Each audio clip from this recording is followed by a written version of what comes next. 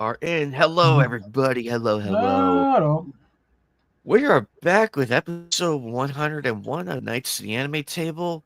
After the crazy internet shenanigans of last night, let's hope this thing holds. Because my no. roommate Mhm. texted me that her phone had went haywire with the internet connection, as did mine. And I'm like, great. So now I'm like, yeah, let's check the PC. So it's holding on Yes, both it's working. channels. It's holding on all our channels. Be sure to check out the channels as All well. right. Hope everybody's having a good Sunday. If you are wondering where my co-host is, she is going to be out for a couple weeks, so it's just going to be Mhm. me hosting. Mhm. She has some very personal matters to attend to, and she gives all her love and everything, and all of that. But we wish her well and hope for the best. Been a lot of Mm. craziness going on. Fortnite just dropped a new chapter. I missed the Hatsune Miku one. I'm kicking myself for that because Oh, she's Hatsune Miku. still, she's still in there. Oh, good, good. I can still And buy the, her. yeah, I you can can still still buy, yeah, buy her. Yay, yeah. yay. And the Tabor Town likes doing that, Hatsune, beam. I thought he's not familiar with it, but like, that's just a fun little emo. It's like, especially when it's other characters doing it besides Hatsune Miku. Oh, absolutely. Just kind of wonder what kind of world we live in. We got virtual pop stars now. It's like, only in Japan.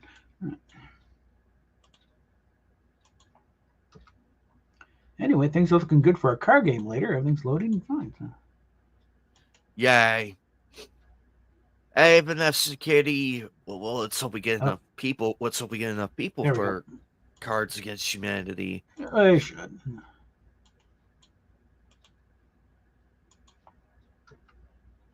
I there's I that. think I think we could fit one round of it in and everything and see how it goes. Hope you're doing good, Vanessa Kitty. A lot of crazy stuff Yeah, yeah, in got the the decks world. loaded and everything.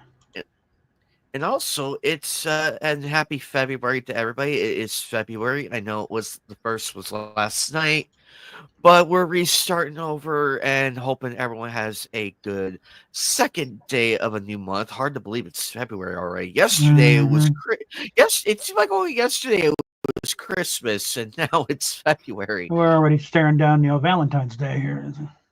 Yes, but I'm not bothered by it because everybody deserves to have a fun Valentine's Day. Whatever it is that they do, we hope for the best that you have fun.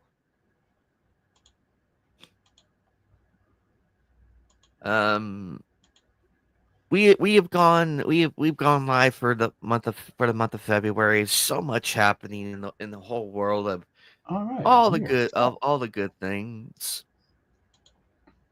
So, Captain Bob, tell us what is going on in the world of Fortnite. I know Hatsune Well, Miku's. I know she's already out and everything, and you what? mentioned you mentioned a new chapter and No, off actually, camera. I just shut down the thing, so although I can't look directly, but it's just uh, well, let's see. The OG, well, it's now gone to season one, chapter two. So a lot more IPs around the Tilted Towers is back. Snooze, a bunch of other stuff on the west side of the island, especially but Tilted was the biggie. It doesn't seem right with just the lake. Where the especially since remember that map was designed with building in mind. If you're doing zero build, you got a lot of running because there's also no vehicles to use. Oh, that oh wow, that's gonna be Yeah, really fun. yeah, you got to run a lot, because I don't do I do zero build. I don't the idea is to shoot at people, not keep building walls and get in the way. And I don't have to. Oh wait, I should build. No, it's like that. No, just let me shoot the guy.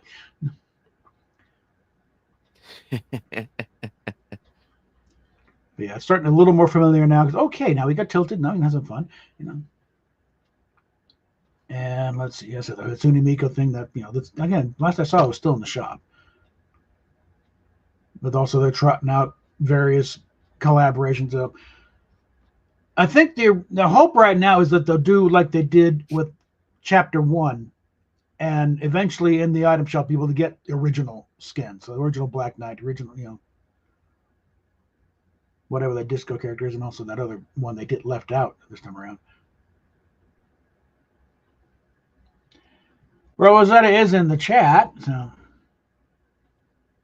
Hey, bro. Yeah. Hey, what's up? Well, that's fine, because we are on your channel, in case you hadn't noticed. So, so you will get content. We'll try and keep it sane. Okay, or at least avoid the gamer words. Yes, we're trying here, and I did get my address changed. I got my address changed for my my replacement ID. I am hoping it will be here by the 14th. That way, because I haven't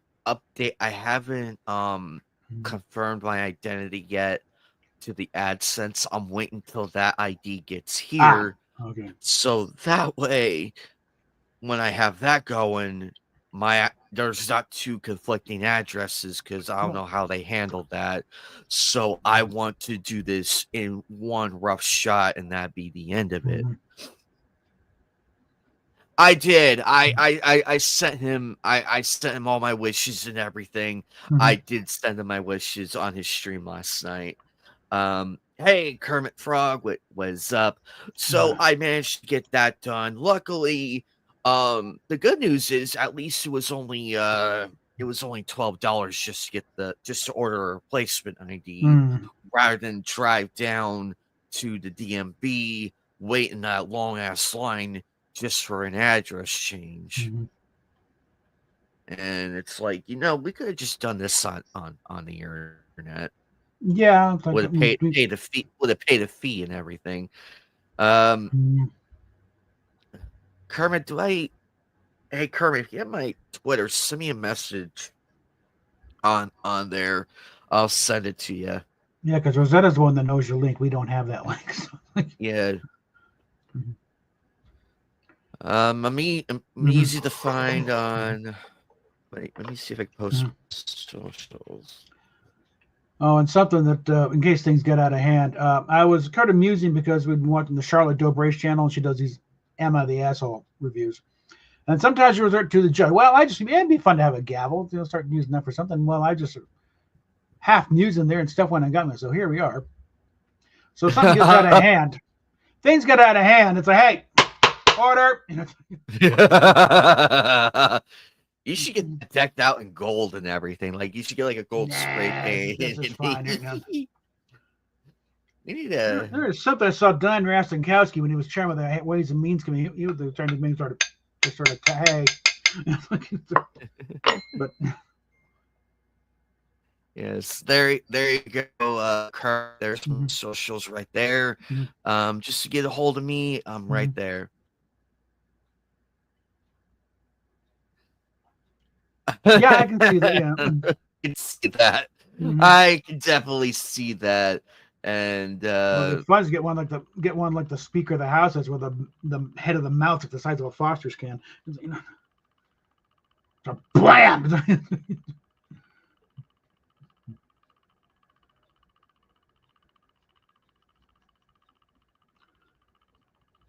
Now, the question is, do I want to go the full length and get a judge's wig or something else? I think your hair would be fun. I think one of the big rigs, like a British judge. I think your hair is completely fine. Get one of those proper judges' wigs, like the British judge,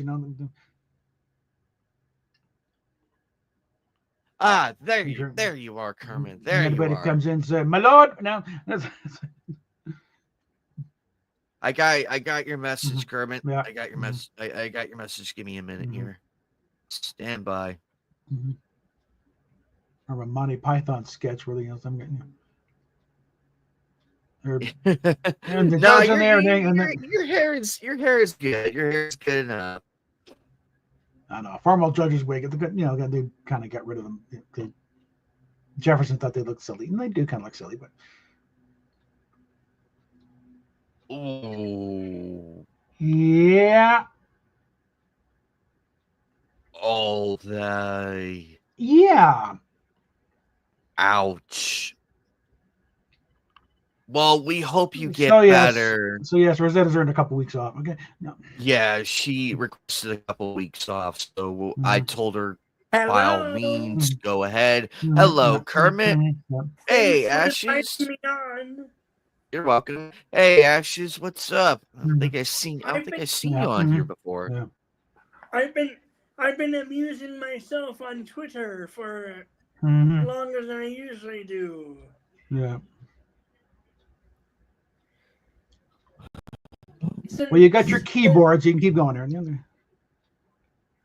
but you know what I mean? It's Mhm. very fun Mhm. to see what the idiot, Yeah. Mhm. all the freakouts. Yeah.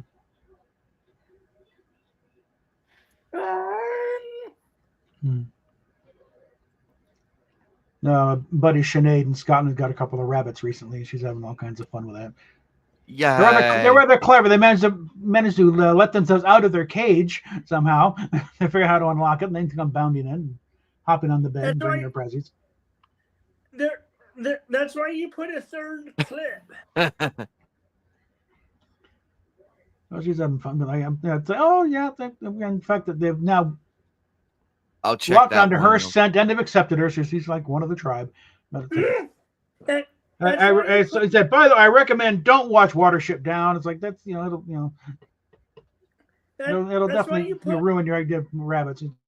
See what we do in the rabbit places. Mhm. We put a third clip on the cage, Mhm. and for some of them we put a top on the. Yeah. But that gets to be a pain in the rear for cleaning because Yeah. you can't really get in, Mhm. depending on your size. Now, one thing she's rather grateful for is that rabbit boots are just a little pellet thing, so they hoover. They actually have liquid, Mhm. but they eat that right away. No, I So mentioned they're Watership Down, though. Got a lot of people saying, yeah, actually, they're traumatized to this day. They're good seeing that movie. It's like, yeah, they see the picture and they're, oh, bunnies. And, it's a horror story, wrapped in cuteness. It's like, no, it's like, it's a rather violent story. It's like, I don't know why, but I watched Section 31. why? What? I said I don't know why. God. That's now That's Rob Burnett's measure of how bad is it. Is it worse than Section 31? So far, nothing is worse than Section 31. That's the big thing. I found it hilarious how easy it was to take down Spec Ops team. It's dumb. It's just more proof that they didn't watch anything. I don't think they ever watch anything. What's up, David? Star Trek. They've gone through synopsis. They haven't watched a damn frame of any Star Trek prior to 2005. That's the point. They want to make it their own. Yeah. They want to make everything their own. Mm-hmm. And it's why we need to thank Mike McMahon profusely for the gift he gave us in that last episode of Lower Decks. By just throwing down the alternate timeline card, and he knew exactly what he was doing. He knew it was going to cause a kind of error, but he said, I'm interpret how you want. But no, he knew exactly what he was doing. When he threw that in and showed the Klingon turn into a Klingmark and the ship turned into one of the Discovery Klingon thing, he knew exactly what was going to do. Yeah, you're now an alternate timeline. You don't count. Cancel my show. Fuck you. I'm fencing your entire fucking, Kurtzverse. You know what else I found hilarious? Mm-hmm. They parked their ship in above their hideout. It's just stupid. They just saw a reference. Yeah, and then someone referenced someone saying it was basically Star Trek version of the CIA, which it isn't really. It is extremely It's not. It's like it's extremely covert to the point where officially they do not exist. And the thing is, they're not a division of Starfleet. That's nothing that comes in the midst. Oh, secret? No, they're not Starfleet. They answer to the Federation Council. Spec Op teams also wouldn't be easily made in that crowd at all. Well, these idiots going around with their own special comm badges. Even lower decks, they go, "Hey, I'm supposed to be super secret. Why do they have their own comm badge? You can stay dead." Oh, I like it. I'm fine with it. No, but right. Yeah.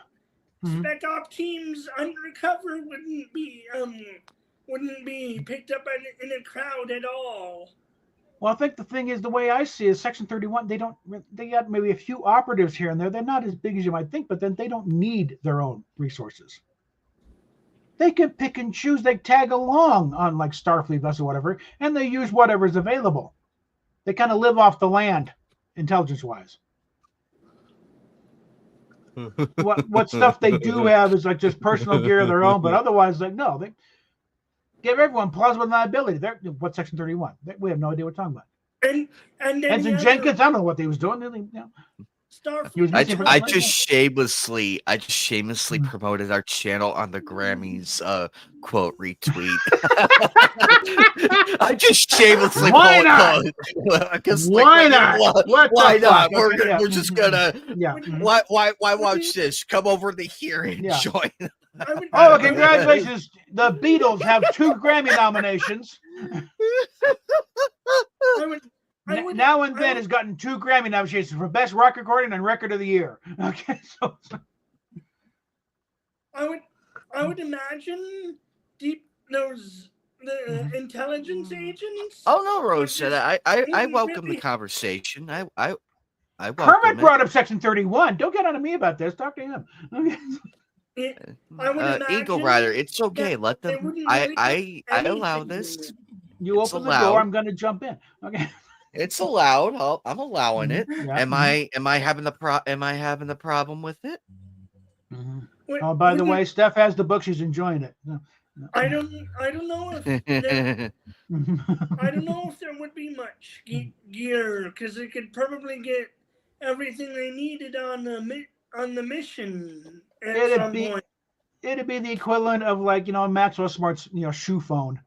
It's like unless you're deliberately looking for it, you're never gonna find this stuff. It's like stuff in his pocket. They're not gonna have big gear. They're sure not gonna have their own ships or their own stars. Have you seen? Sending you hugs. No. That's that's sort of like basically a copy of what they did with the Kardashians in was it Deep Space Nine? Where they basically said, "Oh, the intelligence, they have their own bases, they have their own planets." Oh, the Obsidian Order, yeah. Well, yeah, and you have your obvious ones. You have Starfleet intelligence. Romans have the Tal Shiar. I don't know what the Klingons are called. The Cardassians, the Obsidian Order. But this Section 31 is not Starfleet intelligence. They don't answer to Starfleet. Starfleet intelligence probably did have agents in the field. Well, yeah, they do. They show up. Hey, Starfleet intelligence, what are you doing? Flash the badge and everything. But they're the obvious. It's like we know the CIA is headquartered in Langley, Virginia. Big old building, license plate there say CIA. Not everyone's a covert operative there. You got legends playing all clerks. And so, a lot of people don't understand this, but the largest department of the CIA is called the Department of Intelligence Dissemination. It's 100,000 analysts who spend their days reading newspapers and disseminating what is true and what isn't. and then there were probably 8 agents that didn't go around flashing their badges. They just got onto the civilian transports that were going that way. Well, again, those we don't know about. We're never going to know about. Well, yeah, it's a joke within the military. The military intelligence is an oxymoron.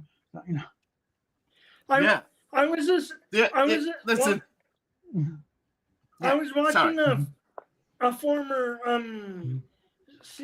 so-called former CIA agent, and she said that on military bases you could usually tell who the spies are because they were just dressed in like t-shirts and jeans or whatever.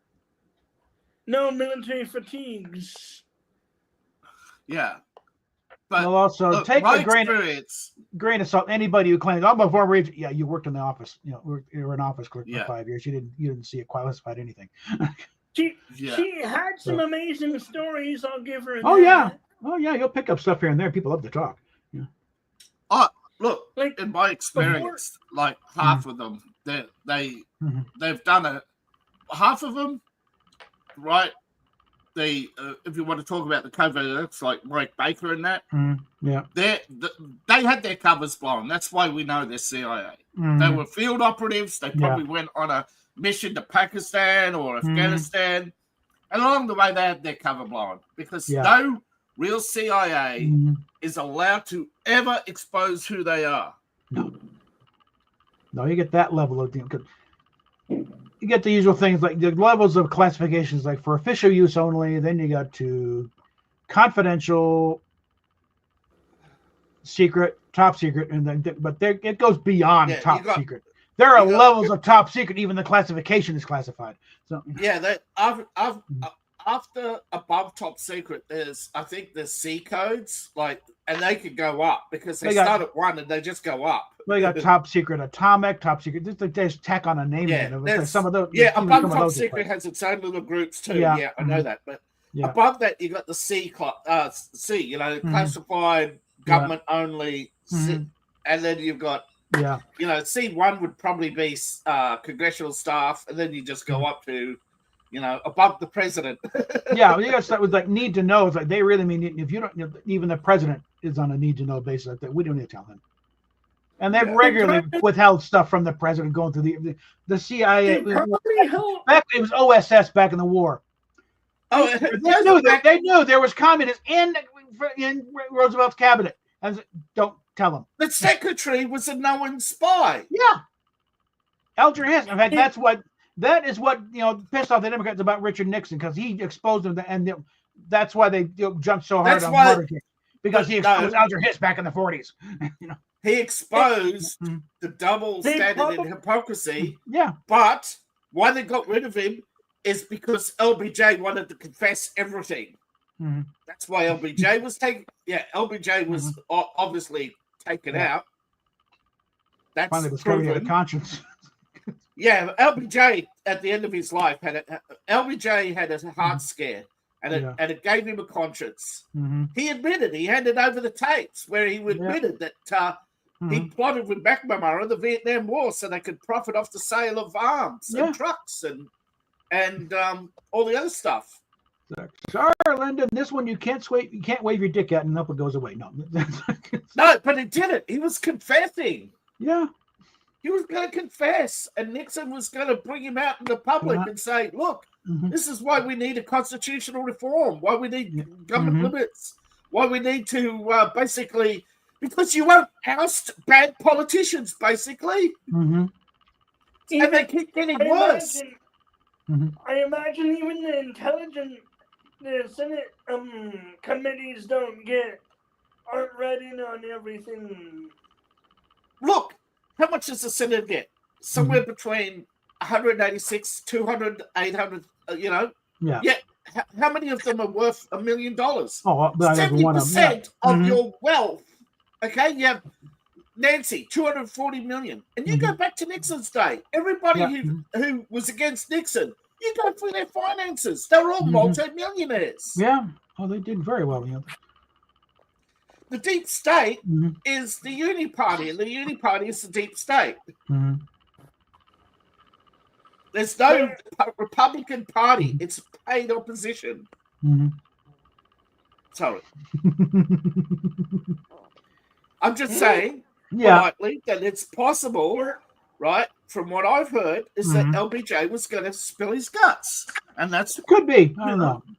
I think it was pretty clear, that the election coming up, it's going to be a tough one here, and we can't guarantee because the war was going badly in 68. No, Johnson, Johnson and I forget who else, they gave a briefing to Nixon when he ran for president. And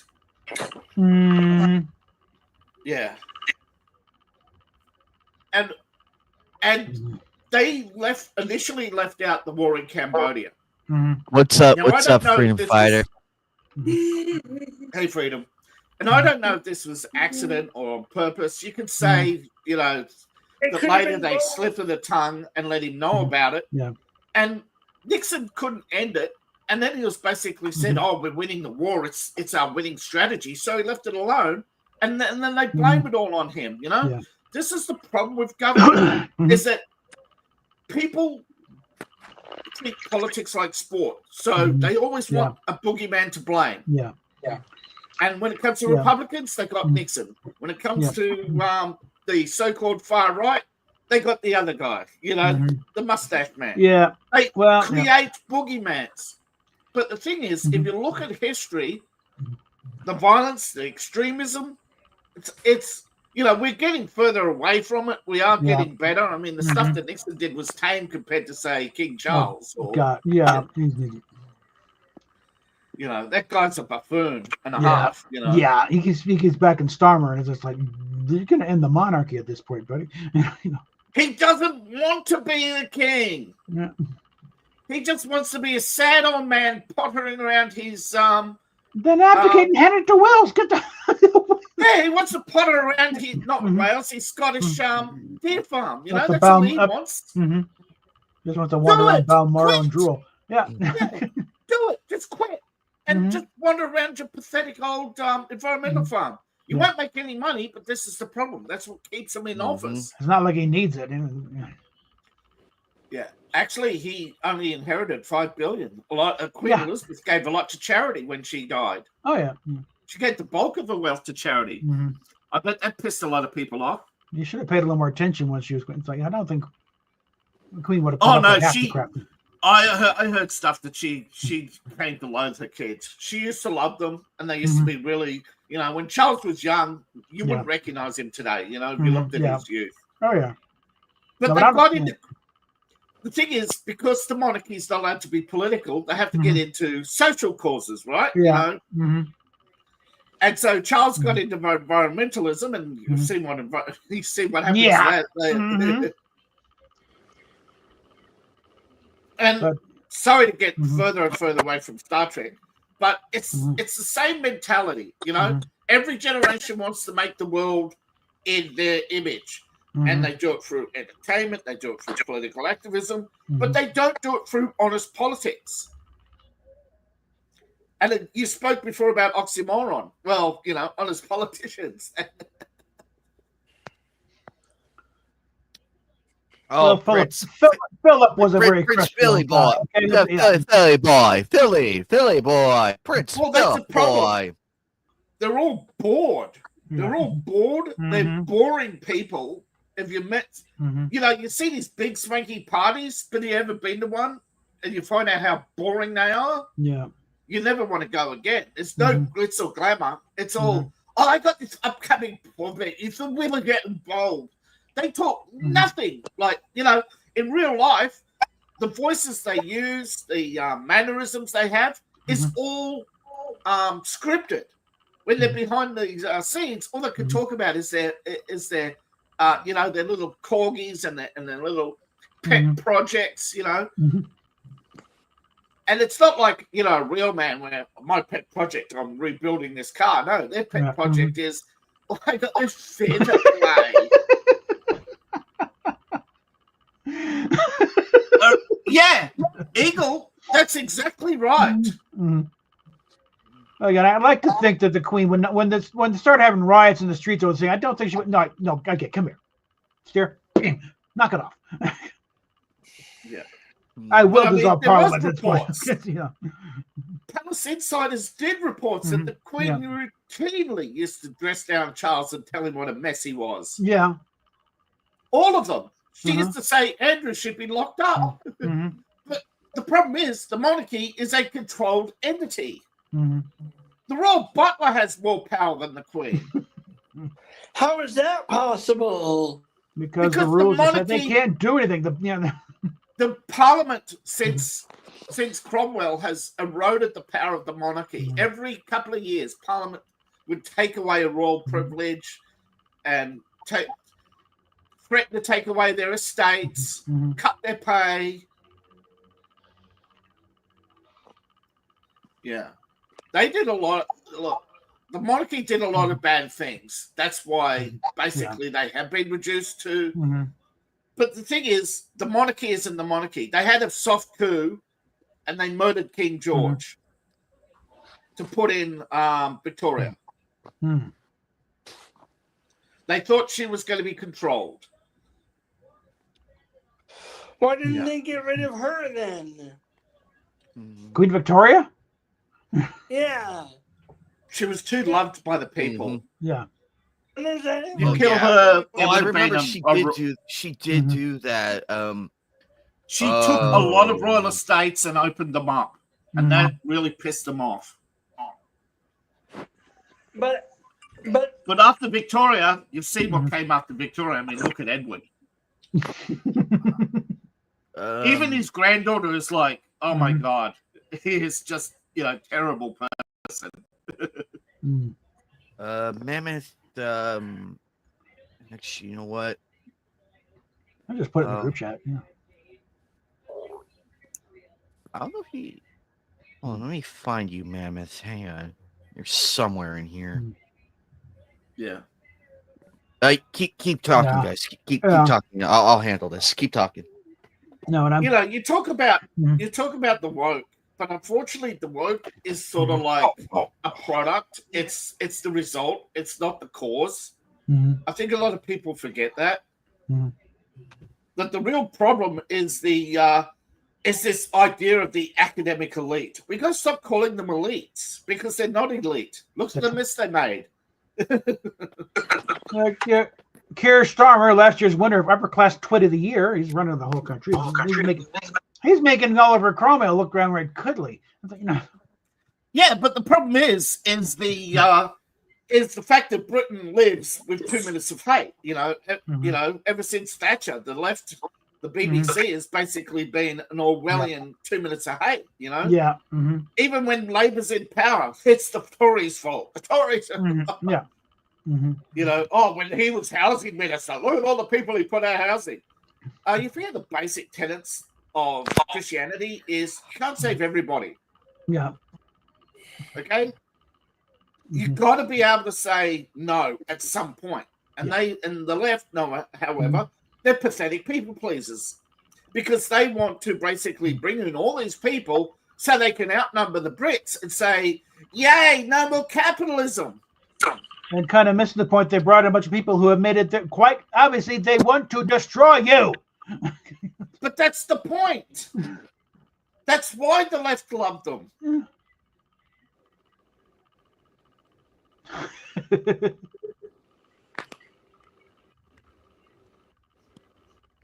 It's like they're doing the old thing. It's like, feeding all the friends of the alligators, hoping they'll be eaten last. It's like, well, you're still going to get eaten. But they don't care because they're gay, they're etc. They don't have a future. They don't have kids. Feminists don't have kids. They're baby killers. And they're now facing pretty much the certainty that if the next general election, it's going to be Prime Minister Nigel Farage. They will be running Starmer out they'll send him on the next boat back with all the other idiots. And they start deporting. It's gonna look. People. It's not just governments. Remember, we're on a platform that routinely cancels people for telling the truth about certain events in Britain. Yeah. So it's Keir Starmer is. It's not the Prime Minister. He's the Muppet. Yeah, he looks like a Muppet too, right? Yeah. Don't forget, his wife he routinely admits his wife tells him everything what to say. Yeah, your Jewish wife is your handler. Talk about feeding into the everything that the right says. And you basically admit, yeah, she controls me. It's like, no surprise there. Right, we didn't vote for her, mate. You didn't really vote for him either, but no, the Tories shit the bed so badly they just got one by default. But that's because they're paid opposition. They haven't been the Tories since Thatcher died. Yeah. No, I mean, when they drove her out and drove her out of office, yeah. Yeah, and Spit Nip just had it right when they portrayed John Major just completely gray. John Major, Major disaster. Yeah, well, these peas are nice. Aren't they? Well, that's the problem. When They did come from the Thatcher same die? university, wear the Mhm. same ties. Mhm. There's no Tory party. Most of the Tories, you look at Thatcher, she came out of the middle class. All the Mhm. upper class, they all come out of the same universities as Labour. Yeah. Keir Mhm. Starmer went to university with the Chancellor of Exchequer, and Mhm. when Liz Truss tried to fire him, she gets thrown out, and everything gets blamed on Liz. Oh, they cut this, oh, they cut that. You haven't got the money. You Mhm. have to cut services. If I'm living, Mhm. I can't say, oh, I'm going to buy. I can't say, oh, look, groceries have gone up, but my pay Mhm. hasn't. I can still buy the same amount of groceries. No, you've got to cut out the snacks. Mhm. You've got to cut out going out. You've got to cut buying stuff. Yeah, You gotta cut the eventually mo- reach the cut the fat. Yeah, It'll be interesting. It will be interesting when they fully cut the migrant freebies. And they will eventually. Well, first thing the they do is cut. problem is get rid of the they keep migrants. talking Period. about refugees. Yeah. Mhm. They're not refugees. They're invaders. Exactly. Yeah. If a refugee doesn't skip 38 countries, they go to their Yeah. neighbour's house and say, help me. Mhm. Yeah. But their neighbours say, no, here's a boat, go to England. Yeah. They're not our friends. Mhm. Saudi Arabia is not a friend. Turkey's not a friend. We should have nuked those two countries long ago. They're our Nope. enemies. Poland is now firing on people trying to cross the border. It's not just Poland's not playing around. No, I- Poland has gone from 70% support for the Ukraine war down to 40% support for the Ukraine Mhm. war. The Only because they're on the border. no, it's because they finally met Ukrainians. Yeah. It's like so, no, you can do what you want to them. Never mind. We don't like them anymore. And But But it's like there's some talk that no, that we I think within the year the Ukraine war will be over in one way or another. well, because we cut off the money supply. well, Europe We're not allegedly paying for it offered- anymore. Yeah, Europe allegedly offered $200 billion, and Keir Starmer, but where's that money coming from? Mhm. We also supposedly sent $1 billion to Lebanon. Yeah, but Lebanon is was- a kid. They've thrown Hezbollah out, so maybe that one might be worth it if saner heads and how in charge of it. look, No, they had As it's like, much hey, as I go hate on. what- Thank you. what- And they said, thank you, Israel, for getting these idiots out of here. We can finally become a civilized country again. yeah. I'm Here's the problem: America relies on not doing the right thing, but paying others to There do we it, go. and then Yeah. have our youth turn against them because they don't like what's the right thing. But you don't negotiate with Hamas. Use No. 5.56 Hamas. Mm-hmm. Have we cut off the money spigot to the mean groups in the Middle East yet? There's a process, I think, but it's on. It's made clear Well, they're not going to get here's him the out of this problem. government. Yeah. Obama and the Obama administration, the Biden administration dumped a lot of money on the Middle East before they Mhm. left. Yeah. They're still dumping money into certain groups. Okay, we need to back off in the Middle East here because this is going on Rosetta's channel. So. Right. But I'm okay, we can I'm stick to the being- money part, but not Pacific regions. Mhm. Yes. The problem is there's this organization called USAID, and right Mhm. now Yeah. they have a huge budget. Sorry about that, and they Eagle. dumping it all. Yeah. They They're have going a all over huge the place. yeah, That's enough. and the that's president enough has no talk about control. the Middle East. No, This I'm is saying all about the over. money. It's like they've been Dumping. exposed as deliberately trying to undermine various countries. So, Yeah, it's all exposed. Mhm. And the problem is you have senators who basically say, no, you're repeating Russian disinformation. Mhm. But then Tulsi Gabbard turns around and says, this is our own reports. Yeah. This is their own letterhead. Here's the memo. This is the email. Yeah, this is an internal memo from the head of national, my predecessor, saying that we got to cut this out. We're funding the wrong people. And that's why certain senators like, if you vote against Tulsi, you're going to get primaried, assholes. Confirm Mark, her. Oh, that Yeah. that Mark And a Kelly, few he other is such a people. fool. Oh God. But remember, these people get money from the World Economic Forum, Mm-hmm. and I've Some said of this the- for years. NGOs do not give to the poor; they give Mhm. to rich people in poor countries. Yeah. And it's finally come full bloom, and it's like once everyone sees it, oh wait, this is what we wanted. Yeah. Hey, Cal Wisconsin? Ford. Mhm. What was that about Wisconsin? There you go. Where the progressive women came out of is, some idiots in Yeah. Wisconsin. Yeah. Yeah, the people forget that the progressive movement actually started with the Anti-Slavery League Mm-hmm. and became the Republican Party. But I forget which president it was. They switched to Roosevelt during the Great Depression. Yeah. Teddy. And they've been part of the Democrat Party ever since. Well, because the Republican Party started off as an abolitionist party, and they sort of piggybacked along. Okay, well, they're not going to play along. We got to, change teams before we get caught. Well, Roosevelt realized he wouldn't win elections if he went against the reformers in the Democrat Party, so embraced the progressives. Yeah. But Roosevelt was plotting with Stalin, World War II, Mm-hmm. a decade before there was even any people running around Germany. Yeah. It Well, Dick was all Morris. funded. Dick Morris had a video today about Woodrow Wilson. That's where a lot of it got kicked off big time. Oh yeah, Roosevelt's a product of Wilson. Yeah, because but Wilson was a product of what was called the Hartman Institute, and they were the ones who created the progressive movement. Mm-hmm. Okay, This is very interesting stuff. Mm-hmm. Roosevelt was a lawyer for the Hartmans. Mm-hmm. Hartmans were basically the George Soros of the Wilson era. Mm-hmm. Anyway, I think we should get back to entertainment here because this is, Yeah, all right. we're getting into the weeds. Yeah, all right. Hey, I believe anime, is it not a trend usually when there's a movie that a series usually comes to an end in anime? Yes. Usually, if they're going to make a movie, there's been it a few does rare happen. exceptions. Mhm. There's Yeah, been a there few has rare been. exceptions. Mhm. But Well- those are usually because those franchises are so big, they can't shut down the studio without, Make a bit of a to-do about it.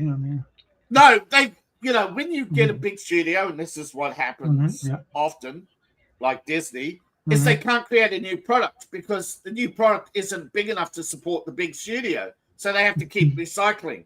Mm. That's why we get remakes and reboots. But when a big studio starts making, going from making a long-running series to making movies, it's usually, hey,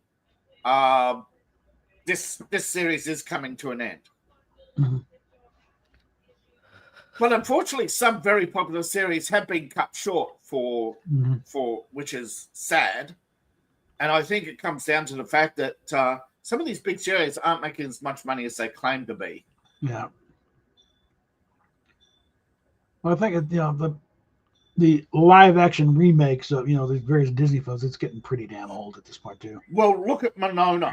If it, And Moana, they were making a series which is a revenue stream, right? Movie studios don't make money to keep their parent money afloat. They're passion projects. Hey, Mammoth, quickly copy that link. Quickly copy it and paste it to your browser. Quickly. Yeah, Good. for security reasons, we can't keep that up long. So make it fast. Yeah.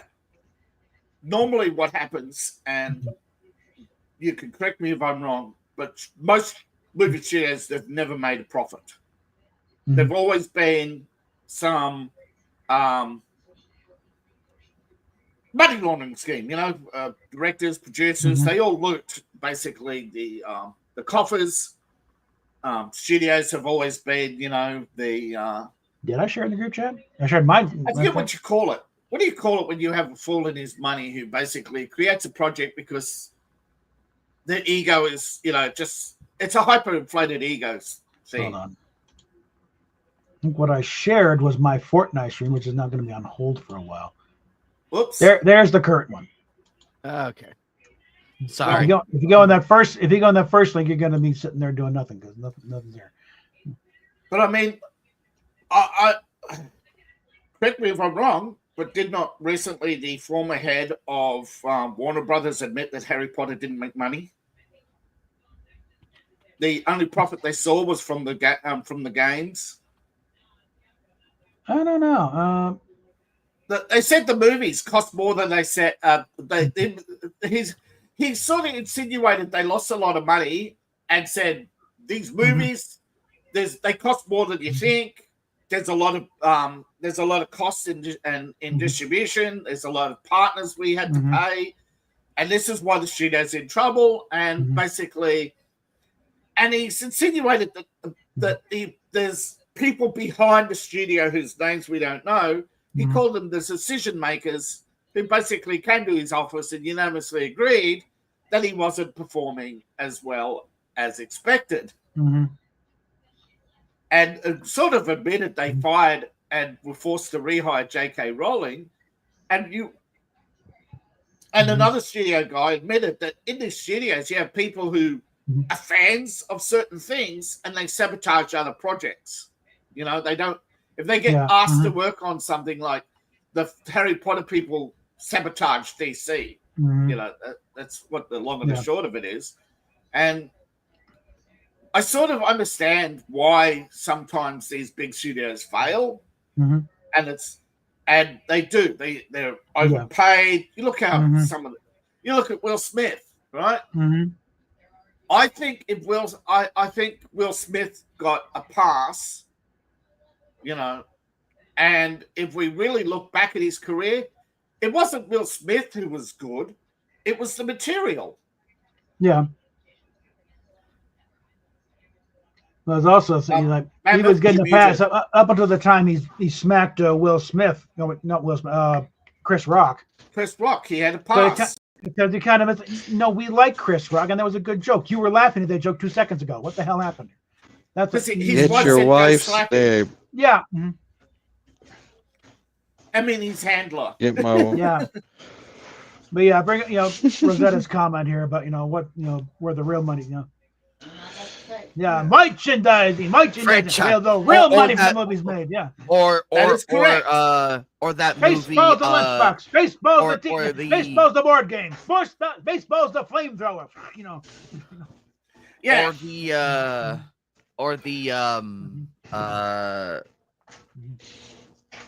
Or the movie The Founder. Franchise. No. I see that. Yeah. I see that movie. I see that. I need to see it. I think I have it. I haven't watched it yet. But yeah.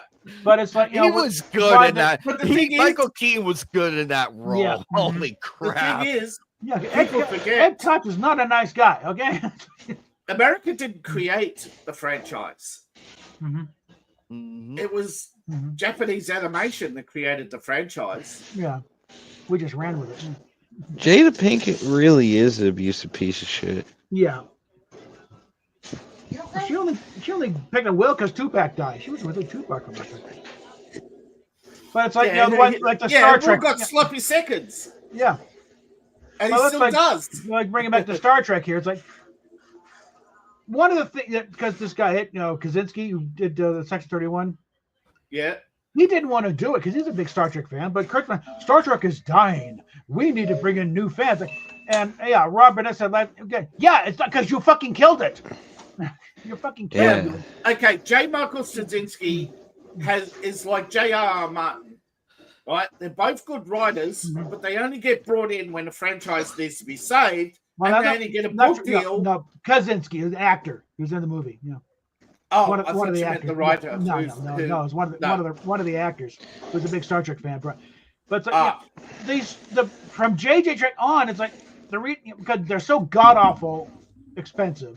I don't care what the box office was. They did not make enough to even break even. Really, that's what I said before. So it's like, and the merchandising was non-existent for those movies.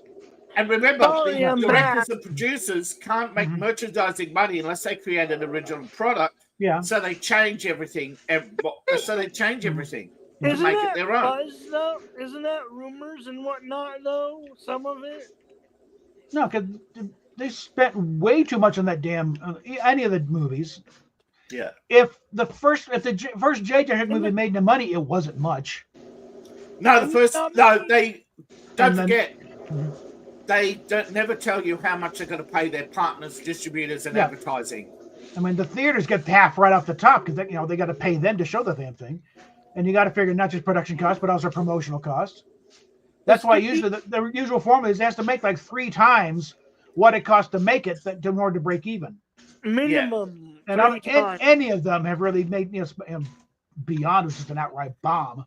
As I said, Yeah. when at the last big economic forum, they were basically admitting that Yeah. Warner Brothers, Disney, and that weren't making money. That these Mhm. big the reason why they appear to be making money is because they have billions in investments. Mhm. Disney Aren't does the- not make aren't money the off its investments drying up, movies. though? Mhm. Disney makes money off the $2+ billion they have in. Hey, sorry, say it out loud, George. they make between $2 to $3 billion a month off rent. They have all these properties all around California. That they rent out. Well, a lot of times their main income source was the parks, but now the parks aren't. The parks are not bringing in the money that they used to. Well, So now they're in trouble. Yeah. Plus, don't forget they had to sell some aren't cruise the ships. Yeah. Isn't the investment running out too slowly? That's the thing. Yes, because not they've been borrowing against it to Yeah. build Disney Plus. Yes, They they don't are have losing. the parks are not the cash cow they used to be. So No, he's Also, talking about the investments. Yes. yeah. the they've had to close investments aren't studios. seeing a return. Yes. Or not very big return that they were promised. Correct. Yeah. They've had to sell ships and other stuff that falls under the category of investments because they're flagged under other companies. They're leased out to other companies. That's why a lot of these cruise liners don't make money because they're renting those ships, not owning them. And they had to sell them because the passengers fall under 50%. It's not like hotels that can run at 30%. Cruise ships have to have a minimum of 50% passengers. That they might make offices from the Star Cruiser Hotel. Oh yeah, they already are. Yeah, they've already been there for a while. The Imagineers are now. It's an office building now. Yes, it became archives cafeteria. Annex. Yeah, and a workers' cafeteria in what used to be the hotel kitchens. Yeah, it's kind of sad. But at least I guess turning the individual rooms into offices is like, well, yeah, you can make the outdoor whatever you want now. Well, the thing is, as somebody said, it was designed as a futuristic bunker out of a dystopian movie. It could have been a set for the next Blade Runner, and nobody would have noticed. Yeah, they made you. They didn't make. It didn't look like Star Wars, is what a lot of people said was the first problem. The second one was the price tag. Yeah, you could people didn't even. It was criticized long before they revealed the price tag. You could do a week cruise on a Disney ship for less than what they were charging for 2 days in this box. And I don't know how true this is. That they kind of forced you to do the activities. And the activities you signed a contract. That is correct. You're paying to participate in a theme park event. You're basically now the attraction. And I think the activities were crap. Like what, line dancing? Supposedly Seriously? That was line dancing? I didn't hear about that one. That was one of the things where you got, okay, what the hell's going on here? I've heard again that apparently the First Order and Rebellion spy thing they forced you to do, and they opened all the doors. Okay, one thing I'm not sure. Yes, there was an event that they referred to as the shootout, and yes, guests were woken rather rudely by staff who had not told them that there was a 6 a.m. That the 6 a.m. start meant you had to get up at 5. That's the only part I know about for sure. But they did call the event the shootout, and they only held one. And it was closed down very quickly because guests were walking out. Yeah. What? Christ. She wants cookies. Hold on. It was. It was. Cookie. Cookie. Nom nom nom nom nom nom. Cookie. Did you guys see the robot sketch from years ago with Cookie Monster? Uh, No, I haven't. Attacking. He attacked the Kriegler elves and they killed them in oh, the self-defense. Keebler elves. Yeah. And then the mother took him to court. And then I guess they I don't know what happened because she attacked the Kriegler elf. I don't think I've seen that one. I haven't seen a lot of Robot Chicken. I mostly watched the Star Wars ones, and that one where Elmo was put on trial, and the one where the Robot Chicken does the attacks on the professor. That's about it. Most of Robot Chicken, although there was a few good Superman ones, but you know, Batman getting punked by Superman.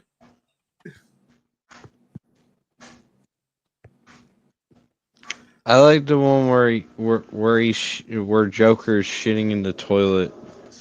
Yeah. Well, That's good. Batman's toilet, yeah. Yeah. Hey, it's Bruce Wayne.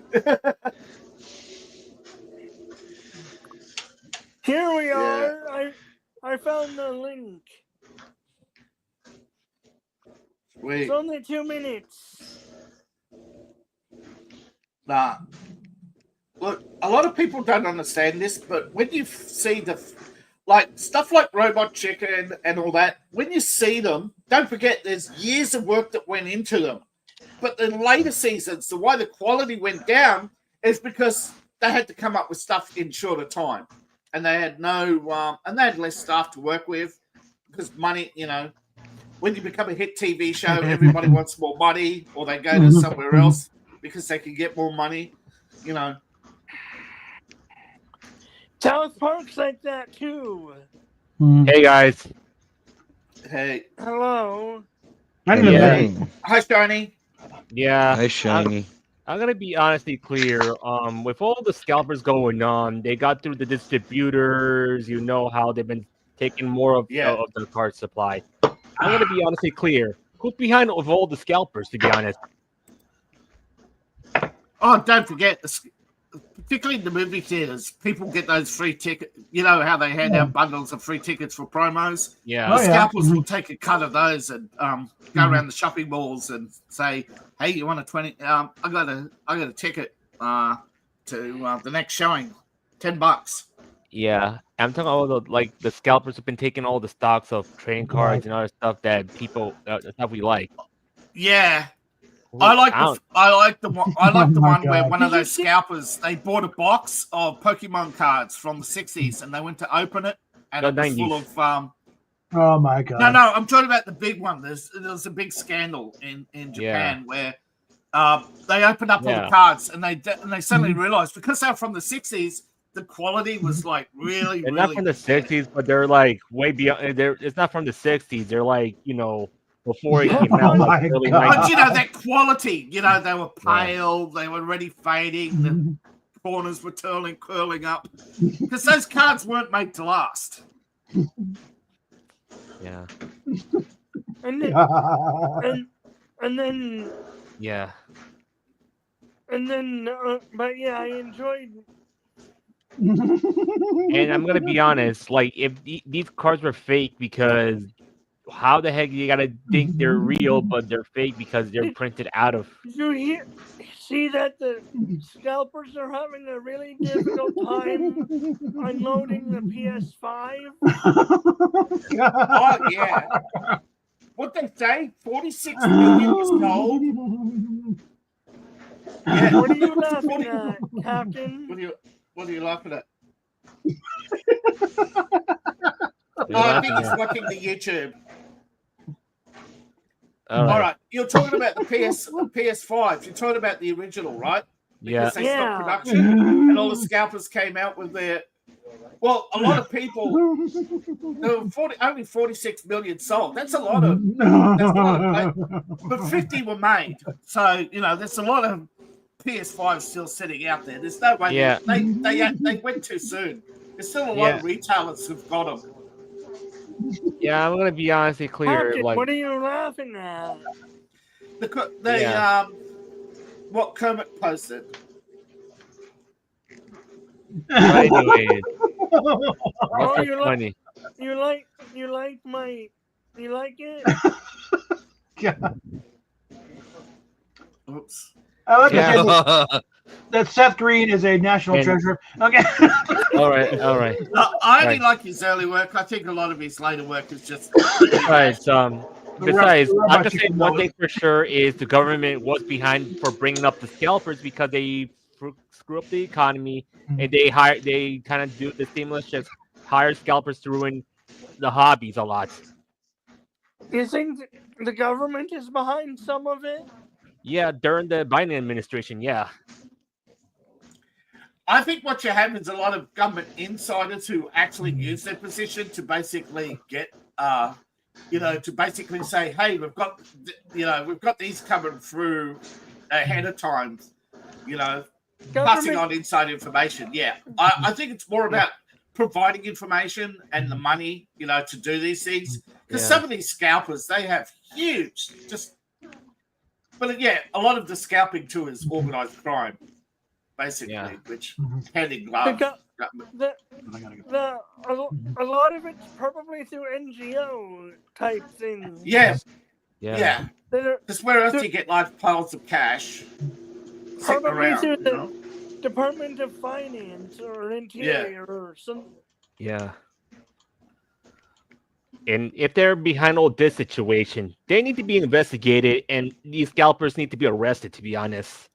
Well, look, so far all we have is insinuations that NGOs are up to more than just what they're supposed to be doing, and that they are largely they are giving a lot of money that's meant for the poor, and this has been known all the way back for the last 50 years. You had the big Red Cross scandal where the Red Cross, they have a budget of $150 billion and like only 6% goes to emergency services. The rest go. It's a money laundering scheme. At one point, it was propping up the economy of Switzerland. The money is going to get the refugees into here. Yeah. Yes. It's not going to the poor though. It's going to rich people to bring them here. Yeah, and think about these looters who've been stealing stuff are also part of the problem as well because they're the ones doing the crime. Stealing the looters are organized. The government know who these people are. Yeah. But because of their ethnicity or religion, they're allowed to soft expectations. Oh no, they're poor and oppressed. Yeah. Poor and oppressed with free housing, free food, and free education. Yeah, very poor and oppressed. I saw a video of some bus driver in Britain getting a fallout cut because somebody wanted to get on without a ticket. Yeah, and when he said no, he was fired. Yeah.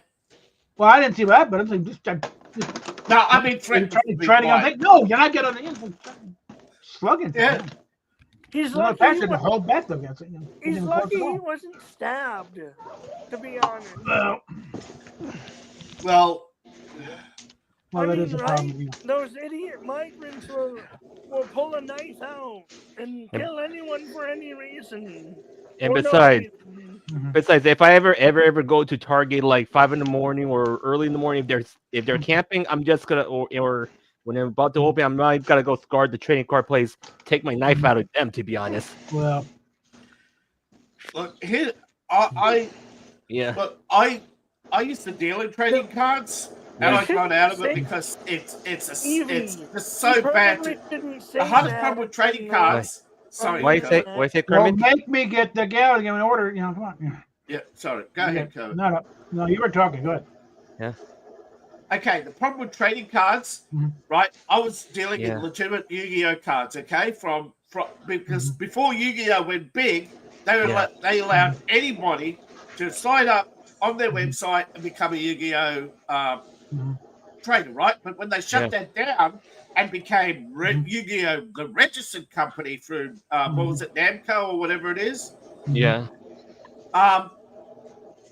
Then all the scalpers came, right? With all the because you had the Korean cards, which were really cheap, but then you had the Japanese cards, which were really expensive, but they were high quality.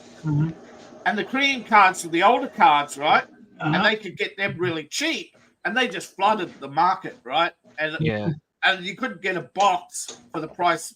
I mean, you couldn't get a pack, right? You know, the proper Yu-Gi-Oh pack for the price they were selling their Korean, the old original Yu-Gi-Oh cards for, you know, and they were printing them up because they were printed on printers on cardstock. They weren't professional layered printing back then. The original Yu-Gi-Oh cards were basically somebody's hobby that they printed and out of the back of their shop in Seoul.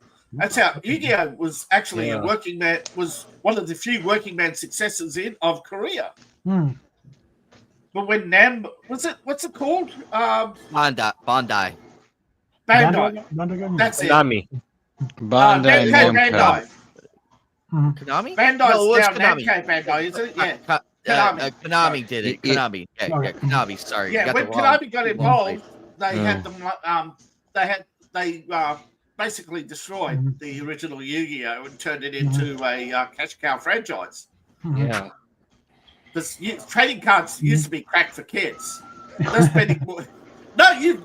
I'm not joking. Oh, when I was working at Texaco, we used to sell. We started selling Pokemon cards for a while.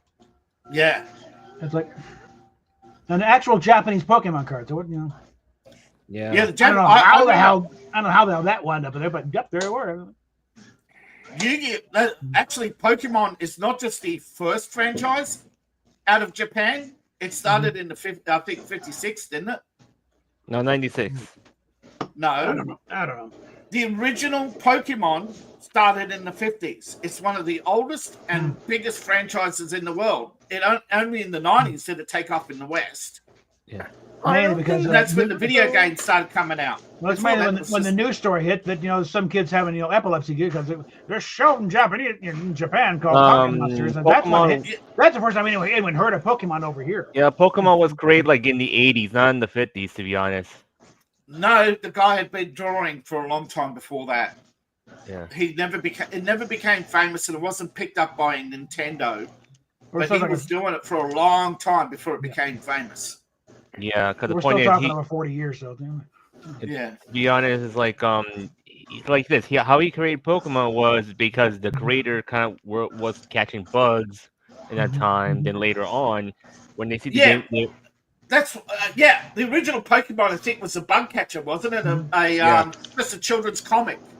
yeah, And he was working for Nintendo, wasn't he? He wasn't actually making a living off his comic.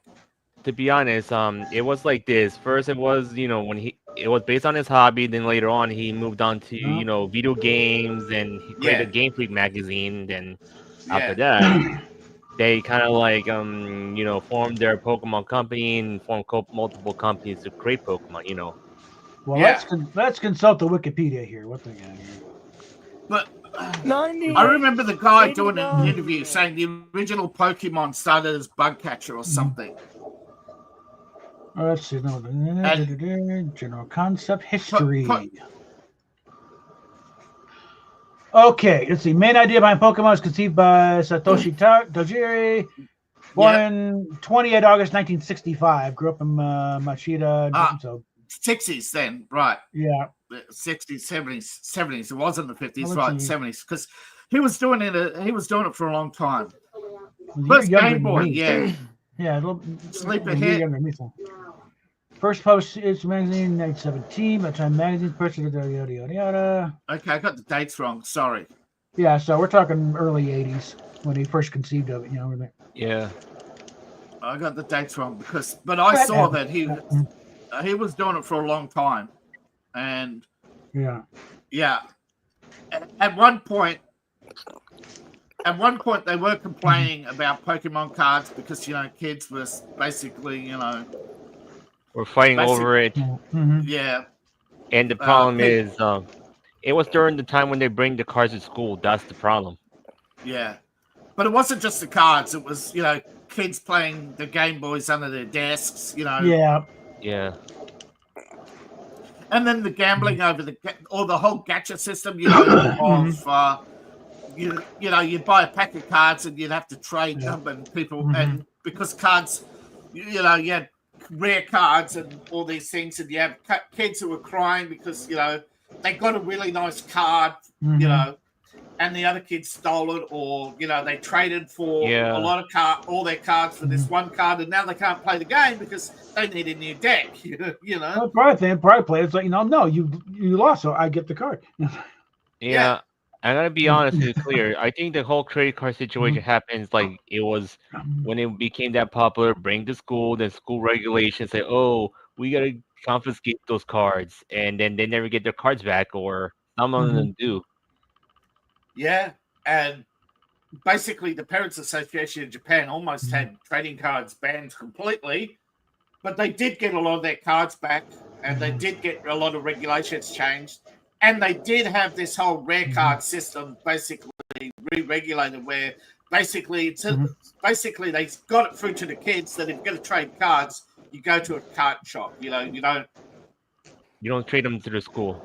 Yeah, you don't trade them at school. You don't trade them for money. You don't trade them because you look at trading cards. You look at cards now.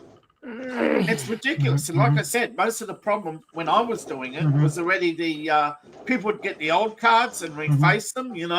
Reprint them because they were only just printed cards back then. Or you get basically I forget the other one where when they started to introduce the holograms, you had the Chinese knockoffs. Or they'd steal the boxes and sell them for like half price. But basically, most of the people selling on eBay, you just could never compete against them. Yeah. But they killed the trading card industry because look at Pokemon now. There's thousands of them. Yeah. Oh, well, officially there's over 1,000 cards. But, you go to some of these sites and they got 20,000 Pokemon cards. That's how bad the scalping has become, Yeah, and the problem is with all the situation the scalper's been going through is because here's the thing: they keep going. So let's look for something popular, and then it's like it's from through all the times it was the Beanie Baby and all the stuff, and they don't want to go back to Hot Wheels, they don't want to go back to sneakers, they just want to go to Pokemon cards, or they say what's hot. Yeah, whatever's hot, but people don't go back. No fads. But who creates the fads? We don't create the fads. The media does. Yeah, it's the media. And and if you pay attention to the media now, what are they trying to make a fad? They're trying to make the MCU a fad. They're trying to make witches a thing. Everything has to be about witches. Yeah, and to be honest, it's like we can blame Logan Paul from the start because look, pack opening was before it was popular. To be honest. No, he's a tool. He's just a product of some agency. Actually, isn't Logan Paul, Mr. Beast, and a couple of others all in the same agency? Yeah. So it's not Logan Paul is nothing but a muppet. Okay. Yeah. He doesn't have an original thought in his head. Yeah. I'm holding him responsible for me being demonetized in the first place way back when. And the thing is, like, if they're doing things that are just unoriginal as a trend, that's kind of stupid, to be honest. Trends are always a big thing. It's like once upon a time, people were trading tulips as currency. It was the fact. Yeah, you want to know how stupid people are? That a company with trillions in trading of today's money, the first $1 billion company went broke trading tulips. Because they flooded the market with flowers for $1,000. Who had $1,000 back then? And I'm gonna say the other thing is, remember back then when the chicken sandwich of Popeyes went become a big thing, and people sold it out, and there were scalpers scalping the chicken sandwiches. Yeah, which is stupid. Just go to Popeyes, stand in line like everybody else. Or just it's a damn good sandwich, but come on, okay. No, see, when Popeyes first opened, they had more stores than customers, Yeah. And they were going broke, so they closed a few. But then they added mayo. Then they finally added mayo or something to their sandwiches and took off. Yeah. And I'm gonna tell you one thing for sure. Like if they want to look for chicken sandwiches, other places look for a chicken sandwich besides Popeyes. Yeah, it's just look. Well, Chick-fil-A, Popeyes they better became. than that, yeah. Look, Popeyes got attention because they were going broke, and people felt sorry for them and went Yeah. for the sandwich. Mhm. And Yeah. because they were going broke, they decided to go all out and actually make a decent sandwich. Yeah. Well, it's a It's decent like chicken place Subway. anyway. Yeah, you know. Look, it's no different from Subway, okay? Mhm. Subway is now it's basically an expensive hoagie. You can get better hoagies for half the price anywhere else, Yeah. okay? Mhm. But because it's so ingrained in popular culture, why? Mhm. Because the media, Yeah, okay? the Mhm. media. Yeah. If you become a media darling, okay, look, we've got to face facts. Mhm. There's somebody in this world who picks winners and losers, okay? Yeah. Mhm. And the problem is with the scalping situation going on, like we need to do something to stop from this. It's like here's the thing. Well, I'm not- you know, Can't stop it. there's always going to You be can't stop somebody. You know, stupid. yeah. Huh? You can't Mhm. stop stupid, okay? It's like drugs. Yeah. Making drugs, you know, you can't If the- stop stupid. And the thing is, if you want to, It's like- you want to stop stupid, kill the stupid. Well, it's even Well, that. yeah, but but the there's problem always is- more stupid to come along the That's side. too here. extreme. The problem is when you kill stupid, you find out you just killed half your population. Yeah. But it's like, you know, there have been counterfeiters since Roman times, okay? Yeah. Actually, there's probably been counterfeiters since before Rome. Well, as long Yeah, as people the manage first it, caveman came out with the flint rock, and somebody said, Mhm. "You know what? Flint's not as common as sandstone. Let's have a you don't sandstone need, you don't need to go to, oh, guy make one over here. Yeah. and Yeah. sandstone, Mhm. you know, and half price, you know, Mhm. Yeah. only Yeah. half hour with your wife." I don't know. Okay, now I know where that noise is I- coming from. A while back, I Mhm. was Yeah. sitting down at the mall, and some kids approached me to try to return a phone they had. I said Hmm. I obviously said no, but that made it, that was weird to me. Yeah. Yeah, they probably stole it. Yeah. A Is this short your phone? time Yeah. ago when Unlock. Is somebody this your else phone? was Yeah. upstairs. Unlock it. Yeah. Show me it's your phone. Unlock the sumbitch. Mhm. Well, Mhm. I locked my phone, and that's what I had to do. I Yeah. went to the Mhm. shop and said, "Hey, Yeah. that's my phone," and they held it up and Mhm. said, "Unlock it." So I put my thumbprint on it, and it Mhm. opened up. There we go. Yeah. I was I Mhm. I remember saying when they left, "Good luck." Mhm. Well, that's what happens look. I worked at one of those tech places, and Mhm. then at the nearby Apple store, half the Mhm. staff were stealing iPhones, going around trying to flog them elsewhere. But Mhm. because they Yeah. couldn't unlock them, people were soon they had a line at the Apple store because all these people had bought phones for cash and they couldn't unlock them. But the Mhm. Apple says this is a stolen phone. It hasn't been Mhm. registered as sold. People don't know this, but every iPhone is tracked by Apple Mhm. from cradle Yeah. to grave. Mhm. When a phone goes inactive, they take it off their list. What My the mum hell's recently going on went over to- there? They, My mum had a problem with her iPhone. I told her not to buy one, but she bought it because it was cheap, 50% off. And she went to Apple, tried to get it unlocked, and they said, "Sorry, this phone's been deregistered." Mm. They couldn't unlock it because it'd been deregistered. That's Yeah, why I heard- it's better get Android. Mhm. Yep. Hold on, I'm gonna throw some in a minute. Cause They- like I don't know why iPhones is like the did same you thing. see that people are selling their phones that have TikTok on it for 20 grand or more? Yeah, because the only way you can sell your TikTok account is to sell the phone that it's registered on. The thing is, You they know gave a what's- reprieve on the ban there. So it's like, what the hell are you trying to? But you Well, can't because I do it. download Okay, here's the problem with TikTok. Okay, people build up a million followers on TikTok and they sell their phone for 20 grand. And why would they want to sell an account? Because they're not making. They don't make ad Mhm. revenue. Okay, Yeah. the ad revenue. See, a lot of these big TikTokers, It's like a lot of these big YouTubers, they buy their audience. Shiny, I'm pretty sure you've seen a lot, and Anime too, where you see people with 10, 5, Hey, 10 happy birthday to the Fire million Devil's followers. cousin. Yeah. Well, let's continue- just say continue, David. happy. Somewhere Yeah. where a guy was going around deleting TikTok apps. Okay, this is now talking. Yeah. Whoops. And But I'm apparently just you saying- can't- Yeah. Here you go, you y'all. can't download them right now, apparently. Happy No, it's a birthday, Fire freeze. Devil's cousin. Happy birthday, Fire Devil's cousin. Hey, Fire Dev, happy birthday to your cuz. Yeah. No, people, there is a sort of ban. You can if you remove TikTok, you can't go back. But you don't have to remove TikTok, okay? Because there is a reprieve. Existing accounts are still active. It's just no new accounts Yeah. for a while. But apparently that's also selective. I mean, there's just so many problems with TikTok right now. But that's because there's two TikToks. There's US TikTok and then there's the rest of the world. The rest of the world's run by China. TikTok is trying to spin off their US branch to a subsidiary and basically store all their data in the US. But part of the law is they have to divest from the Chinese or they're banned.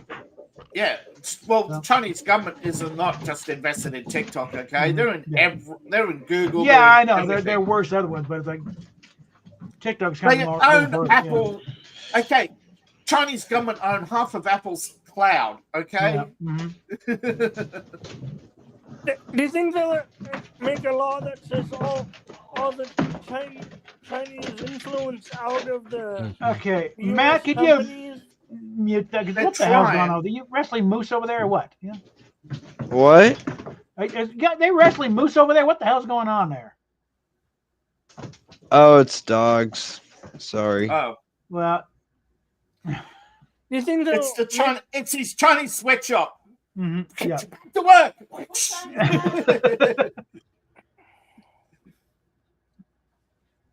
Okay. He's just I a think he's lot El of it is Jefe in of a Chinese prison Alright, as yeah, sweatshop. well. No, but in A all lot of it- seriousness, China is basically a sweatshop. So Yeah. And the US, I believe it's collapsing slowly.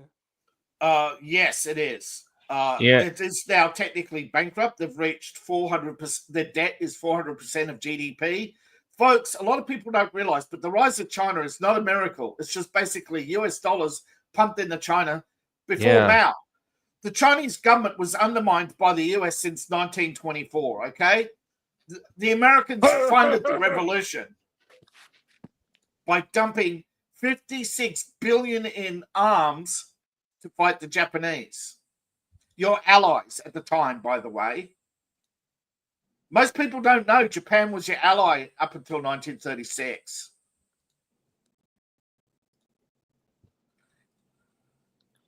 And I didn't That's why Pearl Harbor was such betrayal. Like, hey, what the hell? But the happened? thing is, the majority of Americans didn't know Japan was your ally. They just thought, oh, there's a war against Japan and China. How evil. But No, they no, didn't- they forget didn't the know. US was involved in that war. Mhm. But because newspapers hardly reported on that war, most people didn't even know what was going on. Mhm. You mean the Ukraine war? No, No, we're talking about 1924 war in China. Oh, the war in China. You ever heard Tiananmen Square?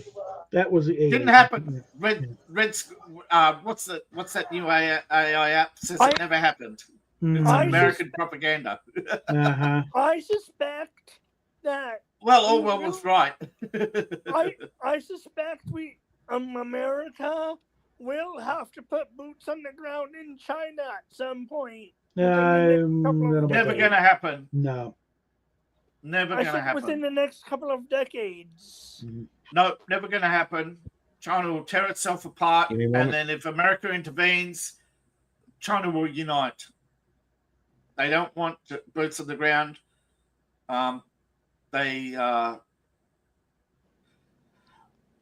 Look. Previous governments have made so many messes. You're still putting out fires that are holdover from World War One. Okay, Yeah. from the Wilson What era. we are? You're still putting out past fires in the Balkans because you keep rewriting maps, you keep pleasing too many groups, you want to please both sides, you want to appeal to everybody, and it's just, you can't. You have to decide that if you're going to save somebody, like, you have to, look, Clinton put Putin into power, okay? That's a stated fact. Putin himself said so. He was just mayor of Moscow when Clinton approached him.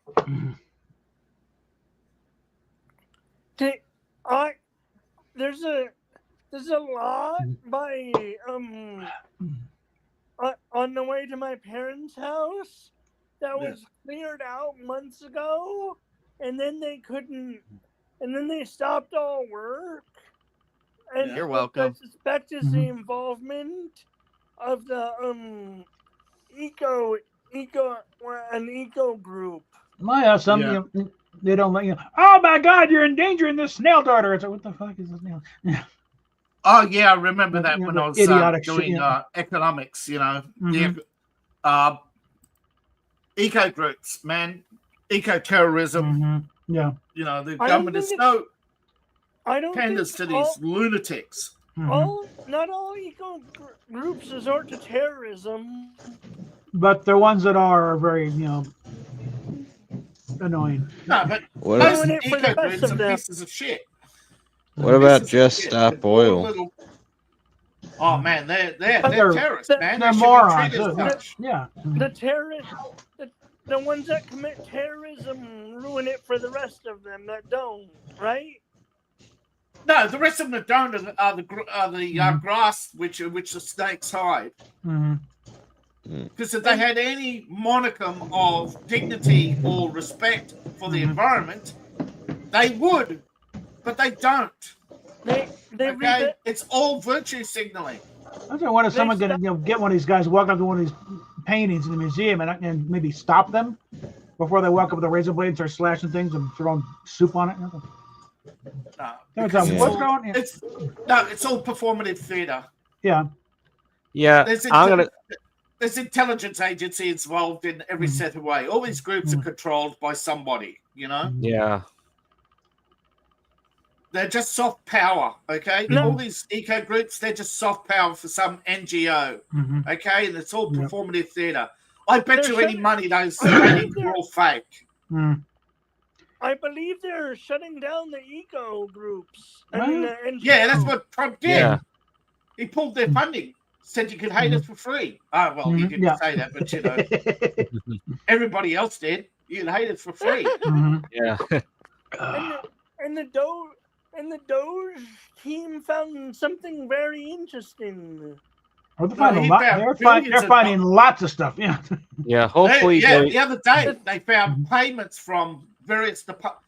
Okay, Biden would give money, but then but what Doge has found is that departments would also give their departments would go, oh, we've got $1 million left over. Oh, we'll give it to this group, you know? Yeah. So there's lots of your government money that's supposed to be returned to the pool that isn't, that's given on to these groups. Yeah. Well, the real fun's going to get when it finally comes because a federal judge threw out all these preemptive pardons that Biden was handing out.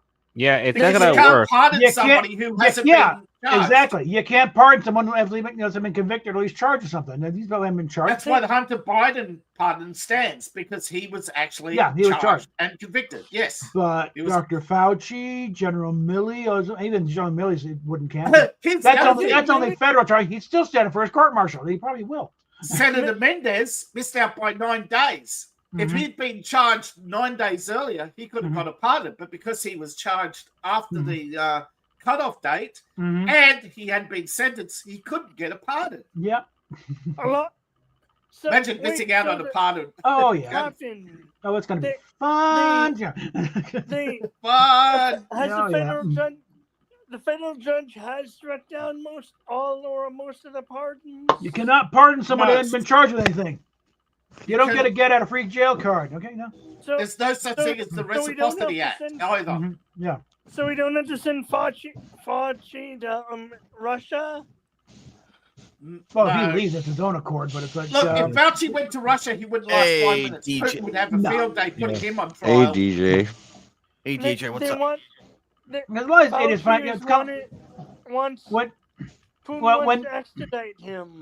When to Ben, there. well, no, it's interesting. But when Benedict Arnold did his whole thing after the war, he wasn't welcomed by the British because he was a traitor. He was a traitor to both sides. The British, Yeah, however, he did use it for betrayed. Yeah, why should we propaganda. trust you? You turned your back on your own colonies. Fuck you. Look, He thought he'd be Benedict welcome in Arnold Britain. wrote- look, Benedict Arnold wrote an interesting article of why he did it. Mhm. And basically, it's because he was told, and some of the things he was in his book have come to pass. You know Mhm. that some of the founders were not as they said they were. That they wanted slavery. They wanted to. Yeah. They wanted to create a dictatorship, which they did. Yeah. But fortunately, because of whether or not you like Benedict Arnold or not, because of his actions, people like Jefferson kept an eye on those he named, Mhm. Yeah. and they never got to enact their. They never became president. You look at Franklin and the others; they never. They were told Washington would never allow them to have any power. He kept them all of them at arm's length. Hancock was almost drummed out of the U.S. many times. You know, so if it wasn't for Benedict Arnold, you wouldn't realize that there were traitors amongst the founders who had their own agenda. Yeah. Benedict Arnold also failed that when his task. So why would they welcome him? Because he betrayed the British. He failed to get the plans or something. Didn't he fail? No, he was actually a pretty good general on our side, but then he went to the British side. So, No, the plans they never. I don't know any particular, but he just Wouldn't that have been a factor? Look, Benedict never Arnold gave the handed plan? Fort Sumner over because he became disillusioned with the revolution when he found out that several founders were basically slavers and, let's just say, PDF files and other horrible things, which Washington swept under the rug because the revolution would fail if it found out that, let's win this thing first, then we'll deal with these idiots, okay? Yes. Did they He tried to talk Benedict Arnold out of it, and Benedict Arnold stood firm. But if Benedict Arnold had not stood firm and named these people as traitors within, they would have been able to become president after Washington, and they would have enacted their dictatorship. And unfortunately, they did get slavery. But had they not, did they convict any of them? None of them were convicted for any of their crimes. However, that's the big thing. There wasn't much of a court system at that point, so yeah, that too. I mean, but some of the founders were not nice guys, and they should have been taken care of long ago, but they weren't. There's always the option of taking them to the tree out back. They couldn't because Washington didn't have a army. There were 6 colonial armies. This is the stuff that you weren't told. They had private armies. And we're talking a lot of people who were very well positioned. They weren't just rabble around. These are leading figures of society. They were very wealthy men, all of them. Jefferson had his own private army. The 6,000 colonial army was not one army under Washington. They only took orders from Washington, okay? But their owners and paymasters were very sick individuals who should have been taken care of, but because they had such a private army, Washington could never move against them. Yeah. And again, sort of thing like we're trying to build a country, and sometimes we got to deal with people we wouldn't normally deal with normally. But here's the kicker. Here's the kicker. So those armies didn't disband after the war? Oh, sure they did. No, they became. That's what the Private Militia Act was. They basically. Sorry, hey guys. Yeah. I'm so sorry for interrupting. Go ahead. I gotta head off right now. I'm sorry. Later. Alrighty, Mammoth. Have a good one. Bye, Mammoth. Yeah. Take care. All right. You too. So Mammoth bailed out. You got to remember that you look at the problems today. So they couldn't take them to the tree after the war, after they disbanded. I know for They it. had armies on their side. Okay, Jefferson Mhm. Franklin. They all had private armies. I mean, Remember, it we're only talking takes- there. We're just talking colonials here at this point, and a lot of people who got the thing going we're plantation owners themselves. You know? Yeah, they So were yeah. all Mhm. Washington. They all had what 40,000 acres. They all had workforce. Yeah. They all had bodyguards of around 100 each. Mhm. You know, Washington had 138 men, known as the Night Watch. Mhm. Their descendants became founders of the FBI. I mean, my family was one of them. Okay, we So were was pretty big mine. deals. We were pretty big deals in Virginia back then. Okay. So you have, Northern New York. My Yep. family was big in Northern New York. the And Mhm. Yep. yeah, so in Washington's Night Watch was part of was like bodyguards only. yes, or and did their what? descendants carried on throughout American history, becoming generals, etc. Most of America's founders, their descendants even today. There's a private club of the sons and daughters of the Revolution, and it's long believed that most presidents come from that club. Mhm. It's believed that Trump's father married one of the daughters of the Revolution. That's why he was allowed to become president in the first place. His grandmother, or mother. I'm not Yeah, sure. his which. mother is Scottish. You know. Yeah, but isn't Yeah. she related to Franklin or something? I don't know. I haven't dug into that, but Neither have I. But they there's kind of, just- they don't. He's not one of the club though, so they're not happy with him. That's why, Well, I was told that he was but then again, we don't know for certain because there are conflicting. That's the Yeah. problem with information. You can't Yeah. always find out the truth. Yeah, the Bushes. And yes, my yeah, memory. Yeah, the Bushes But, are yeah, the old still. Bushes. Yeah, they're old. They're old. They go, their connections Yeah. to Buchanan. Oh, yeah, administration, I which remember. was a great thing. There's a book which How I can't far back mention, does but the John, Bush have you heard of John family go? Toland? Sorry, No, I haven't got- sorry. yeah. Mhm. There's a How far historian, back John does the Toland. Bush family go? Yeah, hold Oh, on. they go back. I think they're connected. I'm to about to Buchanan's, tell yeah. you. Yeah. The Bush family go way back to when Texas was Democrat and deep blue Democrat, when Texas became a state. The Bush family were cattlemen. Okay. Preston Bush was was one of the first in their family to become an academic. Apparently, I'm not sure if that's true or exactly when, but he moved.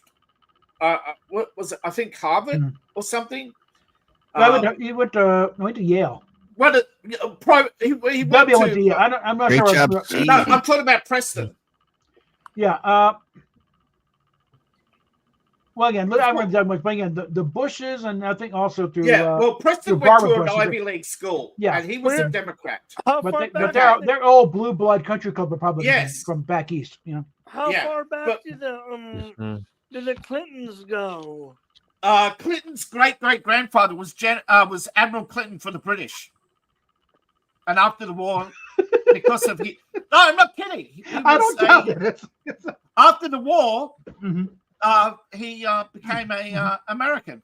Mhm. Like a lot of the people who didn't a lot of the people who fought against America became American citizens. While a lot of a lot of Americans went to Canada. This is Like, really weird. Yeah. The British Army stayed, but A lot of, they're Like, we're not going back. But it's like we lost. Now we're staying put. they lost, but they stayed. Yeah, is pretty there safer any- here than back in Britain. Yes, it Was there was. any- Oh, Was there any historical reason why they stayed that was ever given? they couldn't return to Britain because they were failures. They were disgraced Yeah. officers. That's how they became Americans. And one of the reasons why the American lost their colonies in the rank. first place, because Britain was overcrowded. That's why we're here in the first place. Yeah, there were more people then in Britain than there are now. That's how crowded it was. Mhm. Britain used to have a And why population did- approaching Why 60 did some million. Americans go to Canada? Yeah, 500,000. When the war ended, 500,000 out of a population of 1 million moved to Canada. Why? 20,000 British, Oh, because they were opposed. Okay, they wanted to remain British subjects because the taxes were Oh, so actually they were lower. loyalists. And Canada was still part of the British Empire. So. Yeah, but Canada actually had lower taxes than America that did. makes sense. Washington never cut any of the taxes. So they left. They felt You want- betrayed. there was also that after the Civil War, some of the Confederates went to South America and started their own. Well, they tried. You know, They tried in Argentina to create their own colony. Yeah. Yeah. Well, it wasn't the only one. I think there were Belize as well and others. Yeah. You know, in Colombia. But, there's, yeah. there's some Argentines on there where they talk English with the with a southern accent of the time because they got passed on to them. They did. Some of them did stay though, didn't they? But a lot less. Yeah, some of the really big wigs, they became state senators in Virginia and that, and Missouri. They went fully native, huh?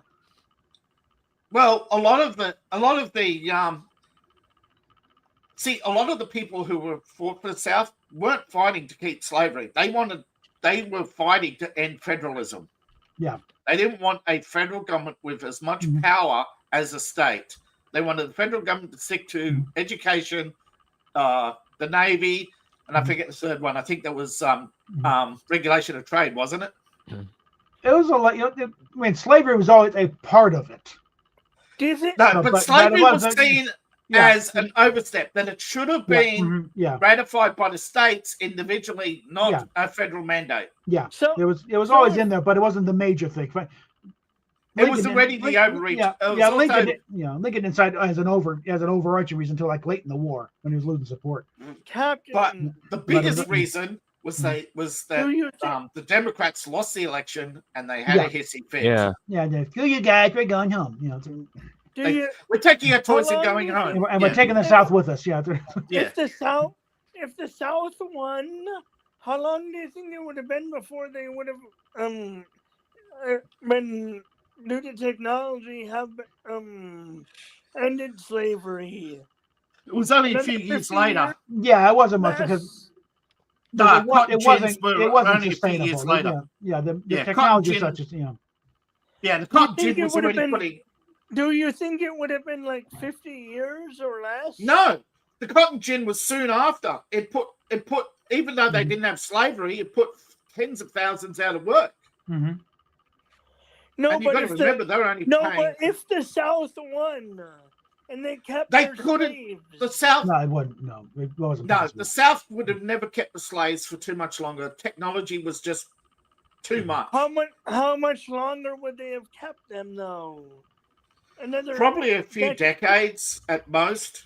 You look at most countries that kept slavery. They stopped by 89. That those countries were going broke.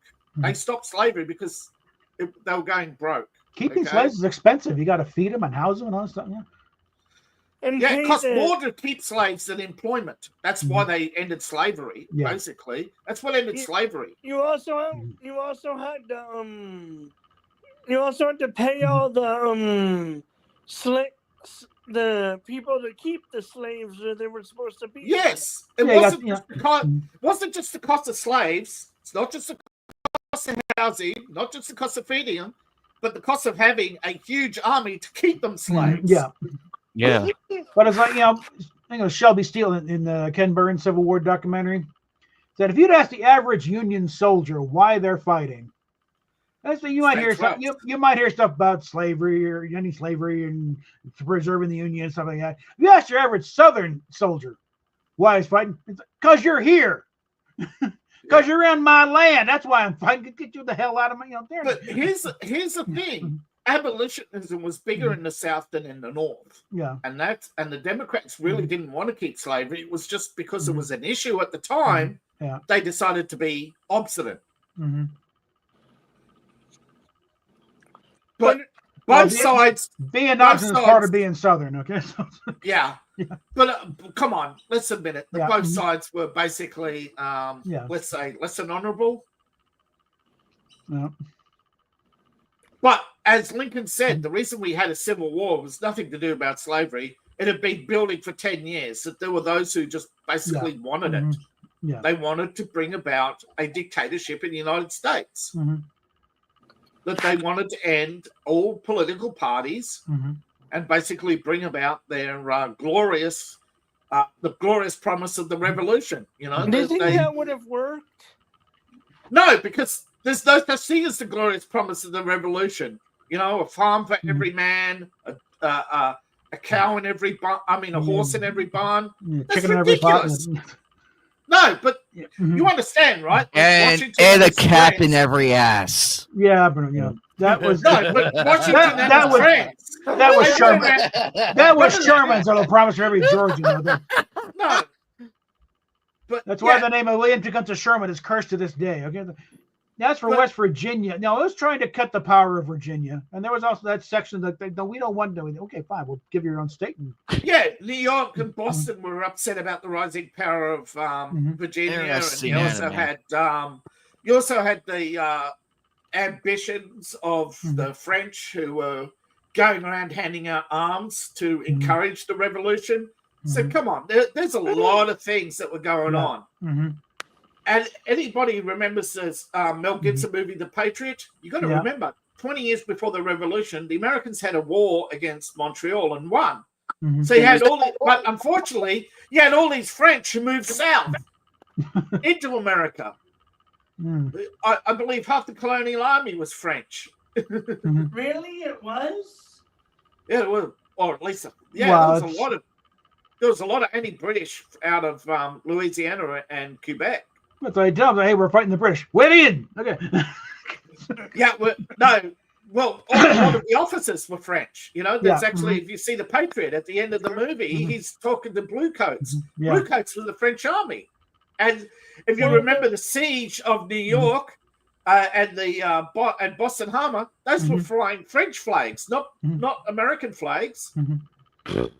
We kind of started the War of 1812, actually. That's one thing that they don't really teach much. Is the No. whole- Yes. we kind of started. that one. Lafayette was they were attacking America was attacking Spanish and British shipping. But if Spain and Spain and Britain had they got together and if they weren't enemies, they would have got together and basically wiped out America. You know, you got lucky there. Yeah. So the whole thing about burning the White House, that was retaliation for us burning Parliament House. Okay. So Now here's another thing which is really weird, and I don't know if this is true or not. But after the American Revolution, most of the French actually went to Mexico. Why? Because you bought Louisiana and they didn't want to be American citizens. They hated you. They just wanted to, they hated because you were just British light. But I thought But they they were more than British. They hated Britain. That's the only reason why they fought with you. But they hated you just as much for beating them 20 years earlier in Montreal. But People aren't logical, okay? They're emotional. there were probably before the French officially joined the war. There probably were elements of like the fleet and army that did join and fight. Oh, there were more who didn't join than joined. Okay, let's just The say American revolution- history is very messy. Okay. That's what Yeah. Okay. There's big question marks why Colonel Wolfe with an army of 20,000 never marched south. Okay. There's a big question why several British officers who turned coat just sat in their forts all the time. You know, they didn't fight for Britain, but they didn't fight against Britain. You know, there's a lot of question marks about history. And there are very few hints that America has been buying victories. Okay. Yeah. Which is why your country is so broke, is that you've been buying victories. But there is a fact that Washington did get beaten when he invaded Canada. Washington Now, why was an interesting fellow. Yeah. Yeah. No, one See, of my relatives was a personal friend of Lafayette. Okay. So it's like you're Yeah. close thing got to an historical figure in my family. Yeah, Lafayette is a weird figure because he was an aristocrat and a pirate and a privateer and a pimp and a gun runner. He was actually one of the originators of the mafia in America. Well, it is French. I don't know. Yeah, the mafia did start with the Italians. It started with the French Corsicans. But because Corsica was half Italian, So was he they also spread to Sicily. So was he all those things at once? Because that would be funny. He was a multitasker. Yeah. Yes, he was a multitasker. He also spent time as governor of Louisiana while running the biggest brothel, which was illegal at the time. But, you know, rules for thee is not something new. But if he wasn't a gun runner, America wouldn't have had guns. Yeah. Because you're blockaded. That's why he was so valuable to the revolution. Why there's so many places around the country named Lafayette. Because he was your best friend. Yeah. Why is he your best friend? But I He had thought- guns. Yeah, there's a place I heard down I in thought we had Lafayette. a lot of guns anyway because of the frontier and whatnot. We had What some. you had, yeah, but you didn't have. But when you run out, We what are needed you a gonna lot do more. then? Yeah, we needed Yeah. a lot more. Yeah. What are you going to do when you only have 6,000 guns and enough ammo for a couple of weeks? You're And not also going as to fight a far as- revolution for long, yeah. And as far as the thing about, there's a military weapon. Actually, back in the day, your average frontiersman had a better weapon than the average army soldier did. So the thing about the amendment was, The soldier had to put his crappy gun, left his crappy gun at the fort because it was the lowest, because it was the cheapest gun that they could afford at the time. Yeah, the lowest bidder situation there. Yeah. Yeah. He brought the one from home. Don't forget. So the thing about the military. No. No. A lot of people don't understand this. Yeah. Up until 19, I'm not sure which year it exactly was, but I'm not sure if it was during World War One or just before World War One. Or World War II. There's a lot of different stories.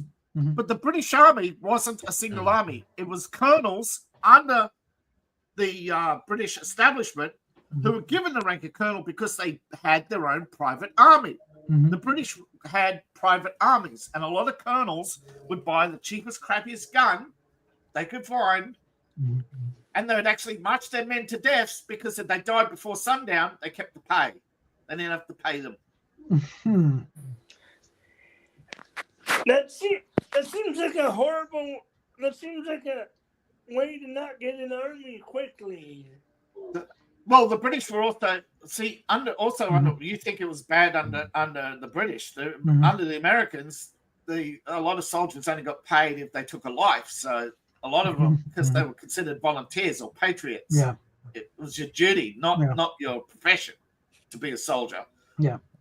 So a lot of people started wars against the Indians simply to get paid. Yeah. Okay. So it's horrible. History is full of horrible things. There was also a matter of up until at least partway through the Civil War, it's like you're only up. You got a contract. You're there for so long, but it's like their contract is up. People leave in the middle of battles. Like, well, I'm up. Good luck, guys. I'm out of here because they're not being paid after that point. Yep.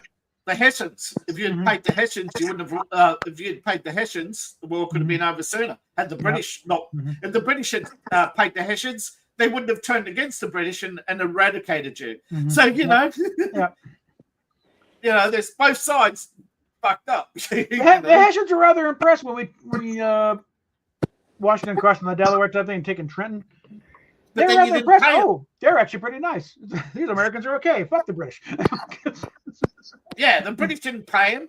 Yeah. So they stopped fighting for them. And then towards the end of the war, you stopped paying them because you thought, it's their patriotic duty, and they left. Back to Germany. Yeah. Big mistake. Yeah. We're lucky they didn't pillage a few things first, unless they did. Well, who knows? For the pay they were owed. Well, that's true. No, I don't think all the Hessians left, but I think a bulk did. As far as who sided with. Well, speaking of the Irish, if you didn't have the Irish, you would have, or the Scottish, you wouldn't have had much either. I think a lot of the Irish were fighting for the British, but I think they were conscripts probably. No, a lot of Irish fought for the British in World War II because they had a plan to get trained so they could continue their revolution after the war. Come back. You got to remember, a lot of people, a lot of the British Army in North Africa became anti-British and activists in after the war and had revolutions. They used the British Okay, training and weapons. Okay, we're talking the Lend-Lease program there. It's like, That was corrupt. get in the war so badly. Yep. But America has a long history of being late to the war, starting a war, watching it happen, unfold, and then coming in late. Because,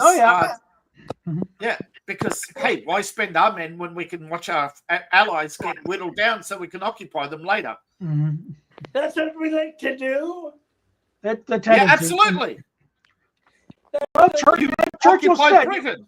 Churchill you control said, Churchill said, you can always count on the Americans to do the right thing after having exhausted every other possible, possibility. Yeah. That should Eventually, we'll come around, but until then, we're going to fuck up every step of the way. Because you've got to remember, Churchill was had been a minister back in Wilson's day. Yeah. So, he Well, already knew back then, Gallipoli was his idea. I should be surprised at everything. Lord of the everyone's Admiralty. saying, but I'm not. Yeah. But you've got to remember, Mhm. Britain didn't have a professional army. It was a group of armies. Mhm. The Navy was professional. But Yeah. see, Churchill underestimated how many Turks there were. Yeah. They thought that firing all these cannons inland was going to make them Mhm. run. They didn't. I seriously do not understand. If you look at the battles and you look at what was reported, Mhm. I don't think. I think like half the time they were just firing rounds at nothing. At empty hills. Yeah. When the Turks had the guns, they went back out of range. And waited for them to finish firing. Mhm. The Britons. Oh look, the British know you're really thinking- messed up in Ireland. Okay. Yeah.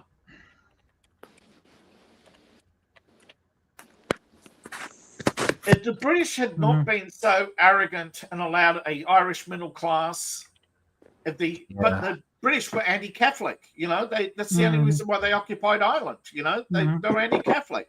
I know They're afraid of Spain using it, moving in and taking over. Like, we can't have our beachhead that close. No. Well, yeah, but they should have. Mhm. But I mean, it was their own. It was their own religious bigotry.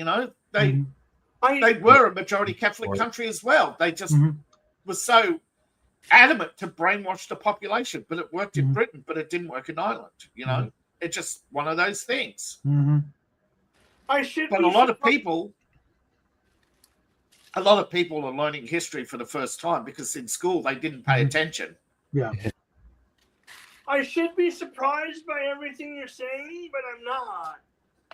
Yeah, if the British weren't so arrogant in many situations, because you've got to remember something. They didn't put together an empire by war. They put an empire together by trade. The British Empire was built on trade. Mhm. But then it started to collapse. So they started occupying the ports.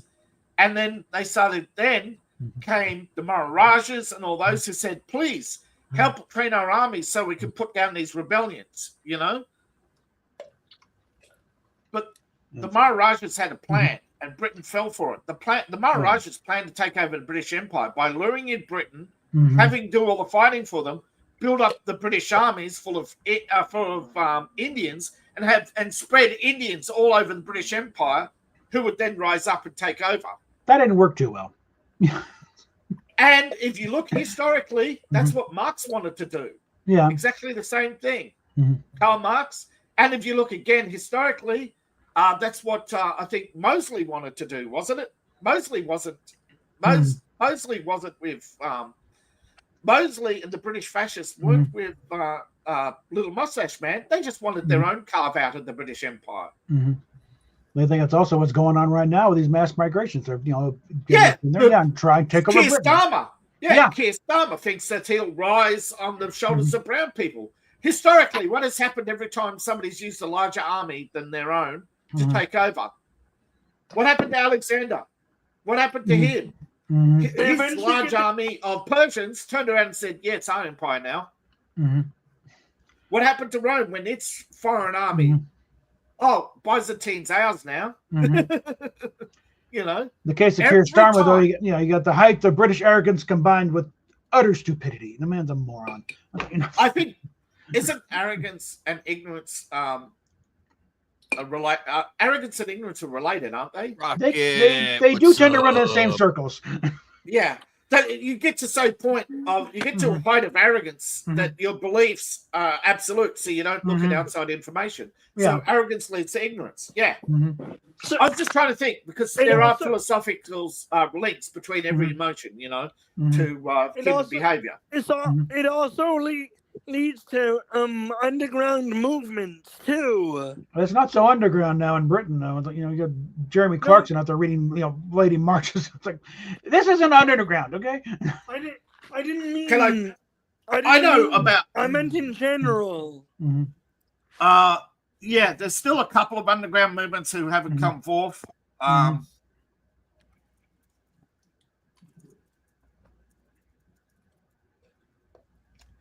In chat, there's a couple of movements that haven't come forth yet, but they exist in private chat. I have to look into that. You won't find much online, I can tell you that. It's word of mouth only, and these people are very, very, very. They make the IRA. They probably are the IRA for all I know. Well, These people are very sophisticated and very, very, very secretive societies. And we don't know how long some of these secret societies come and go. I mean, there's the Hellfire Club, which is what Keir Starmer's a part of. You know? God, that explains a lot. I was thinking the second one, is that by chance Welsh? I don't know. No, Scott. Hellfire came out of Scotland. No, I'm thinking about the ones you listed here, though. I don't Oh know yeah, about- they've listed a lot of Welsh and Irish into them. Yeah, Yeah, Hellfire is the club that Marx took over and I was founded the I was thinking the choice of mascot. founded the British Party. Yeah. So the British Labour Party is the Hellfire Club, if people haven't realised that. Just like the British Conservative Party is the Grey Party. You know, the Cromwells. Was Cromwell a grey man, or did he become a grey man when he? I'm just going that far. We're talking. It was either Roundheads or Cavaliers, and No, but didn't the family's Cavaliers become the grey men after the? I don't know. The former Knights became known as the grey men I because don't really follow that much of that. I know as my family leaned more to the Cavaliers. That's why we went to Virginia. It's like screw these idiots. the Cavaliers. What Yeah, What happened to is the IRA still around? yes, To an extent, yeah. yeah. Not Right a lot now- to do since after the Good Friday No. attacks, but they're still around. They're There's two groups. There's the real IRA and the IRA. The Mhm. IRA have made an agreement and became Sinn Féin official. Yeah. The real IRA have been defeated for now. The majority have scattered amongst Colombia, South America, and other places. Some of them have been caught fighting recently in Ukraine. Others before that were fighting for FARC and other organizations. But what happened is recently came out that the IRA leadership had been penetrated by British intelligence and undermined completely. Now, some of them have been released from prison as a result of what you would call what's it called when the government sets you up for a job? Entrapment. That's it. Some of them did actually get out because finding out that your boss was British intelligence. Hi, I'm out of jail, folks. Yeah.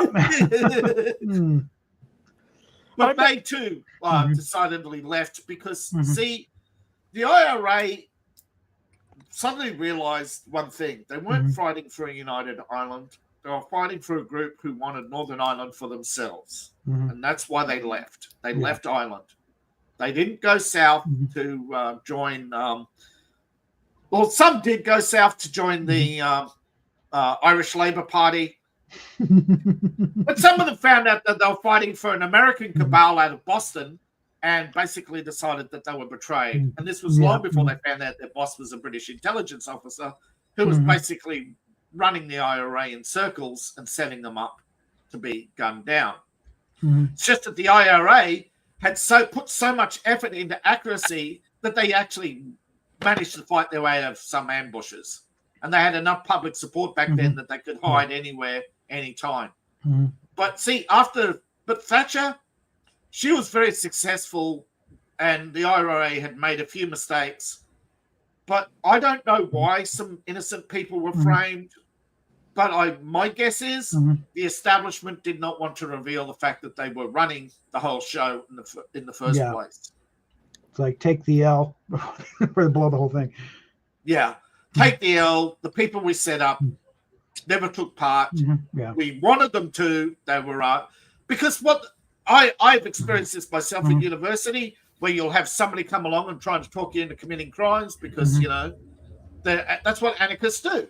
You know, and then you find out later they're government agents. That's what they do. They set people up so they can then have them arrested and have a big ponce show like Keir Starmer 10 years ago. I forget that case.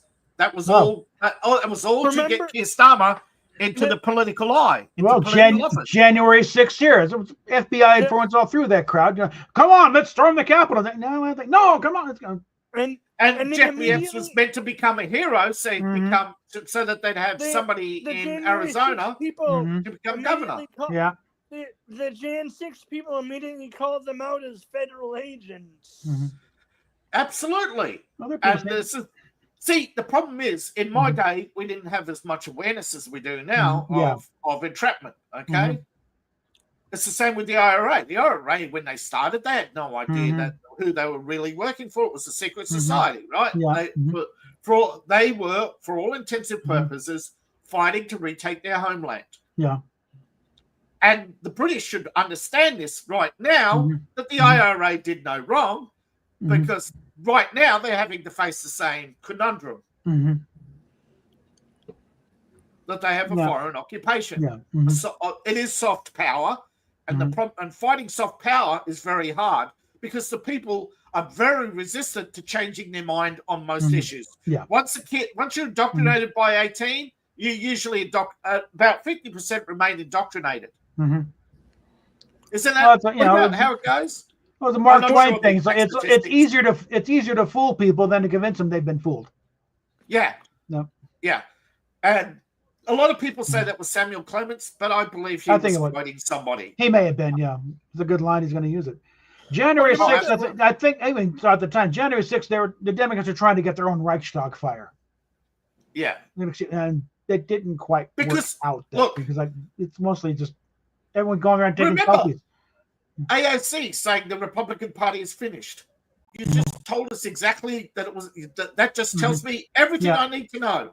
Because what did the little mustache man say after the Reichstag fire? The opposition is finished. Yeah. But we won again. Or it took a few years, but it took the fact that people knew that it was entrapment. Yeah. So I kind of saw some at the time. I was like, this is what they're trying to do, guys. With that. And people at the time say, "Hey, this guy's a Fed. Don't listen to him." That thing is. At the time, But the cops threw the doors open. Oh, okay, I guess we're let in now.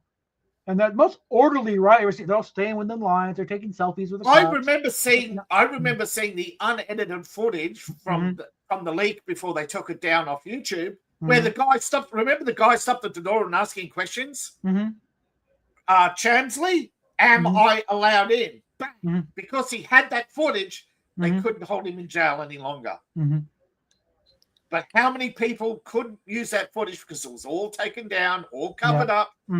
Liz Cheney took the tape home and probably didn't return it, like every other 90s kid, right? You know, and again, that's why all these preemptive pardons are going bye-bye. The officer, Michael Bird, who shot Ashley Babbitt, said, pardon, he wasn't been charged. So guess what? There's no statute of limitations on murder. His ass is going to get dragged in at some point. At some point. Yeah. But my guess is he's under another name somewhere. It better be, because I've seen the footage on that one. There was no cause to even unholster his weapon. No. But you got to remember. But the guy was a trigger happy. That's why he was sent to the Capitol first place, because he'd already had incidents out on the field. So sent to the Capitol, he's not going to shoot anybody. That's what happens during a session. Remember, it was all performative theater. Nancy said so. She said to her own daughter, "We've got all the footage we need now to end the Republican Party." Isn't that right?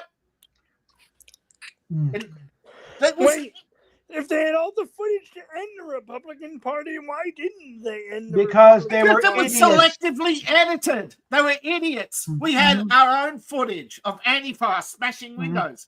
We had our own footage of people in the streets being asked if they're federal agents and walking away because they were unknown to the group. Hey, which bus did you come in on? They couldn't answer basic questions: where you're from, why are you here, who are you with. And of course, then they allegedly, said, this guy from CNN, mostly a peaceful protest, while a Wendy's is burning behind him on live TV. And meanwhile, meanwhile, they show Antifa clashing with police and saying, "Look at these MAGA hats." Yeah, they were wearing red hats and all the stuff. But when questioned, all the MAGA people said, "He's not with us."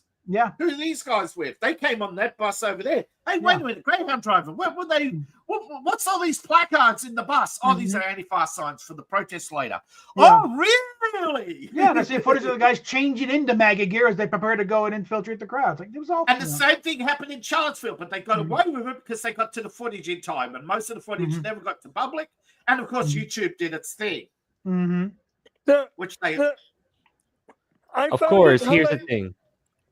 Because, like, think about this: when you see people holding Nazi signs or any extremist signs, Whoa, hold on. Hold on, no, you can't say the N-word, man. You can say the nasty people, but you can't say the N-word. Or the little mustache man, you can't say his name, okay? When I say his name. Remember, we are there's Two no things. You can't say his name and you can't say his party's name. Yeah. Yes, we cannot refer to the abbreviation of the National Socialist Workers' Party of Germany in the 1930s. Yeah. And we can't say their leadership's name, even though their leadership was actually not the guy in charge. Yeah. And to be honest, like, if you know if they're feds, because, like, here's the thing: they use the swastikas and the certain, stuff that you see that it's not.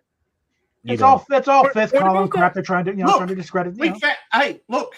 People found out, okay, that the KKK was founded by two lawyers who turned out to be Southern Poverty Law Center, who then turned around, Democrat Party, but then they turned around and sued every member for civil rights violations. Yet nobody to this date has ever sued them back for entrapment. Okay, they created the party, sued everybody. Same with the American Nasty Party. That was founded by a socialist who was a member of Antifa. Okay? Yeah. You want to hear? It's entrapment. All these extremist organizations are entrapment. They're there so that the people running for office have a boogeyman to point to. That's true. And what think about about the this. Patriot Front? Fed. They're obviously fed. They're all fed, yeah. If they're marching around with masks on their faces, like, they're feds, okay? Because they're all maxed up. Let's look at the Patriot Front. They were the bus picked them up from Virginia near Quantico. Yeah, but here's the thing: the bus picked them up from Virginia near Quantico. They all wore the same uniform, all had the same haircut, all marched. We're all super fit, all marched to the same beat. You have to train to march to the same beat to start with. Yeah. And they're all the same age. How many groups do you get? How many large groups do you get that are all the same age, have the same crew cut, and all get on buses at Quantico? Can we say federal recruits? Yeah. They should have brushed them in from somewhere else. Yeah. They're feds. They're arrogant and cheap. Every time they get large budgets, they go cheap because they get to keep the excess. There's probably a bunch of cadets from the academy. Yeah. And think about this. They came out of Quantico, federal undercover training operations. Yeah. Think about this. There, our taxpayer money has been used on them to just ruin the other people, ruin the good guys, of course. What about to justify their high budgets? They need enemies. Just like how the CIA created the communist movement in South America. And think about this. They create like this. There's just like this. These people, they just create drama, and the whole deal. What about those so-called that Michigan governor plot? Feds. The feds are trying. That's why those guys have gotten out.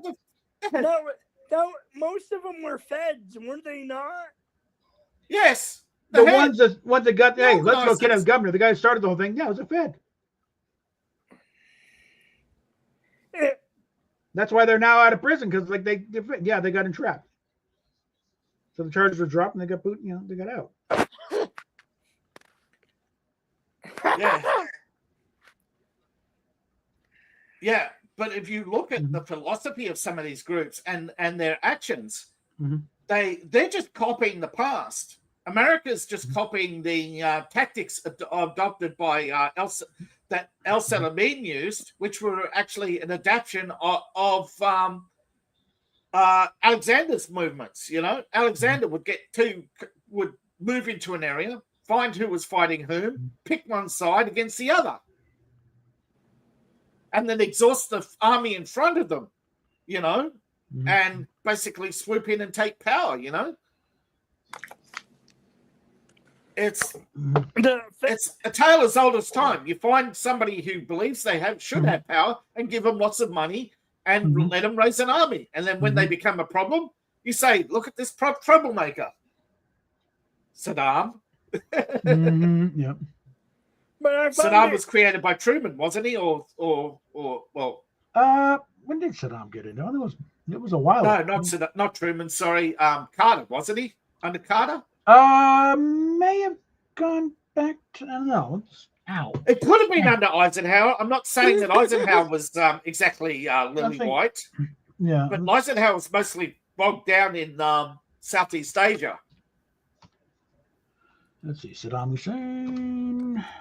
But I know that the reason why they hated Gaddafi was that he was an accidental revolutionary. He walked into power. Libya was bankrupt, and the army wanted to know when they were getting paid, and the king fled because he thought that Saddam and his friends were coming to kill him.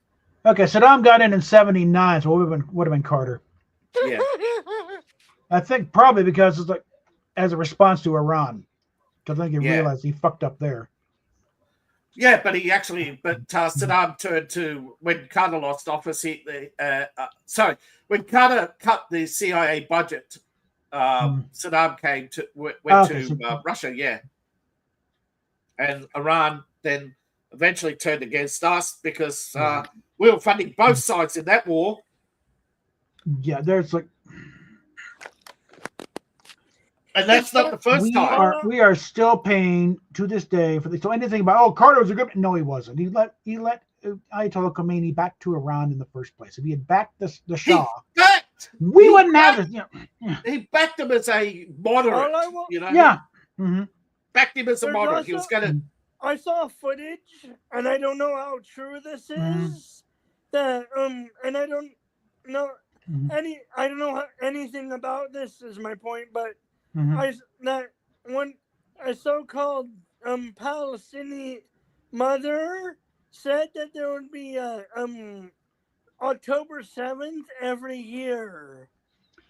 Yeah, that's part of the problem. Like, these innocents, apparently there's no such thing. It's the entire thing. As I said, it's a death cult. In a land ruled by fanatics, moderates are only the grass fanatics hide in.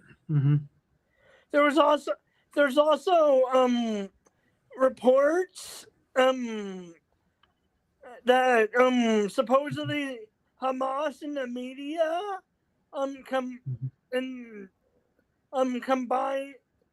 combined to make it look like that was the UN. They were the innocent party. The UN, the UN and the media conspired to make Hamas look innocent in October 7th, but too many people had already released the footage of the Palestinian attack, whereas the Western media were focusing on them saying, no, they were defending themselves. You know, there was also I don't know that there was also people that were killed in safe rooms too. Yeah, because they had the combinations, because they were given the codes by the security company. This is why the Israeli general sold out, because that was China.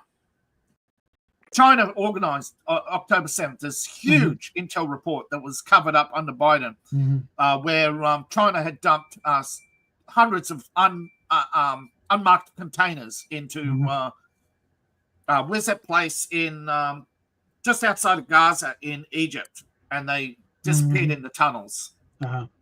because Egypt doesn't have control of half its country. Yeah. That's why we're giving them military aid.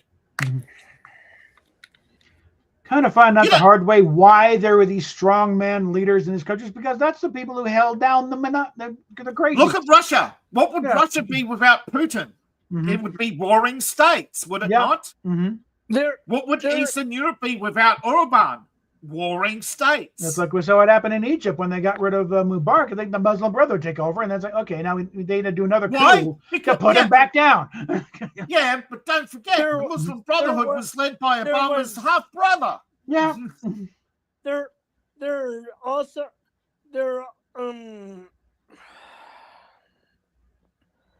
I forgot what I was gonna say. Sorry. There are 17 wars going on right now that you have no idea that are going on right now. Mhm. I can't name them all either. I just know from the Institute of War that there are 17 monitored conflicts. Are most of them in Africa? What a surprise, right? Yeah, a lot of them. Yeah. That's the thing of why Africa's never been developed. Because Africa's the problem is like the landmass such. There's no navigable waterways. Here's the problem. The Africa- Nile is Everybody asks why Africa isn't Mhm. united. Because Egypt aren't Africans. North Africa was first settled by Mediterraneans. The Bantu come out of Nigeria, but you also have the Zulu who came out of, and they've never got those two, the Bantu and the Zulu. There's no other Africans. All the other tribes are made up over time.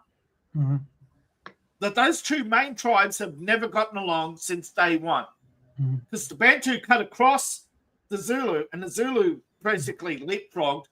And some say that's how slavery started. Each side, against the other. Yeah, But selling that's each why other into Africa- slavery. Yeah. But the thing is, Africa is not a united nation that had one race rise up. It's like Europe. There were the Neanderthal, the Cro-Magnon. I forget which part the Celts came out of, but the Celts, the Caucasians swept across, and then as then the next wave they came across, and then they split between the Nordic and I forget what the southern group is called, and the southern split up between the Spanish, the Italians, and the Greeks. Yeah. And the Greeks are mostly Celt. The Romans are only 50-50, and the Spanish, they're the closest to what's left of the Celts. And most of the Spanish today are actually Roman. Most of the Spanish went to Ireland and became Irish. But the Duna people, who they're also, nobody knows where they came from either. And then you have the Al-Shi who were there before the modern Irish, and they all banded together to become one eventually over 1800 years. Now, So one of the this hallmarks of the Celts were they're gingers for the most part. So that's why Yeah, the gingers are what's left of the Celts, but we're not pure race. I'm half. My ancestors are half Scottish, half Danish. Yeah. Before, when records started, So this whole idea, however, of a master race is wrong, because we already know that there were two African tribes around the same time. So how can you have fossils in one place and another and nothing in between? They're kind of tossing the thing about forming in Africa. No, there were human. No, there human was species all no over the master place, race. Is what I'm saying. There's no one race. Yeah, there's like 9 different species of humans that have gone extinct. 15. If there Fifteen? were No, there's two, 15. 9 went extinct. Yeah. Yeah. if there were two tribes in Africa, wouldn't it take them a really long We're talking time 100,000 years of history Mhm. that has been boiled down to a few sentences. And then we have religion, which is only the history of one group out of Mesopotamia, which ended in Egypt. Okay, biblical history starts in Mesopotamia, ends in Egypt. But it's not the entire history of the world. And that's what religious people don't get. It's only one group's history, not the entire world's history. So if there were only two main tribes in Africa, then how did the other tribes form from those groups? that Egypt traveled? came out of Mesopotamia. Okay. Libya and all that originally came from Greek, Semites. Mhm. So Egypt, right? Egyptians. Mhm. Now, what happened is over time, the different tribes mixed with different foreigners. Mhm. Okay, there's no such thing as a pure African now. There's no such thing as a pure Native American. There's no such thing as a pure Scottish. There's no, almost every European race. There's almost no. You look at 23andMe. There's almost no race that has a pure genome. Yeah. Except for probably that island off of India. Yeah, but the Hindu DNA was already. But by the time they got to that island, the Hindu DNA was already split. There was over 500 tribes in India. They split and mixed with over the years with Chinese and others as well. But we don't know. They could be, but 23andMe has no DNA on them. So Yeah. But according to before 23andMe shut down its historical genetic research, they were pretty certain that there was no race on Earth that was genetically pure. Yeah.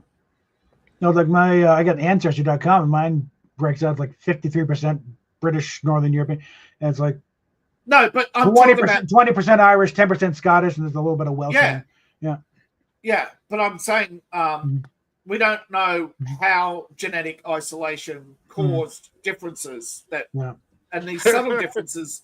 But what we do know is one genetic fact that most people won't recognize. All babies start white, all babies start blue-eyed before any genetics express.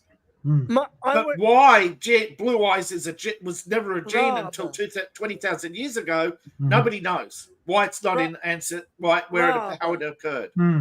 But it's believed now, but 23andMe got shut down on this, is that viruses are what's changing us and what made different tribes.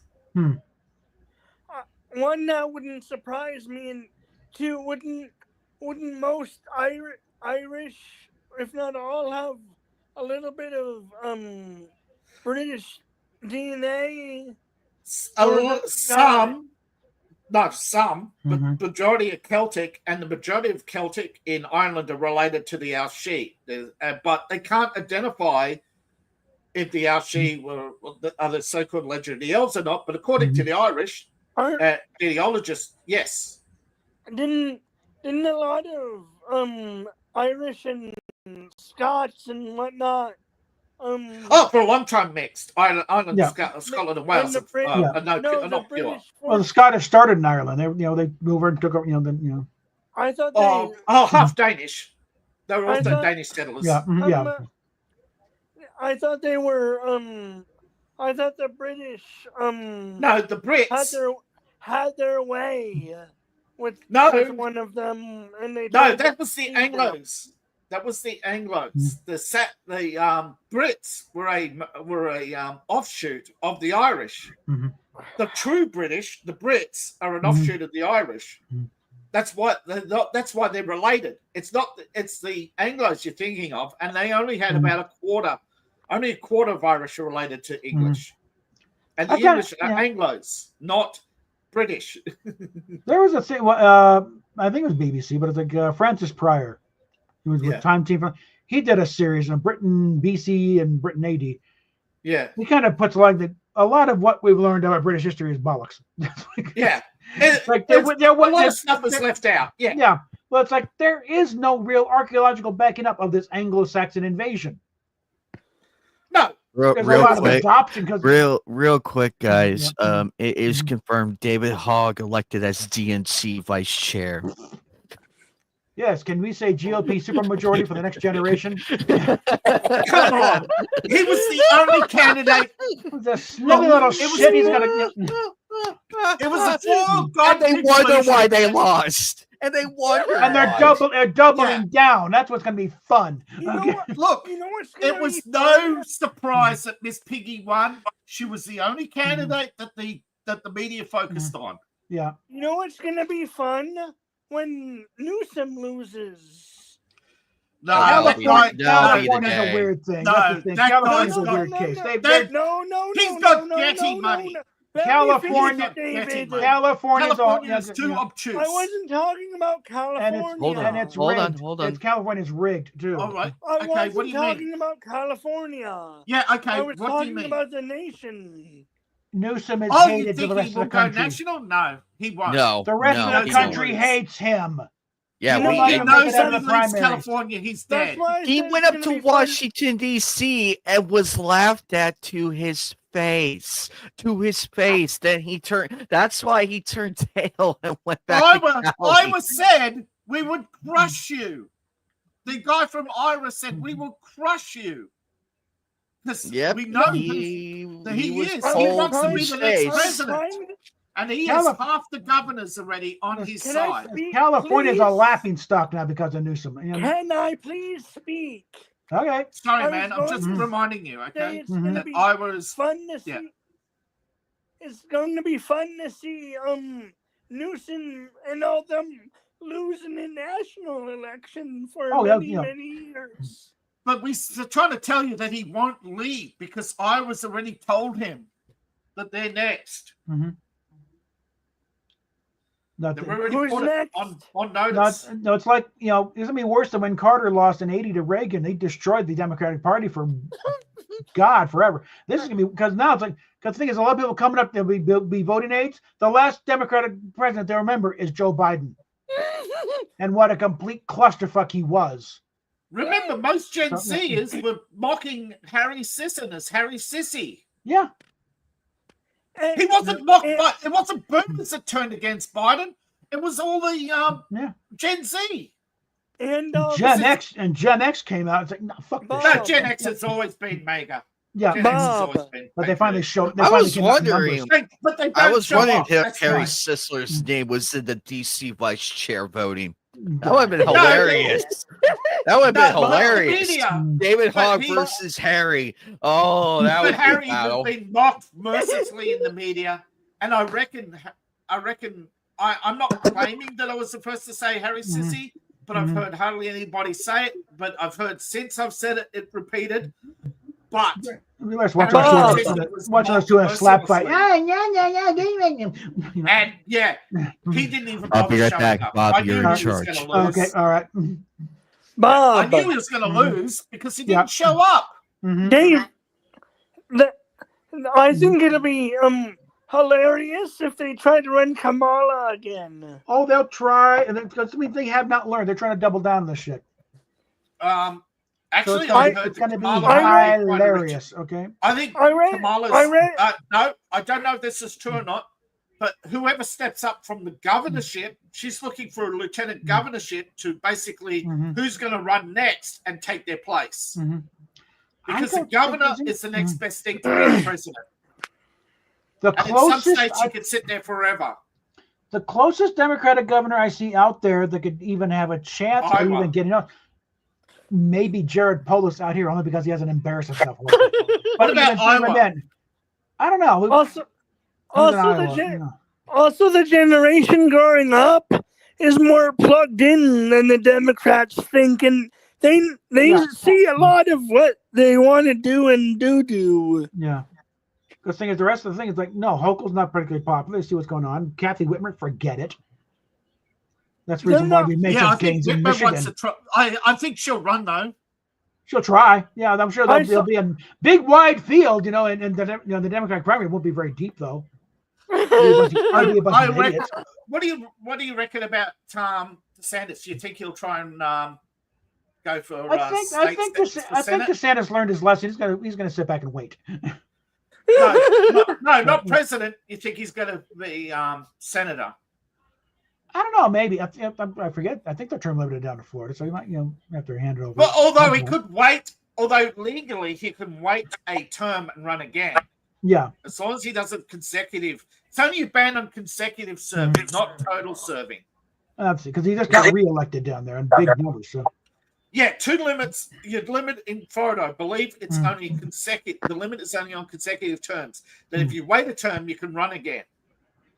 well, we'll see what happens on there. But Yeah. all right, again, he was in Congress. He might, say, hey, I want to go back to Washington as a senator. I don't know. I don't know what it is about his policies that work in Florida, but didn't resonate nationally. Do you think he'll be? Well, I think on the national level, he couldn't quite get it active. On statewide, he's great. Well, do you think it'll be J.D. Vance that'll become the next president? Oh, I think it's That's pretty the much purpose. I think it's going to be, the ticket's going to be J.D. Vance and Tulsi Gabbard, the next ticket. Yeah. Do you think Tulsi will become president one day? Eventually, it depends on how well she does. She has an Yeah, opportunity. Yeah. But And the that's- problem is, America's voting patterns are against her because Americans tend to flip against the ruling party because they say, "Oh, look, you didn't deliver perfection, you didn't deliver utopia, you solved nothing."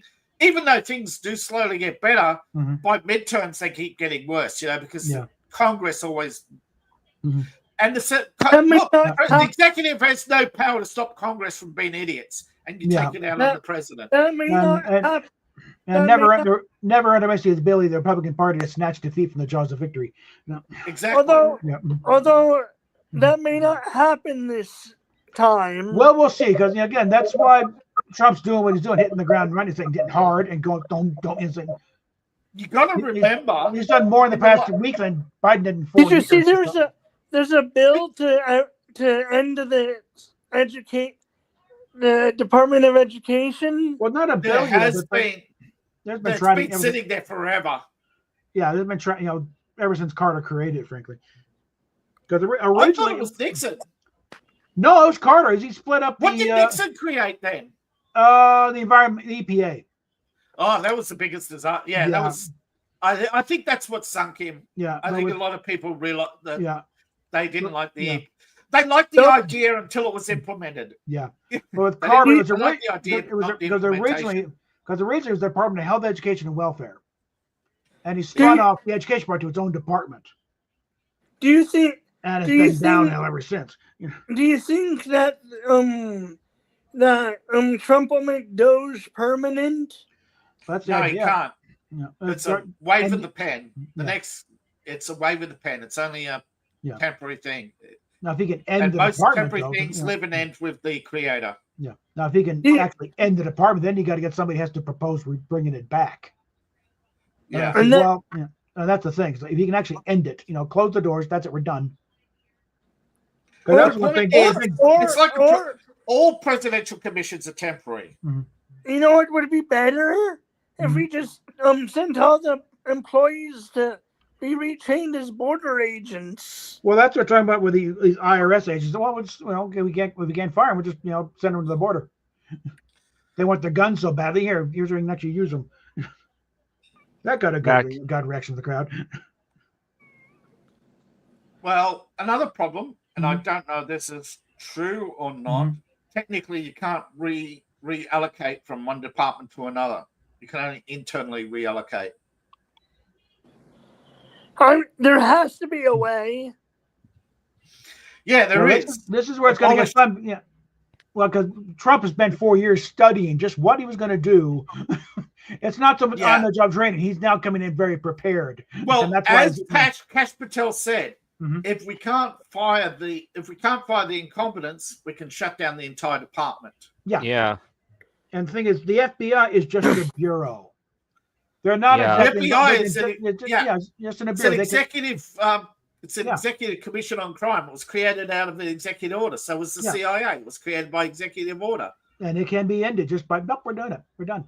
But you would have a lot of angry spooks after you. Well, then the ones that are good, you can reassign them somewhere else. The U.S. Marshals Department. You got 27 agencies and 2 enemies. You don't need all those agencies. Okay.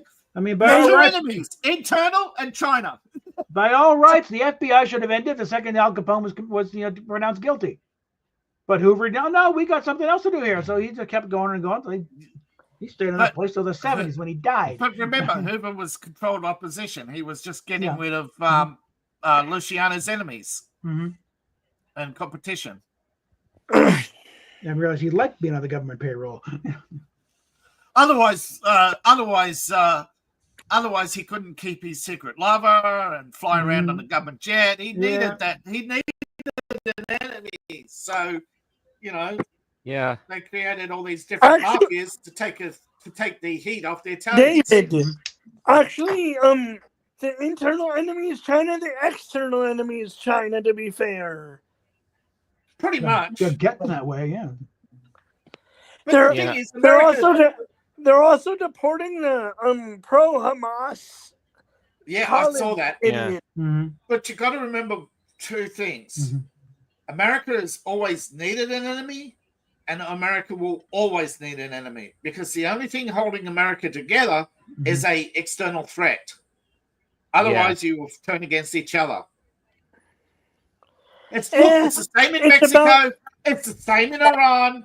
Most countries need an Mhm. external enemy. You look around the world. It- China. It's certainly a big thing in it when the Middle East, you know, before Israel was created, they were all fighting against each other and never got anything done. Before, now- okay, we can blame the before Jews. Now they Israel, all it was began- the yeah. Ottomans. No, Yeah. before Israel, it was the Ottomans. And Mhm. before the Ottomans, it was the Christians. And before the Christians, it was the Semites. And before the Semites, it was the Aramites. And before the Aramites, Mhm. there was nobody before them. Mhm. They were the first. Mhm.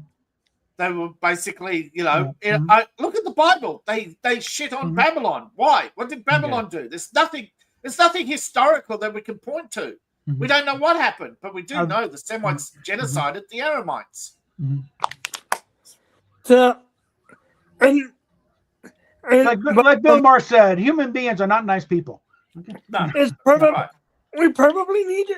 I'll be honest. We probably need to shake up the countries of the world a few times every few decades. Well, they do it themselves. You know? It's as the WEF said, war is the natural order, peace is the anomaly. Mhm. I mean, that we. Did you see we've done? Well, gotten out of- Klaus Schwab is a wannabe Bond villain. So always missing as a Persian cat. Yeah. Did you No, see? Klaus Schwab is the number 2. If you Hmm. remember, the guy tracking the Persian cat is number 2, not number 1. Mm-hmm. Remember, number 1 was never revealed. Mm-hmm. And Ian Fleming, before he died, said as such that the guy you see with the cat was Mhm. number 2. Now we And got. if you look at, Now we got and then- Patrick McGowan. Who's number one? yeah, number 1 was never revealed. Mhm. It was always number 2. They could all the guy number 1 was never to be shown, never to be revealed. The hidden enemy. I'm not the number. Why? I'm three man. Why? Because hey, we went through this, didn't we? MI6, who are they fighting? MI5. It's MI5 fighting MI6. And they Who's probably the CIA fighting? The NSA. Who's the NSA fighting? Homeland Security. Who's the Homeland Security fighting? Military intelligence. Who's you know, You know, it's just- NSA. yeah. Yeah. Remember that debacle recently of that big Mhm. raid, and the guy turned out to be the feds raided an undercover federal agent. Mhm. Yeah. Well, it's been no joke in the Operation. 70s. How you know the FBI raids a place during there was a CIA front. It's like Yeah, but that's it what I shows mean. they were That's really never good at known. maintaining that front. They thought they were actual criminals. No.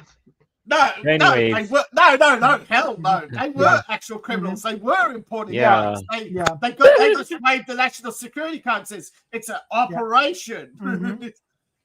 Like it was a. What do you think about? There was a short-lived But those- remember- Norman Lear series back in the 70s.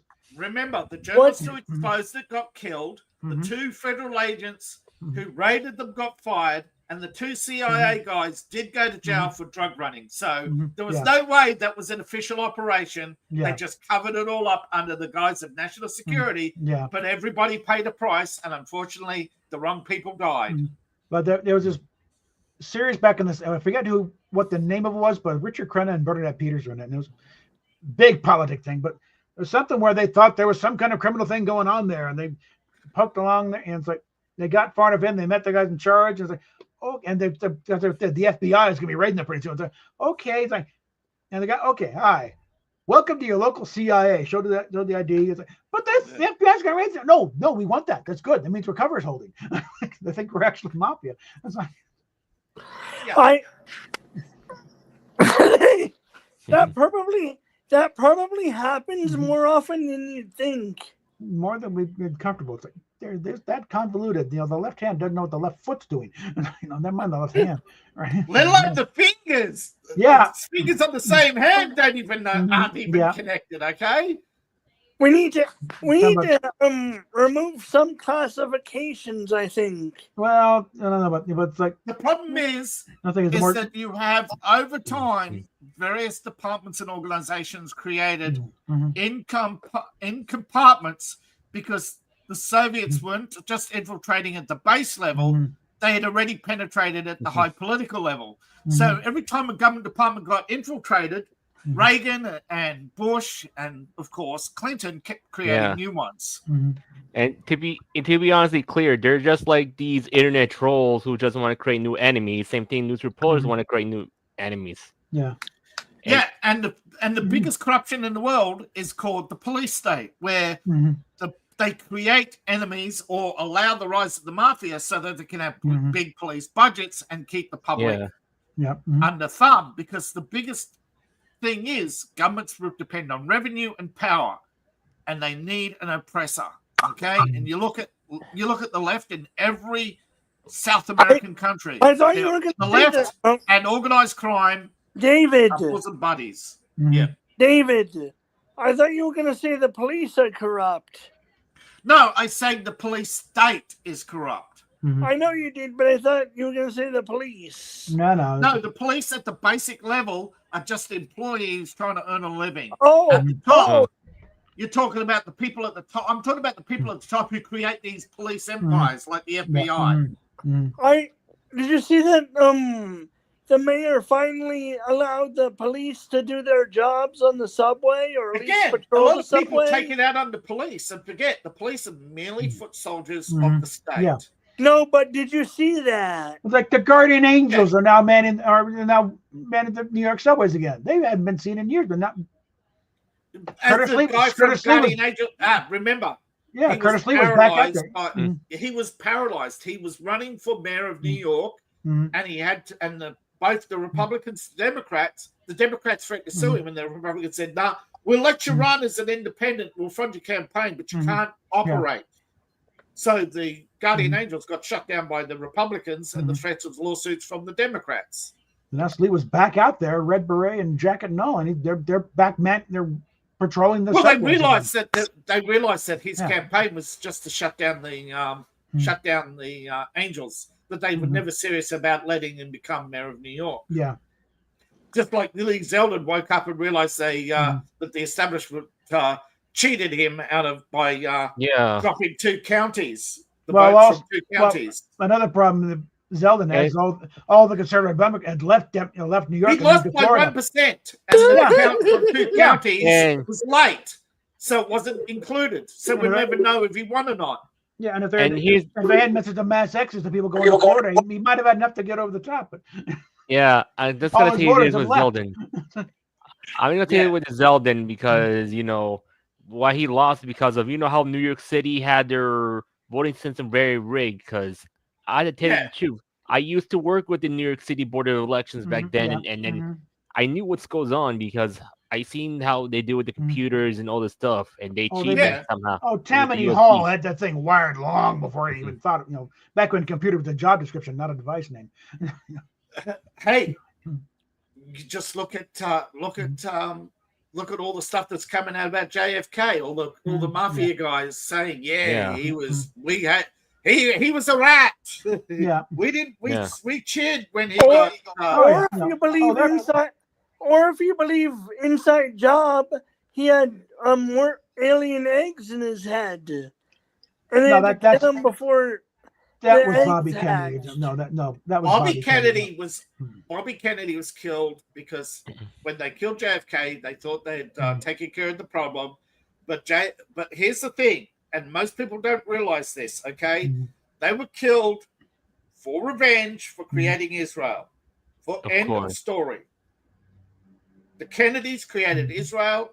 They created the IRA. They created a lot of problems around the world, and people in the Democrat Party at the time did not want all these problems in the world because they were true believers at the time, The Yeah. Kennedys were just Johnny-come-latelys who cruised into office. But the true believers wanted to win the Vietnam War. But Kennedy, he was stuffing things up. He dropped the. He didn't send in the army. He refused to do all these things. And they says, oh, well, we might as well go with Republicans because at least they want to win. But then Nixon wanted to end the war and like, oh my God, what do we do? We have to get him out, you know? We went out on a high note because Johnson was his policy was just we don't want to lose. He didn't want to actually win, but he didn't want to lose, and that's why it dragged on for years. But LBJ wanted to stalemate. Yeah, he just kept just enough to keep it going. To have an enemy. Bob. Yeah.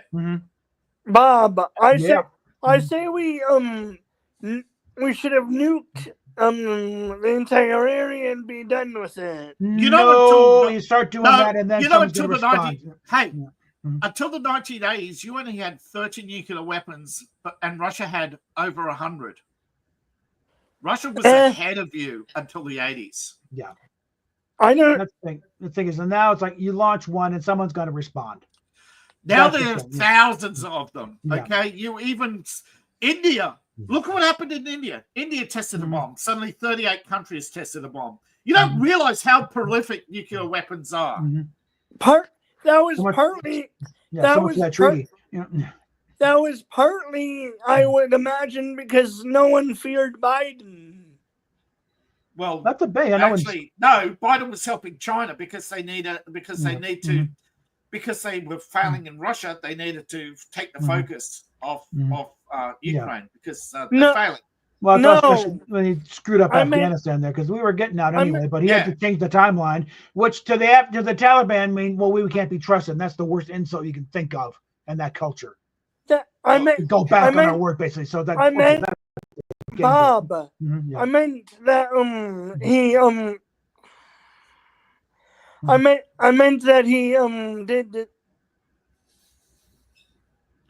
Sorry. I meant that they tested it because how many countries tested it, did it in part because they didn't fear Biden. Well, this predates Biden. The Indians have had the nuke for a few decades now. Yeah, but India hadn't tested a nuke since '74, and suddenly they did. Yeah, so there was a bit of Kermit's right. There is a bit of that fact that they didn't fear Modi. If you haven't figured out, Modi's a neo-imperialist. Okay, he's not a populist. He's a neo-imperialist. He wants to take over the British Empire, and he's slowly succeeding. Pakistan, if you haven't noticed, is falling apart. China's controlling Afghanistan right now. The Taliban are nothing but muppets, and there's going to be lots of problems there. There's going to be a third Afghan war.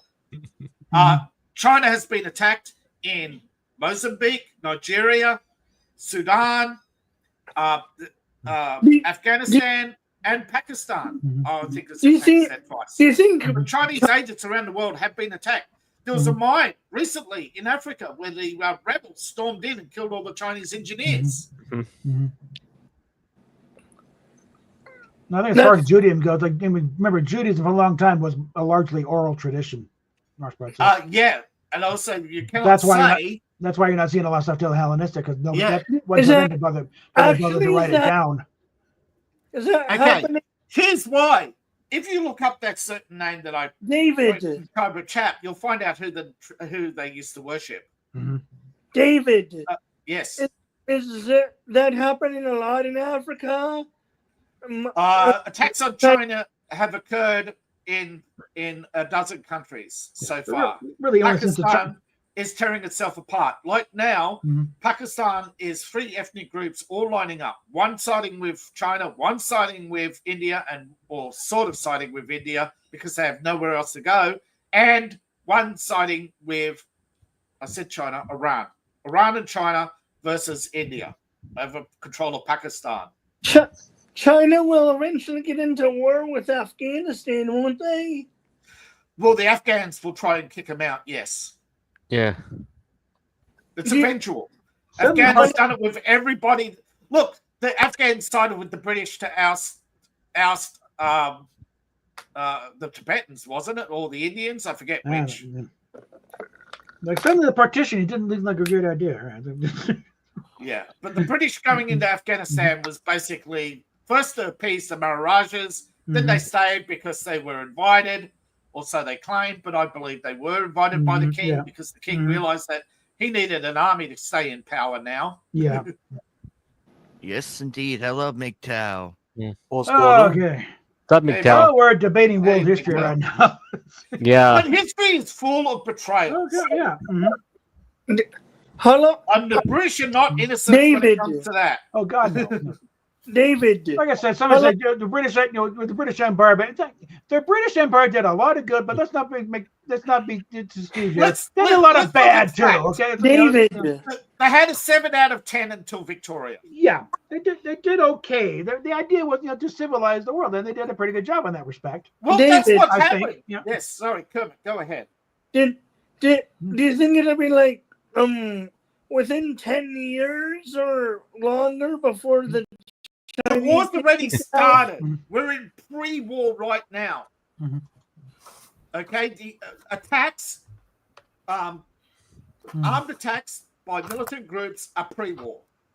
It's happened with the Balkans. It happened with the British in India. It happened with the Sudan. It happened with World War One, where you had the Balkans and many other attacks. Yeah. The death of the Archduke wasn't even the prelude to World War One. It was France declaring war on Germany for sending in troops into Serbia to quell the uprisings. Yeah. And why did France declare war? Because they sided with their socialist comrades. Well, it's like one guy, we're talking about about 40 years ago. Interference in countries And said, have been like, going on. And said, it's like the world was just kind of itching for a fight. It's like they're getting Yeah. It was too The good. French When- wanted to. The French Hold thought on. that You gotta they have to get the wife. I forget the name of it. Hold on. But the Renault, was it Renault, David. had convinced the French government that they had the superior firepower. When The machine when do gun. you, Yeah. when do you think the hot portion of the war with China will happen? In Sometime within a decade, Xi will want the hot war and a victory to cement himself as the third king of China. Okay, But- he wants to. Okay, if you look at Chinese religion, okay, there have been venerated generals who become gods, and that's Xi's ambition to become a god. I No, I imagine, don't mean in the literal sense that he'd become a god, but you know what I mean. In the eyes of the people, he'd become a venerated figure for the rest of time in his eyes. but he won't be. He'll lose Afghanistan, won't he? No, because Chinese aren't like the West. They don't give up. They'll genocide just like they did in every other war. That's why China is China. Yeah. China genocided the Manchus. China genocided the Queen. China's genocided most of its enemies, and they'll genocide the people of Taiwan. Don't forget, a lot of people don't understand this. The Chinese in Taiwan are not natives. The natives of Taiwan are the same as the natives of Japan. The Japanese aren't native to Japan. You know this? How come China has no ambitions for Japan then? Because they do, but Japan has strategic allies. They have to first weaken Japan. And to weaken Japan, they have to destroy Taiwan because Taiwan's an air base to attack China.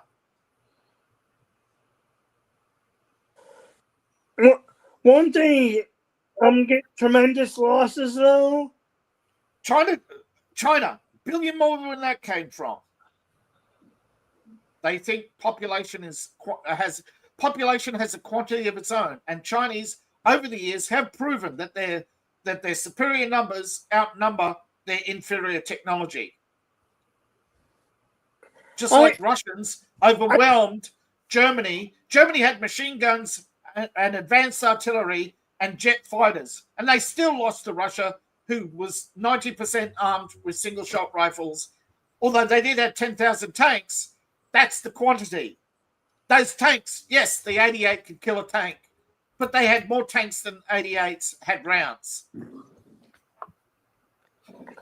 I say we drop Hey, Sunflower. Sunflowers. a few, History.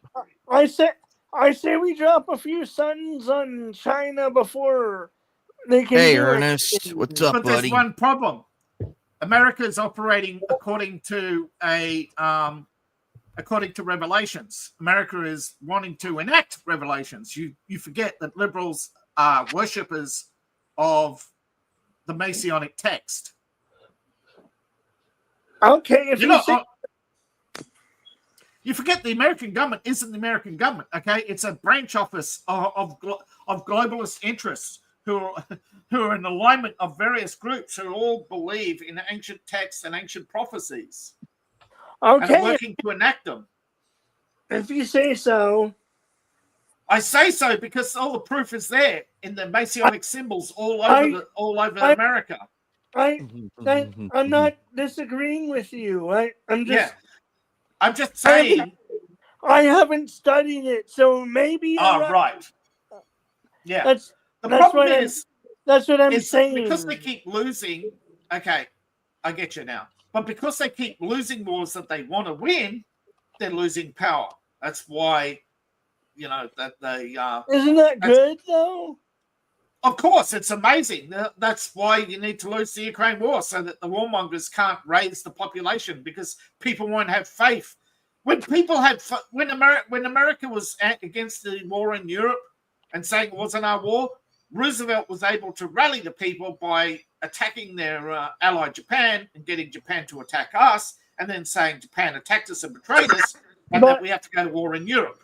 But but you get my point. We might have to drop a few suns in that area. Yeah, but I'm saying they won't because it would ruin their prophecies.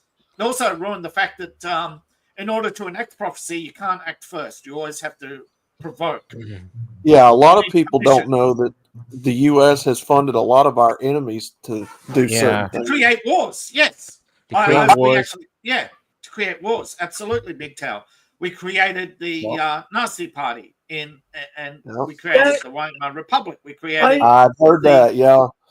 We created the Russian communists. We created We gave Mao 56 billion in arms when he only had 1,000 soldiers. David, I should be, like I said before, I should be surprised, but I am not surprised. I had a bit of inside information because I knew about Air America long before other people did, and I actually knew somebody who was part of that world and had told me when I was at university. Anything. I'm just I was just saying that I should be surprised, but I'm not surprised. But Air America did not start during the Vietnam era. It was actually started back in World War II to fly planes to Tibet to fly against the Japanese.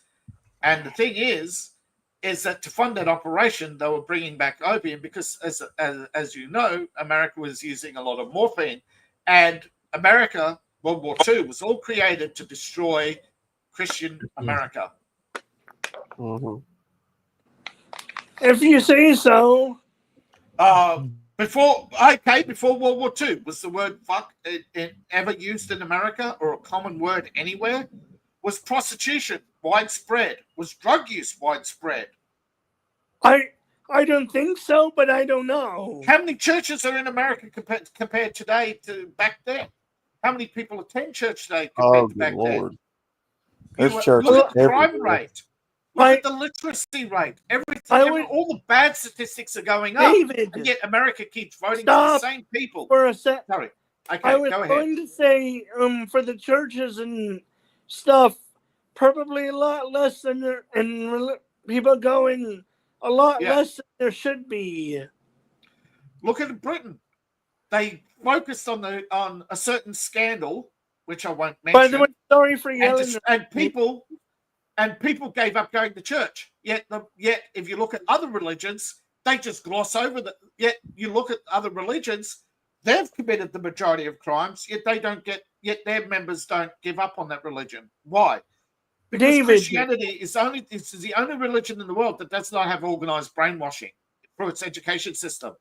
Christianity has been removed from the education system in the West. Every other country, and you can argue whether or not that communism is religion, but it's still state indoctrinated. I apologize for yelling at Yeah. you, by the way. I accidentally raised my voice. It's a mental disorder. I'm sorry. I'm not saying you're yelling at me. You got my attention, and I'm not yelling at you back. I understand you're trying to get my attention, and I should pay more attention.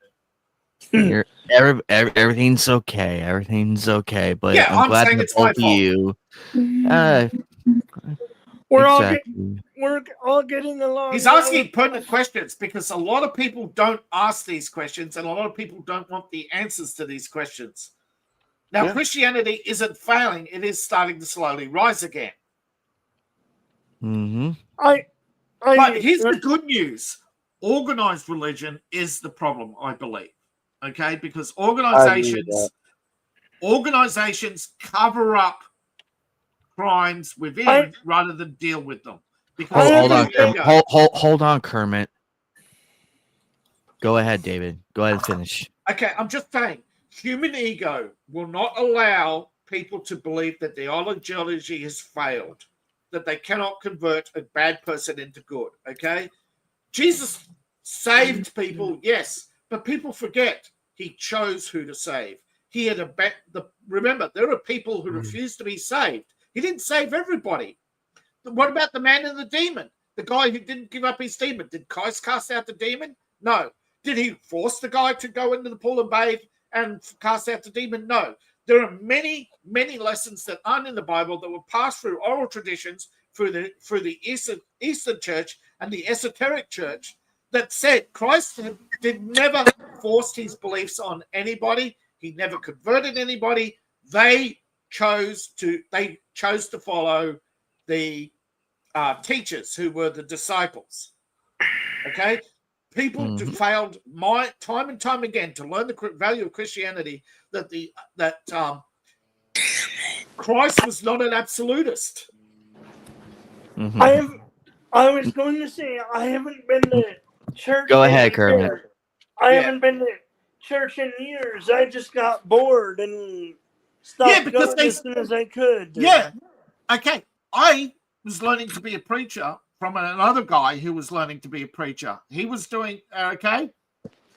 Now, here's the thing. We were told by law we could only preach certain parts of the Bible. There's actually laws that prevent you from preaching parts of the Bible. This is why you go to church, you hear about Paul and Simon and Peter over and over again and over again. Never about Thomas and the doubter, and any of those might come up now and again. But you don't hear about the fact that Christ preached against people going to other countries unless they married into that culture or had a reason to go there. He was against immigration. He was against forced marriage. Christ was pro-divorce. If you married the wrong person, a woman is like cancer. Right. There are many oral traditions in Christianity that you're not allowed to preach because the esoteric church is not recognized by the Catholic Church. That should surprise me, but it doesn't surprise me. They have cut more text from the Bible than they're in the Bible. That's how there are over 50 books in the Bible. Yeah. But you only get the Council of Nicaea. You only get the Gospels and a bit of the and the 27 Testaments. You know, you don't get the actual. You don't get all the books. You don't get all the esoteric stuff about that Christ taught to the disciples. Isn't there stuff from Mary Magdalene too, supposedly? Yeah, she was one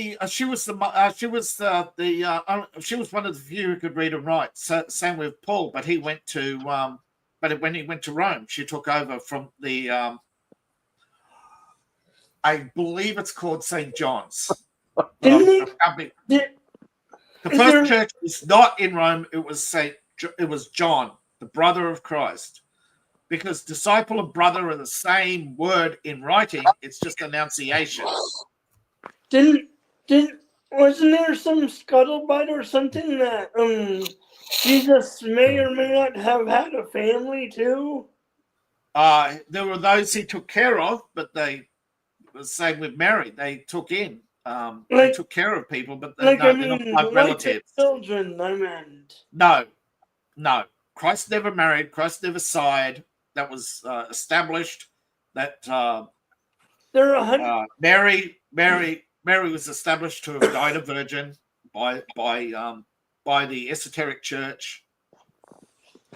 How are they 100% sure about that? Because she was purified by Christ and had never touched a man since. That's the esoteric church. No, I That's mean why about she was one of the early saints. I meant about Jesus. Yeah. Okay, because we have a description of Jesus and nobody matches it. But wouldn't There's there a be painting on the wall of Jesus in St. John's. wouldn't there be after all this time? Wouldn't there be genetic drift or whatever? No, because the only family and descendants, the disciples had families and they all made a pact to never reveal themselves to their children. So we don't know the children of the disciples. So the They hid their children from Rome because they were being hunted. no, but Early Christians were being hunted, so they destroyed all family records. so they just left for months or years at a time, and their children never knew where they went. Their children were put into their children never knew who their parents were. They were put into homes. Yep, they were kidnapped. The Romans were hunting not just the disciples but their families. This whole idea of the mafia killing your family, that started with the Roman Empire. They didn't just come for you; they came for your family. Oh shit! Damn. That's how they were able to stay in power for so long. They were that ruthless. They were they were the mafia. How did they know if they got everybody? Because if anybody yapped, Rome would pay a bounty. That's where bounties came from. If you found a Christian, you got a bounty. What if no one yapped? That's how Christianity survived. Nobody yapped, and they took over Rome.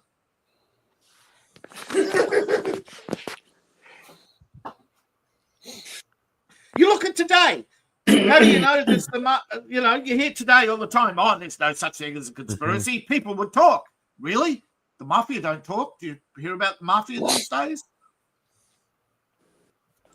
Do you see people going around in big fancy cars, stopping at neighborhoods, whipping out hundreds? No, the only people who do that are fucking feds. And the politicians. Yeah, That's well, because the true. mafia and the feds and the CIA are all in bed together. Absolutely. They merged in the 40s. You remember sorry, you weren't here earlier. I mentioned a historian by the name of John Toland. I can't tell you the name of his book because the name of his book is this in private chat. That's the title of his book. It's not a very popular title these days. Yeah. But you look for John Toland. And by the way, John is Jewish, and he was on the investigative committee for Prescott Bush and cleared him of being a Nazi and found out something very interesting. Prescott Bush was working for Roosevelt as an infiltrator of the Hartman Bank, the bank that funded the whole mess in the first place. Yet Roosevelt used to be on the board and chairman at one point, and even a lawyer, and spent most of his early career as a lawyer working for them. So there's a bit of confusion going on. And John actually recognizes this and actually puts all the contradictions and says all of them. There's many contradictions in history. What does the mob do today? Mostly card games, mostly illegal gambling or running protection. You know, they do still have a lot of police and a lot of influence, and they still have a lot of keyed informants that tell them when raids are going to happen. But instead of taking the entire stash, they take the bulk of the stash and hide it elsewhere. So they allow feds to raid, and that's why you see, oh, look, we got 50 grams, or 50 kilos. Meanwhile, 1,000 tons are spreading, every day, and nonstop. The feds get less than 10%. Yep. There's a very interesting book on the mafia and how that the majority of the mafia aren't actually organized crime. It's actually, I believe it's called disorganized crime. And it's basically, you do have an organization, but the majority of the mafia, the majority of the time, is doing its own thing. Because if there's one thing they've learnt, if I know what you're doing and they hear us talking about it, I'm going to jail with you. So they're not very organized these days. They're separate cells, basically doing their own thing. But what does the higher ups do then? They hide in non-extradition countries and take a piece of the action, or they make a phone call to hitman. Okay, which government conspiracy are we talking about now? Mafia. How the mafia are hiding in the UAE and other non-extradition countries, basically controlling things, controlling individually remote-controlled cells. Most of the mafia these days aren't Italian; they're Turks. I'll leave that one alone. We got the game ready to go. If anyone wants to join in here, link is in the description. I'm not sure I'm going to do the game tonight. Post it again in private. Speaking of conspiracies, Time Magazine actually did a piece on conspiracies a while ago, and they actually mentioned a lot how many conspiracies came true. Yeah, and they're actually surprised by, there's Operation Sunrise, New Dawn. What's the latest one? Sycamore. What is the one? Sycamore about the China virus. Yeah. Eco Health Alliance. All these conspiracies. What are we at? We're at 32, I think, or 38 conspiracies out of 50 have turned out to be true so far. The standard joke nowadays is what's the difference between a conspiracy theorist and a journalist? 6 months. Yeah. But the problem is the derangement. Is that people are treating politics like a sport or or even an extension of their personality. Yeah, that's the danger. Yeah, that's the danger when politics reaches the the point of fanaticism. Alex Jones's right comes to mind. Well, the identity politics thing, it's like when it becomes your identity, then you're in trouble. Yeah, but Alex Jones have been warning, and the thing is, the plot at that point. People ask Alex Jones, "How do you know? How do you know?" He says, "Well, I'm a subscriber to the WEF. So is Putin. So is Trudeau. But the difference between them is that he's only reading the documents, whereas they're following it. It's like I'm not bashing religion.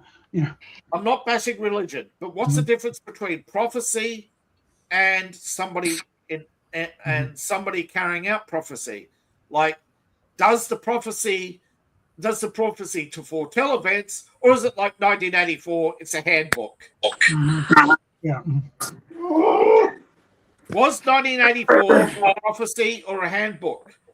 You have to ask, because Orwell. It turns out Orwell was a communist. I mean, not a communist, a democratic socialist. Yeah. And then everything he was talking about was party policy at the time. It wasn't there was a conspiracy, and he was part of it.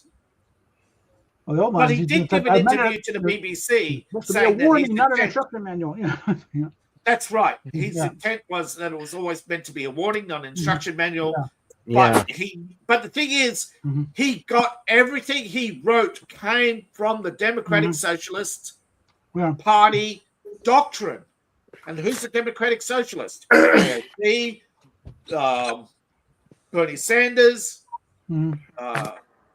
allegedly Joe Biden, allegedly Nancy Pelosi, all these people.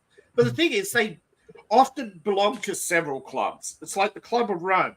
If you go through the history of the Club of Rome and the Masseidi and what's his name? Machiavelli, they were all in multiple organizations. Machiavelli was with, Machiavelli always denied he was mafia, which in his own book, denial is the greatest admission, Speaking of belonging to multiple things, I saw that that a lot of federal employees have at least one side gig Well, yeah. Yeah, when they don't work from home. They get a federal contract. Mhm. They do their minimum 30 hours, and then they do a side gig using government resources, usually consulting. Government pay is not great. Okay. It depends, but yeah, these people are earning around $100,000 a year, but they can't meet their mortgage because their bloody mortgage is on a six, Yeah. a 500,000 on a home that would normally cost 100,000. But these people have priced these people, so-called elites, what they do is they move into a neighborhood, put up a fence, and then price out the poor because they don't want to live beside the poor. Yeah. But then they front themselves with a mortgage they can't afford. I got a $3 million home, but I've got homeless camped on the front porch. They used to be my neighbors. What they've done to Colorado, our folks my house they rented from, but they basically paid off the mortgage on this thing. I like how that house was maybe, when it was built, maybe 100,000. I like how the illegal. I like now how it's close to 500,000. I like how the illegals are self-deporting. Well, yeah, because they know the party's over. Yeah. I don't know if anyone remembers, but 6 months before the election, I was talking about this, how 75,000 Mexicans a month were leaving before the election. Yeah. I vaguely remember that conversation because we've had. It was so shocking, many. wasn't it, to Seth when I showed him the article? Yeah. People didn't believe it, but yeah, people were leaving California 6 months before the election, and that's where Biden's votes went. Kamala's votes went. Yeah. Because people weren't going to stay. Well, the accountants at the border. It was for 1,000, and then once the day is left, they were leaving. No, they were leaving because the economy they were promised didn't materialize. Okay, the life they were promised by coming here never materialized. Yeah. Okay, Biden. I reckon if Biden gave blanket amnesty, Kamala would have won. Now, why didn't Biden didn't want Kamala to win? He wanted revenge. Yeah, because here's the thing with Biden. He knew what's going on, and yet he took the deal with Trump. Also, Joe Biden is a mean, nasty, typical and vindictive old man. And and when asked who he's voting for, he put on a red hat. Yeah. If they didn't oust Joe, those people would have got amnesty. Those blanket those people who got pardoned would have never got pardoned because he didn't need the. He might not have. There's always a chance, even with those illegals, she might not have won. No, he was losing, and he knew. Yeah, he was losing his bubble. The thing about this. No. You said that the illegal, that those migrants that were leaving might have been votes for. Yeah, they wouldn't have left if Biden had given them amnesty, but he didn't because he needed their votes. Well, the thing about this, they would see. You ask the average Mexican if they would vote Democrat. Not voluntarily is the majority of the answer. Yeah. And here's the other thing I'm going to say this. What if these illegal immigrants did vote at the opposite side instead of the Democrat Party? No, they can't because because it's all controlled. Their votes are collected by Democrats. Well, I'm just saying, what if? I'm just saying, not like... Look, New York Times published the article admitting that the 780,000 illegals housed in LA were simply there to stop the bleeding of congressmen from California. Yeah. The thing about this election that just happened was, whether you believe it was too big to rig or not, that was the thing. I mean, no, it was really too big to rig. There were attempts. There was lots of fraudulent votes counted. So really. There were too many people who were genuinely aware and warned of what had gone on in 2020, such as the backdoor deliveries. This is what I'm saying. What they did to Lee Zeldin, they delayed 2 counties' votes so that they wouldn't be counted. Yes, people were making sure that things didn't go astray and that multiple reporting wasn't occurring. Yeah, 20 million votes is not just an accounting error. You know, Trump gets into a counting error for $100,000, but 20 million votes—that's not a felony. You know. Yeah. Anyways, yeah, you can really get away with the voter fraud if it's like if you're within 1 or 2%, then you can fudge enough that you can get away with it. It'll be on 5%, and it's like, no, it's going to be obvious at that point. So that's what. No, but the problem is the Democrats couldn't get away with it this time. Yeah. Because Joe was decrepit. Kamala turned out to be a snake in the grass. She was getting phone calls from Modi. She wasn't listening to the party. The party had said, they lost control of the election, and that we lost because we lost control of the election. It also, I think Mel Gibson, she has the IQ of a fence. Two other things didn't help. One, that she refused to go into any of the podcasts and talk naturally. And two, she wouldn't let me finish. Yeah, I'll let him go. Let him go. That's right. First part was not. Yeah. And two, she said she wouldn't reverse anything Biden did. And she was specific. Yeah, you got to remember the same people who put Obama in office, put Biden in office, put Kamala in office. But you got to remember, Larry Fink has been losing billions. Okay, they may have, in theory, spent $2 billion on Kamala, but you've got to remember that's chump change. Look at the billions they spend per state. Okay, the money overall, the Democrats' spending was down. Okay. Because we've got to remember, the unions normally kick in something like $25 billion. Yeah. But they didn't. Why? Yeah. Why did they lose the union vote? Because the cost of living had finally hurt home. But am I not wrong about the podcast? Can't afford eggs. You're not going to be worried about how much word salad any side has. Well, you're just going to vote against the guys in office.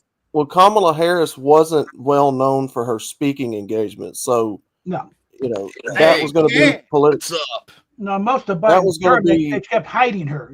She was going to be political suicide if she tried to go on these smaller podcasts and speak. They were ready. We were ready too. We were ready. Oh yeah, I remember Anime Night and others. We were all waiting for Kamala to go on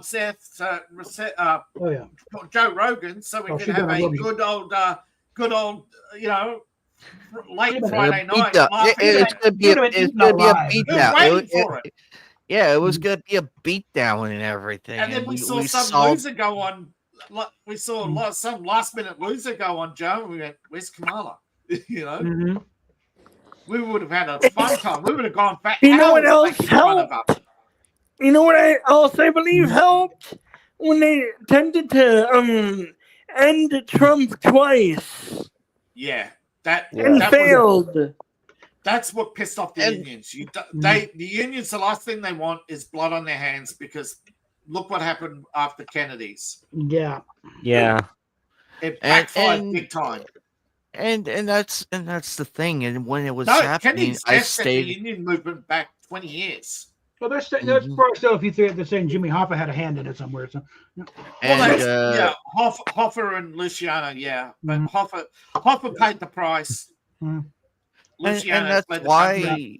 My personal theory is that everything technically what happened as it did. Oswald took the shot and and because the particulars of the crime itself. What happened to set that up?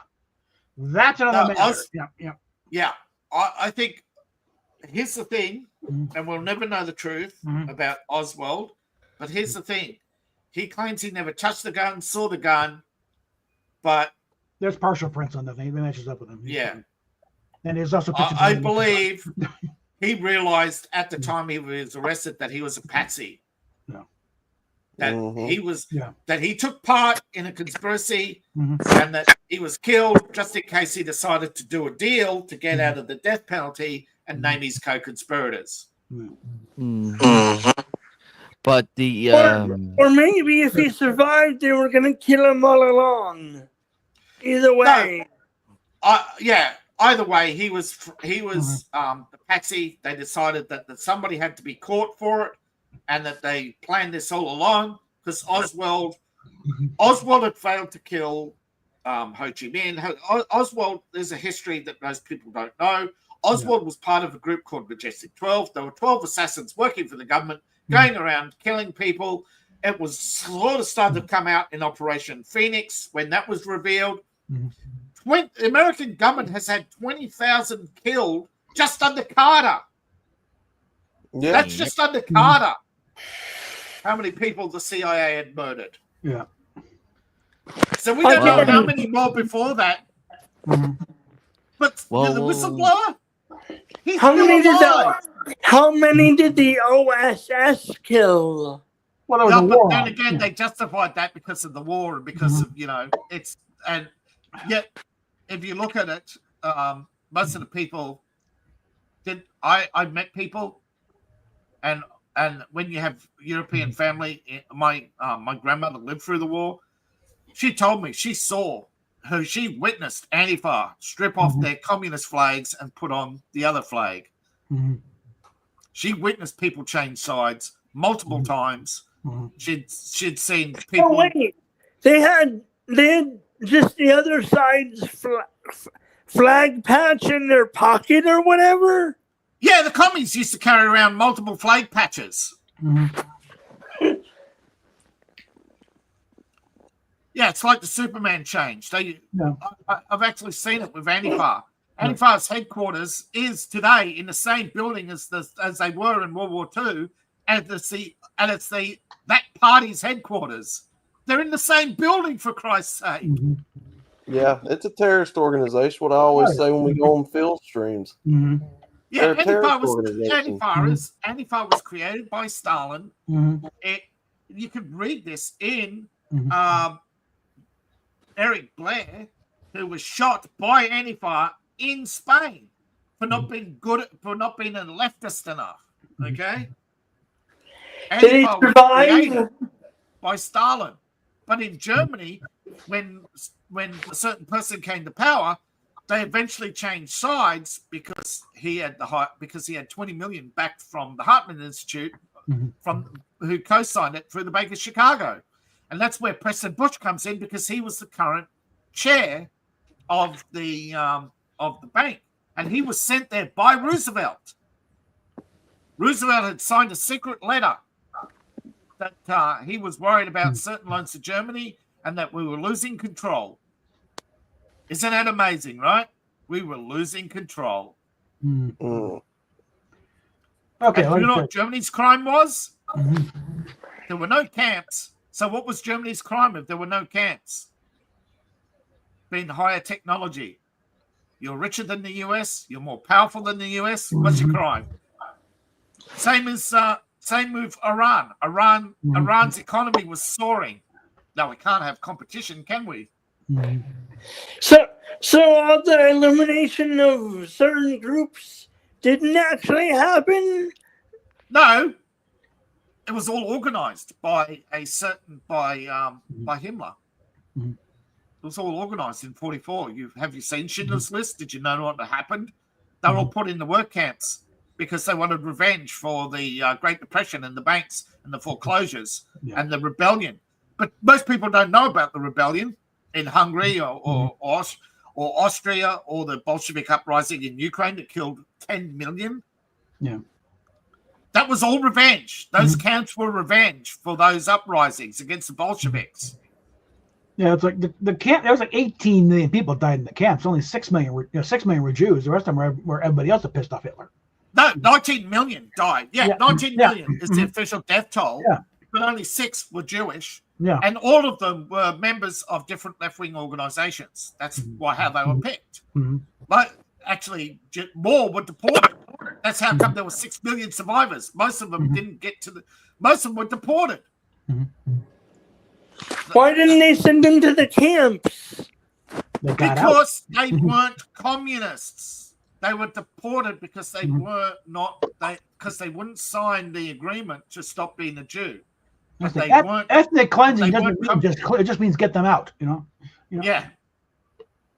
Hitler only put the communists into camps and he made them work and a lot of them were bankers and middle class. They weren't fit for the job.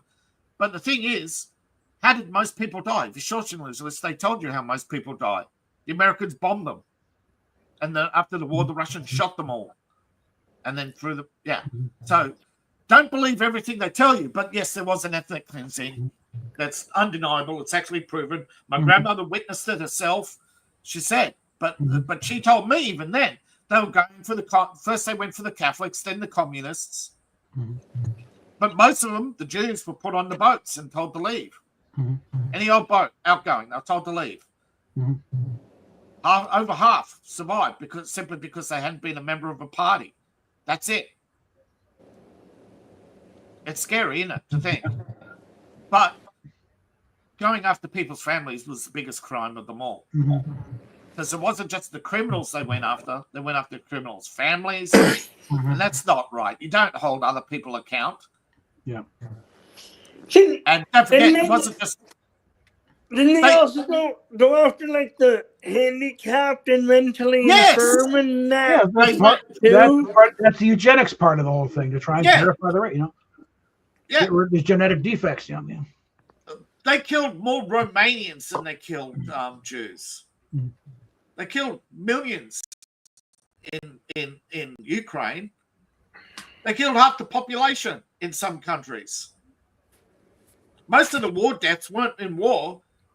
And had Germany not been focused on ethnic cleansing, they would have had twice as many troops at the front. They wouldn't have had problems in France. They were popular in France until they started ethnic cleansing. This is the stupidity of war and politics, and why it is unbelievable that socialists get away with saying, "Oh, but it's just the far right." No, every historian in the modern era has tried to correct the record and say this is a fairy tale. This guy was just a wild man in using any politics of the day. When he was rising in power, he used to tell the Catholics they were protected. He told the Pope they'd never go after Catholics. He even got money off the Jews because he said, "Oh no. I'm just going after the rats, the Bolsheviks, as they, just the Bolsheviks." He told the gays, he had a gay friend until Rom turned against him. But Rom turned against him because Hitler turned out to not be a communist. There's many contradictions. One thing is we're absolutely dealing in a time where young people today are so confused because growing up, our history that they taught in schools was very watered down. Thanks to the internet and historians like John Toland, there's now an enormous amount of information thanks to declassifications. We even had the interviews from family members, how they helped the Allies win the war. The Allies didn't win the war. It was handed to them by people who got sick and tired of the tyrant. It's speculation. Once they get the tyrants, when they get the flavor for killing, they don't stop. They just find a new group to pick on. I said that he might have had a brain injury going back to World War One. Yeah, and that's when it was. He was psychotic. Yeah, that's when he was psychotic. He started as a sociopath. He was very charismatic. He was also. They say but his ego took over. Yeah. They say he was also drugged. That was towards the end when Himmler took over. There was a coup in 1944. That has actually been confirmed. That Himmler took over, and then Himmler, realizing the war was over, started killing everybody. He basically said that the Allies love them so much they can have their bodies. That was a lot of like prior to World War One, though, he wasn't any more anti-Semitic than anybody else in Europe at the time. It was there, but it wasn't. No, but he's wanted to be an artist. People. Yeah, Hitler wanted to be an artist. He was only anti-Semitic because the Jews had kicked him out. But he said, "I'm Jewish." He said, "No, you're not a practicing Jew," which is true. He declared himself publicly an atheist, which in the eyes of Jew is basically tearing up the Torah and spitting on it. Basically, you're dead to us now. Yeah. But he tried to play that card several times in his life. But sorry, we know you defied us. You're not welcome back. You haven't atoned. A lot of what happened in there is a blueprint for what they're doing over here now. Yeah, they're coming through your education right now, which is where a lot of this cultural war is coming from. Yeah. Your Yeah, schools, your and- colleges, churches. Yeah. And Hitler it's rose to slow- power using culture wars. He It's slow- changed. The culture war ended in the death of Hollywood. Oh, it's not over yet. No. It's going down, but it ain't over yet. We got a ways to go. No, but everything is starting to flop. Yeah. Well, it's been flopping for a while, and I said the tide has definitely turned, but they ain't done yet. They ain't going down quietly. No. But most people are realizing with the history of Hollywood and going, wait a minute, they started here and came to here. Mhm. They used to be the propaganda of one army of Germany, Also- now they're the propaganda arm of America. Mhm. They have always been the propaganda. Hollywood has never been entertainment. It's always been propaganda. I hope we have some good stuff in this era. In this era. I'm trying. There's a lot of stuff in I'm the pipeline, trying. though. Lots so, of you know, people are trying. Mhm. But here's the problem. We don't get funding. We don't get support. We can't get enough people to together to create our own studios, most of us. And those few who do turn out to be rats, okay? Turn out to be nothing but rats who are betraying us. Mhm. And you know, I won't name names, but you can see them for You know, yourself. You don't All need these a so-called independents. Whoa. Wow. You don't need a studio now. You just need a computer. No, You still need a studio situation to get it out there. you need a distributor still. You know, you put it on YouTube. It's not going anywhere because YouTube will just crush your algorithms. Yeah. They've got many ways to still crush you yet. And besides, I've done animation work. I know how long it takes to make animation. Mhm. It is not easy. It takes I 2 didn't- years on average to make your average. You know, Yeah. this is why you look at Naruto, right? If Naruto didn't have a big studio behind it, it would have gone nowhere. I didn't say it wouldn't take time. I just said you could do it on your own But I think completely. there's so much stuff already in the pipeline, though, that Yeah. it's got to go out for So we're gonna get Yeah. a lot more We've crap got- that comes out. You know. Yeah, don't forget Hollywood. Hollywood's projects today started 10 years ago. Okay, so in that time, there are still projects that are still going to go through. Some of them are good, some are bad, some of them will never get to see the light of day. They'll be cancelled. But the majority of the problem is that independents cannot rise because there are those people who pick winners and losers. You can create an alternative studio. I could animate my book, put it on YouTube. But what's the point? YouTube will just crush it. Mhm. They'll say, oh, here's the problem. The majority of people are immature. Okay. They want you still got adults. I'm not knocking anime here. I'm talking about adults who go to see Disney movies, you know, Mhm. people who only want saccharine movies, you know, childhood movies. The Disney movies back in the day were good. Yeah, but they're childish. They're Yeah. not Mhm. they're not mature. They're not deep. That's why they run out of stories. Yeah, you got to go back a ways before hit a Disney movie. Yeah, that you know, like they'll never make something like Day of the what was it? That one about the comic book guy who becomes a superhero to save the to Condor get a Man. go- Or that, Condor Man. They'd never Yeah. make that today. It's too mature. like 20,000 Leagues Under the Sea. It's like They Yeah, can't make out. they still don't know how to make that. Put that one out. Like, where's the Blu-ray? Where's the 4K? Come on. They But They they would- cut- You know what they wouldn't make is Dr. Quinn again Oh, today. absolutely. Mhm. But the thing is, Actually, Dr. Quinn, No, no, Medicine no, no, no. Woman, was famous Actually, they propaganda, would- you know? actually, But there I'll was ta- a female doctor. Yeah. But wasn't the real David. Quinn? Yeah. I will change that. They Yeah. would, but they would make her him and or Oh no, gay no, we couldn't have. Oh, we can't person have- of color. Yeah. It'd we be can't Dr. have Quinn, that. Oh, person of color. Yeah. Yeah. Mhm. and no, they'll make Scully trans or whatever, Yeah. and all the men Mhm. trans, And all the Native Americans black. Yeah. Mhm, yeah. and they'll transition all the children. Yeah, there would be a transition clinic. Yeah. Mhm. But you got to remember, Disney has always been a propaganda arm of the government. Mhm. But here's the thing most people don't realize. What was Walt Disney? He was an animator, right? Mhm. What did he do before Disney? Well, he was doing independent stuff. Yeah, he used to produce a lot of stuff on his own that will Yeah. never see the light of day. Mhm. But he did his best work according to everybody, even his own brother. He did his best work before he opened Disney Studios. There's absolutely no possibility that anything of his survived to today. Because the Brothers Grimm is Grimm Tales. Okay, that's where the word Grimm comes from. But the you Brothers didn't answer Grimm. my question. Sorry.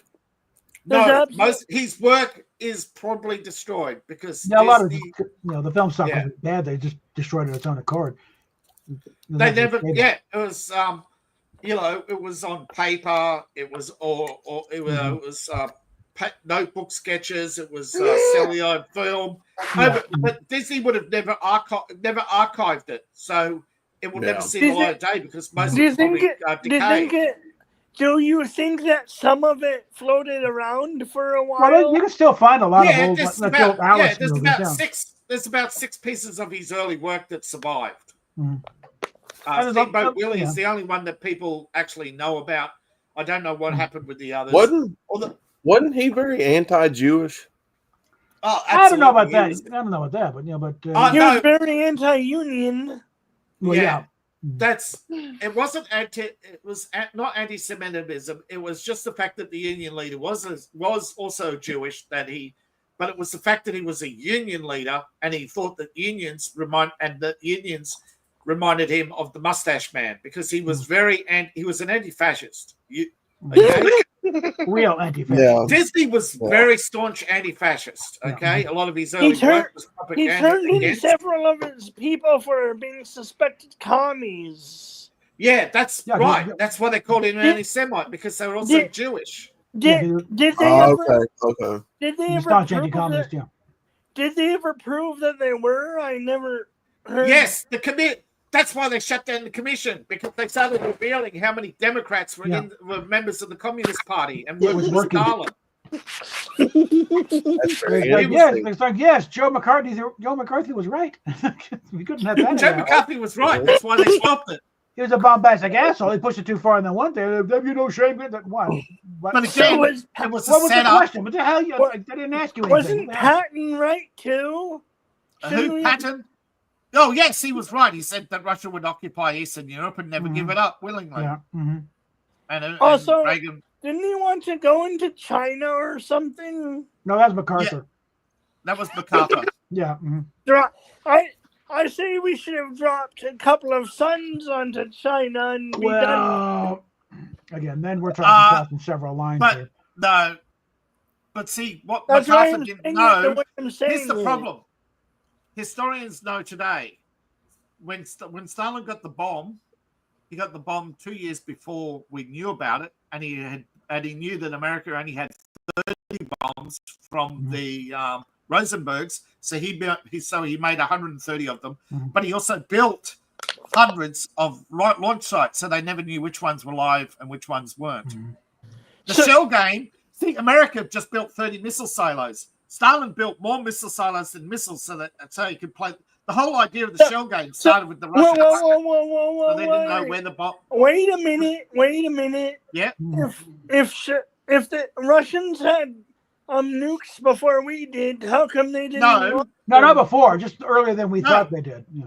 Yeah, they had two. Okay, when Russia tested its first bomb, they already had the nuclear bomb. They already had the facilities to make it 2 years before. Yeah. Because during Operation Manhattan, right, the Manhattan Project, Yeah. Mm-hmm. there was a Ukrainian scientist who went back to Russia. Yeah. But they didn't have the whole piece of the puzzle. They only had the first part, how to purify uranium. So they started. Then they captured some German scientists. Then they knew about, and then the last piece was the trigger, which was provided by the Rosenbergs. Yeah. Basically, Stalin knew about us having the bomb before Truman did. Yeah. So To by be fair, Stalin 1947 probably knew a lot of things before we did. Well, Before yeah, Truman did. yeah, because the entire American establishment were working both sides, seeing who was going to be the most. See, this is what you don't understand about He had a spy in Oh. Roosevelt's cabinet. You know. Yeah, Mhm. this is what you don't Mhm. understand about the globalist cult. There's 4 sides to a pyramid. They play them all. That's how the house wins. They play all. Mhm. Even if you beat let's say you will beat the casino once, right? All they have to do is say, "Yeah, we're closing down. We're opening a new operation." They changed the game. How many times has lotteries changed? How many times has card games changed? How many times have they introduced betting limits? You know, every time the house starts to lose, they change the rules. I didn't know they. I don't know how often they change card rules or anything like that. I'm talking about voting. It's a euphemism for voting, gambling. Yeah. Your voting is gambling. Okay. I went They've changed voting rules how often? a lot. Almost every election. Mm-hmm. Yeah. So every time the house starts to lose, they try to stay in power by changing the rules. Yeah. That didn't work this time. Well, they tried. They But tried. A lot of them, they actually- got caught, and a lot of the rules got changed back. No, you can't do that. You Well, gotta go actually, straight to Kermit, it did work because they control both the left and the right. They don't care who goes in; they control both parties. Yeah, that's what I said. Actually, they did get what they it's a want. pyramid. It has 4 sides, and they control. Yeah, they did control. get what they want. Yeah. People forget Trump is just a mouthpiece for these people. Yeah. All right. Trump knows that there are limits, that he has to give the deep state something, otherwise a nuke goes off in Washington, right? And then there's a war with Russia. You know, they'll do But anything to to stay be in power. Well, To be fair- the left has gone so psychotic that they're no longer useful. So, To be fair, would that be all that bad if a nuke went off in Washington D.C.? Absolutely, it'd because suck the if you're vast in majority Washington. of people are innocent. It'd definitely suck They're if you're in just Washington. victims. Yeah. Mm-hmm. Most of the people in Washington are victims, not perpetrators. Yeah. Mm-hmm. And besides, most of the perpetrators don't live in Washington. They live in Switzerland, in mansions, protected by an army of idiots who think they're protecting their sovereignty. Then I say we nuke them in Switzerland. Well, no. And They're too scattered. They're too scattered. There's 12 factions around the world. You're just removing one. And it's a hydra. Every time a faction dies, you look what happened with Babylon. Every time when the Semites got kicked out of Babylon, what they do? They split into 2 factions. And those 2 factions become multiple factions.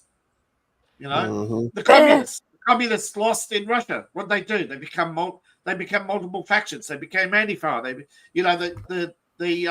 The Nazi Party lost in World War II, so they went back to being Antifa. You know, they every time they lose, they change their brand. The survivors always change their brand. Okay, well, I say we find a way. going. I say we find out where they all are and then do The a Bible tells us the war multi-pronged against evil strike. never ends. It's full stop. It never ends. Okay, evil change brands. You know, you can't cure stupidity. You know, even Christ. Christ.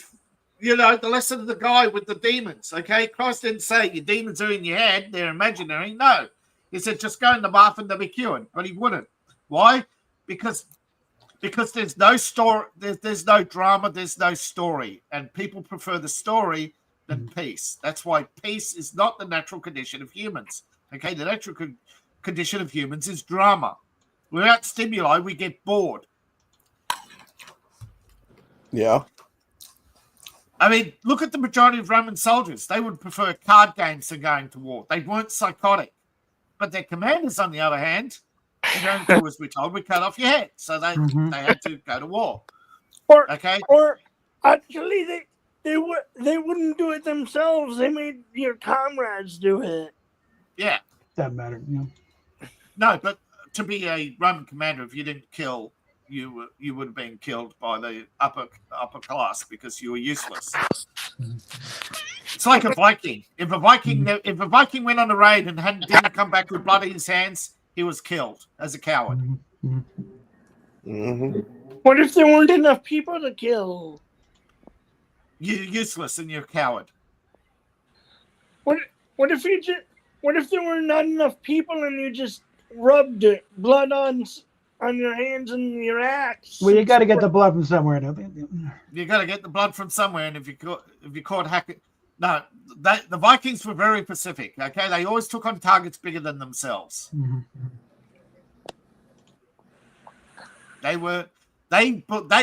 I mean, as psychotic as they were,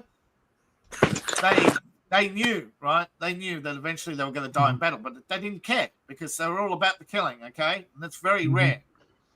But for whatever reason, throughout history, we've always had that period of anomalies called peace, and the biggest problem is we think that we can achieve peace, but what happens in peacetime?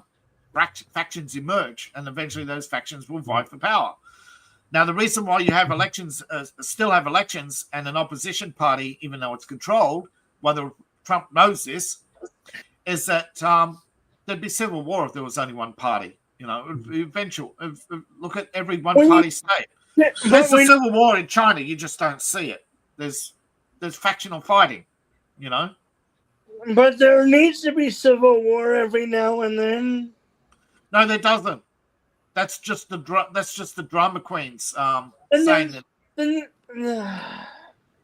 Well, look, we've been indoctrinated to think war is natural, that war is inevitable, that war is necessary, and that is because the people at the top get bored and they want their wars because they can't be entertained any other way. They can't sit down and have a card game. You are half right, David, and I will tell you why. Yeah. Naturally, everybody in this room and all of our good friends, we're against war. We're against it because we don't see a reason for it unless if we get provoked enough to join the cause. Yeah. Which in of itself is completely fine. If we are brought into the war, like if we really had no choice, then it's one thing. It's one thing. It's like, fine, we join in. All avenues have been used. And everything. Then it's one thing to do that for the war. However, you, me, and many others have seen what war does to people. It changes us whether we like it or not. And unfortunately, we have seen the worst of the. We have seen the worst of the of wars and everything, not the good. There are some good things that come out of war, but the bad overshadows it to a certain degree. Absolutely. The liberation of Europe came at too high a cost, and we could have ended it. And everybody knows now we could have ended it in 1933. We could have not the first time you broke the treaty. It's the last time you break the treaty, you know. Which again is why there are reasons why today, and that is one of them, you know, that Saddam didn't keep his word. But the problem is when our side doesn't keep their word, they don't get the same treatment. They don't get ousted. They don't get punished for it. You know? I was gonna say most of the stuff I was saying is being kind of hyperbolic, by the way. All right, okay, but there are. And I think I'm not sure if this was Jefferson or not. There are times when we're pushed to war, and there's other times that we could have chosen otherwise. I'm not sure if that's the exact quote, but the revolution was a result, as most of them said, by the founders. That every time they negotiated, Britain would change it. Right? They'll change the terms. A lot of people don't know this, but the revolution actually started over representation. Didn't start originally over taxes. That was after. That was later. I believe I knew that. Yeah, that part, it was based on representation because we weren't invited to the seat to talk about the taxes and everything. They were levying taxes against us and the colonies at that time. At that time, a war that was already 20 years old, and that was over 20 years ago. And to pay for a debt, but the reality was that they were preparing for another war with France, and France knew of this and was basically spreading revolution in America. That's another problem too.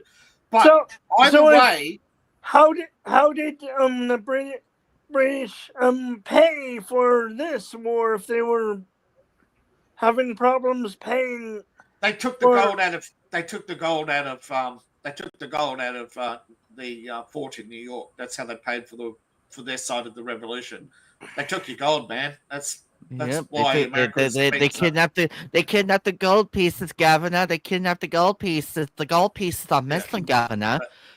So to another point, to another point that you said, David. Yeah. War is inevitable. There is no denying that part. I said it was inevitable. But I'm just saying that it's not natural. Okay, it's not the natural state of man.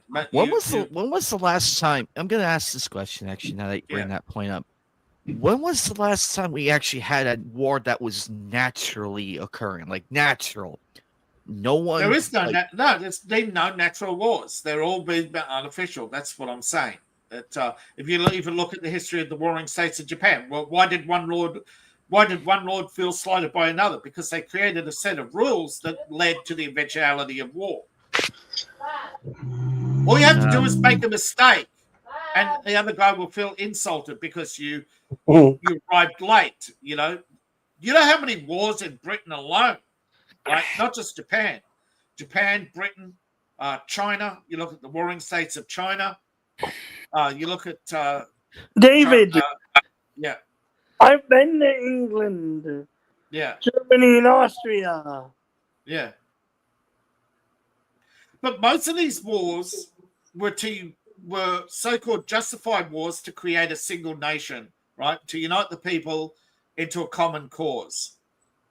But these common causes themselves became wars against other nations. And unfortunately, a lot of the time, they tried to justify it by saying, the Catholics, you look at England. You're giving me a headache. Yeah. Oh. Yeah, that's it. Yeah. I know. It's so much information to divulge. We're sorry, man. We're sorry. But our history. If we're not telling it, how is one supposed to learn?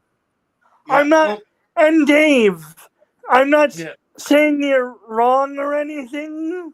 It just bothers me, It does, because when you look at it logically in hindsight, a lot of it doesn't make sense.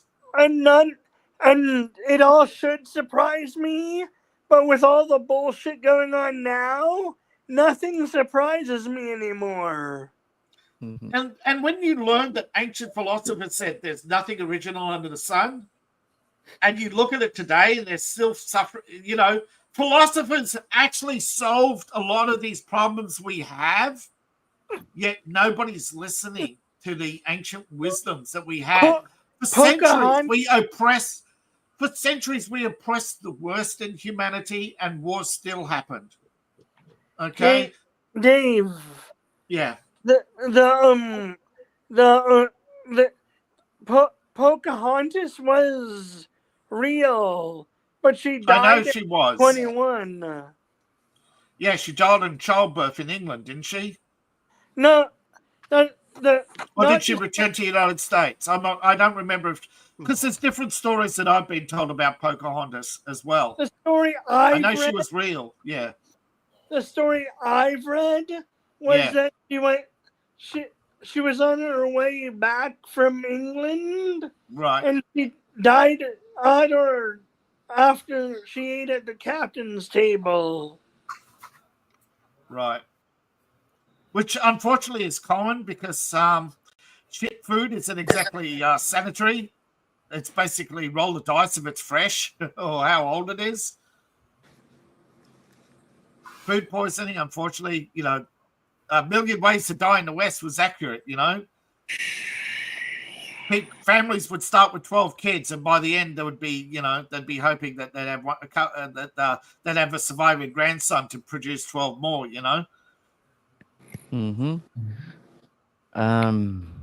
When when Bob gets back, which he's about to. There he Almost, yeah. Now, I didn't mean to give you a headache. When I started history, and for me, history class used to be just dates.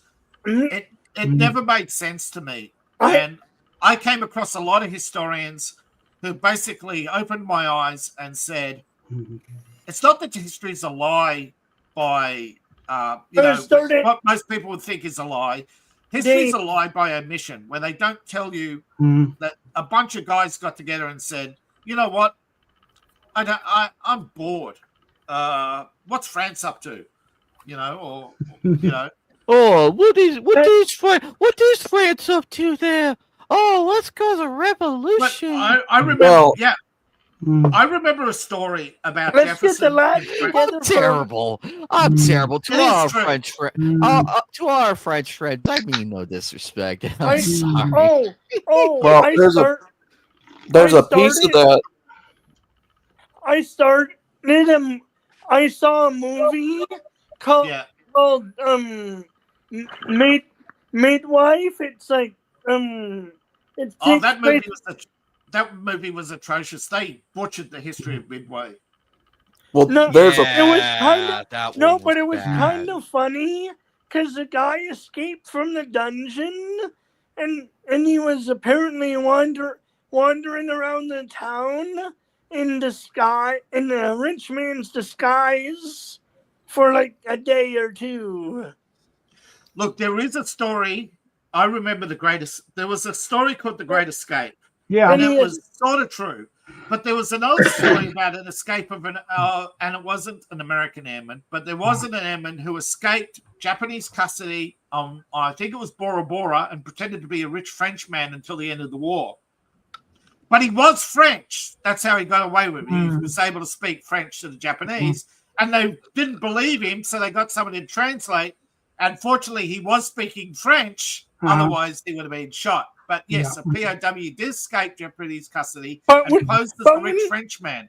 But wouldn't they have pictures of him though, or did they not? No, because he never fought. Because he disappeared. Because he was a deserter. A officer who has escaped is supposed to return to their This is duty. World War II. There was no internet back then. Okay. But one thing left out that's really important He to posed note. as the rich man. Do you think you're going to give that up? But one thing, duty? one very important detail that I haven't heard yet that's being left out is knowledge is power. Yes. They intentionally miseducate you on purpose so that you don't know what they know, so they can use it over your head. Yeah. So that's why they created the boogeyman at the far right to basically emotionally damage children. I also saw a show, or started to watch a show called, I think, La Revolution, and it starts as it's about supposed to be about the revolutions in France, and it starts with a woman being chased through the sewers by a mysterious person in black. Well, it's France. Who knows if that's black? France. Yeah. Actually, there was a very good anime about revolutions. There's a guy. It starts off with a guy being handed a handgun and to go out and basically assassinate. The revolting against a dystopic government. Go out and assassinate government figures. Well, eventually, I forget the name of it. But eventually the guy gets killed, and towards the end of this, he's dying. The guy takes the gun out of his hands. He goes to the next block, finds a kid, and hands him the gun. And then he goes to the police inspector, and then he goes to the police inspector, and of course he sits down with the inspector and says, "Well, the game begins again." Basically, it's all a game. That's kind of funny and sad. Well, that's remember the people who remember the only reason why they rebelled against Louis was because the banks funded the revolution because Louis wasn't paying his debts. So the bank turned against. I read a book. I'm reading a book series. Reading a book series called the World War. It's where aliens invade or try to invade during World War II. But long story short, a American kid ends up in a Chinese alien-run prison camp. He escapes, and then eventually ends up in Shanghai, where he dies killing the aliens. I just remember when David, Capaldi's big war speech in the Zygon inversion. But what happens when you have your glorious revolution? What happens when the next one? What are they going to do with people like you, the troublemakers? Yeah. That's right. What do the revolutionaries do? When the revolutions are in power, they become psychotic killers to stay in power. And if they rebelled against the psychotic killer. All revolutions are the same. They said they end in the cycle of blood. They don't end until the bloody have been blooded. The wheel keeps turning. Yeah. If Robespierre, those of you, you're lucky if it's public. Yeah, Robespierre. The French Revolution didn't end. And the others were put out of power. Yeah. You mean Captain Crazy Fuck of the French? But you got to remember, these people, and I would tell that to his face. Yeah, I would. But you got to remember, these people are so fanatical that they're so intense in their beliefs. It would make Nancy Pelosi blush and wet her panties. People used to say Robespierre could talk the panties off a virgin. Yeah. I'm not kidding. Apparently, he just had a way of talking, which he could command somebody to do something. But as far as the crazy in this is he stood on a fucking hill and it's like bow before me, you peasants. That's how insane he went. The thing is, Robespierre is how they got Napoleon, though, as a response to Robespierre. Yeah, Robespierre was a madman, and they turned to another madman to stop him. Yeah. Who is the answer to Napoleon? Himself. He basically burned out too many people and burned out. He had no army support. He lost in Russia because Russia's too big for a small army to invade. Of course, Russia was saved by the Russian winter, but the Russian army still sucked. Yeah, the Russian army. Yeah, if the Russian army didn't suck, there would have been no World War II because the Russians would have gone into Germany easily and beat the tar off them every time they tried to invade. But the problem is, we're also lucky Russia didn't have a large, useful army because they might have invaded everybody like Napoleon. Could they have gotten to the United States? Oh, Russia would have eventually. If Russia had a competent army, yes, they would have eventually taken over the world. But you've got to remember, Russia had an incompetent army because anybody who was competent was killed because they're afraid because the people in charge were afraid a competent person would rise and challenge them. And that wasn't the communists. That was always through Russian history. They were always killing the competent. They were always afraid. The Russians. So the generals lost the battles on purpose? Well, that's just they're incompetent. No, they were competent. No, they didn't lose on purpose. They just didn't. No, they always bit off more than they could chew. They always rushed forward and failed to protect their flanks, or they forgot about supply lines, or they failed to build up enough supplies, or take winter into account. There's dozens of reasons why Russia keeps failing. They're going to drag to the current period by kicking and screaming. It's like Peter the Great. Before Peter the Great, it was still like peasantry. They're dragging. The only reason wars Russia won is where they had overwhelming numbers. Some of them must have been competent but pretended not to be to live. Yes. They didn't go into the army. It's like they stayed in politics. Yeah. But here's the thing. This is why Russia's going slow in Ukraine, because they don't want to basically repeat any mistakes they made in the past of either advancing too fast or failing Yeah. to protect their ranks. I thought they didn't have enough men to go to do. No, they don't want all of Ukraine because they don't want to trigger another world war. They just want to punish Ukraine for attacking them. Then I say they figure out a way to end Zelensky. Look, if there wasn't a coup, things would have been fine. Yeah. Again, Zelensky was the last straw. He wasn't the cause of the war. He was just the last straw in a long line of Ukrainian idiots who are just as bad as every other idiot in the world who thinks that they can attack a bigger nation and then cry, "We're under attack," and have the US and other nations come to their rescue. But that's ending, at least for us. Well, the problem is as much. Look, a lot of people don't believe that Zelensky's committed war crimes. They don't believe that Zelensky's killing off his own people on purpose. They don't believe a lot of things yet. There's a lot of things that people still don't believe en masse, that these wars are engineered to kill off people so that the elites can swoop in and rebuild and make money off the war. Profiteering is not new, okay? Back in Rome, the Romans used to have wars intentionally just so that they could rebuild a city. One of their cities sometimes? Yes! They had revolutions just to keep the army busy. The old line about Nero fiddling while Rome burned. A chance to build it the way he liked it. That was actually true. Yeah. Nero, yeah. Nero, however, didn't set the fire, but he just took advantage let it of happen. Yeah. Are we sure he didn't set it? He was supposedly crazy. Yeah. One of his generals set the fire to impress Nero as a creative thinker. Yeah. All Nero wanted was the slums to be cleared out. And so the general set fires as the fastest way of doing it. What? Why didn't they send in a bunch of men? Because the slums were, because they wanted the slave labor later for rebuilding Rome. I think the Ukraine, though, it's probably going to wind up. Russia's going to keep Crimea.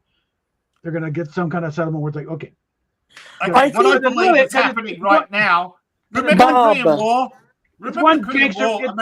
America took all this land and then they said, "Oh, we're going to negotiate peace," and they slowly negotiated back to the original lines. Yeah. Bob, I think that the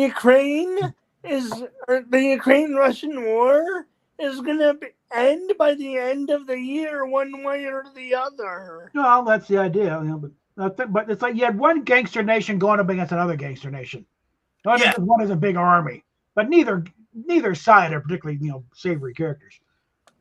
Yeah, I never said that Putin was savory or innocent. I'm just saying that he was put there to be a strong. Who's going to be the?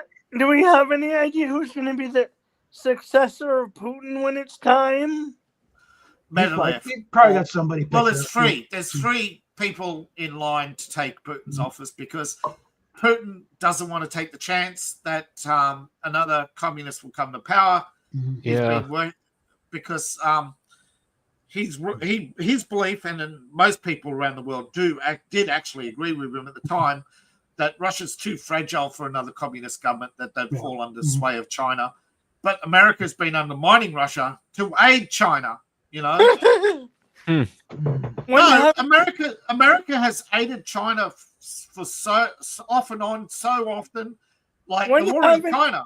Since the war in China, America's been trying to make it up. David, when hasn't... thank you, President Nixon. When hasn't America undermined someone somewhere for someone else's benefit? When they didn't have the power. Yeah, when we didn't have power. Yeah. When nations who don't have power, however, congregate to become puppets of patient nations who do. So America decided to become... Look, America became a power, not by mistake, but by deliberately moving the chessboard so Europe would destroy itself. Do you think the European Union will end under Trump? No. European Union is an obstinate... European Union's like communism. It can only slowly crumble. It's too big. It's got too many pillars to fall. I think it's starting to fall apart, but Yeah, it's crumbling, but it's not fall. It's not gonna going to be a fall while. over. Yeah, it's going to be It's a going while. to take a while.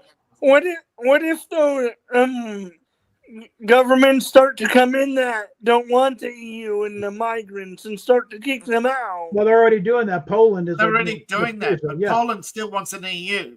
Mhm. Poland doesn't realize that the EU and migrants go together. That the EU is a entity that needs a foreign occupation in order to justify itself. To justify itself.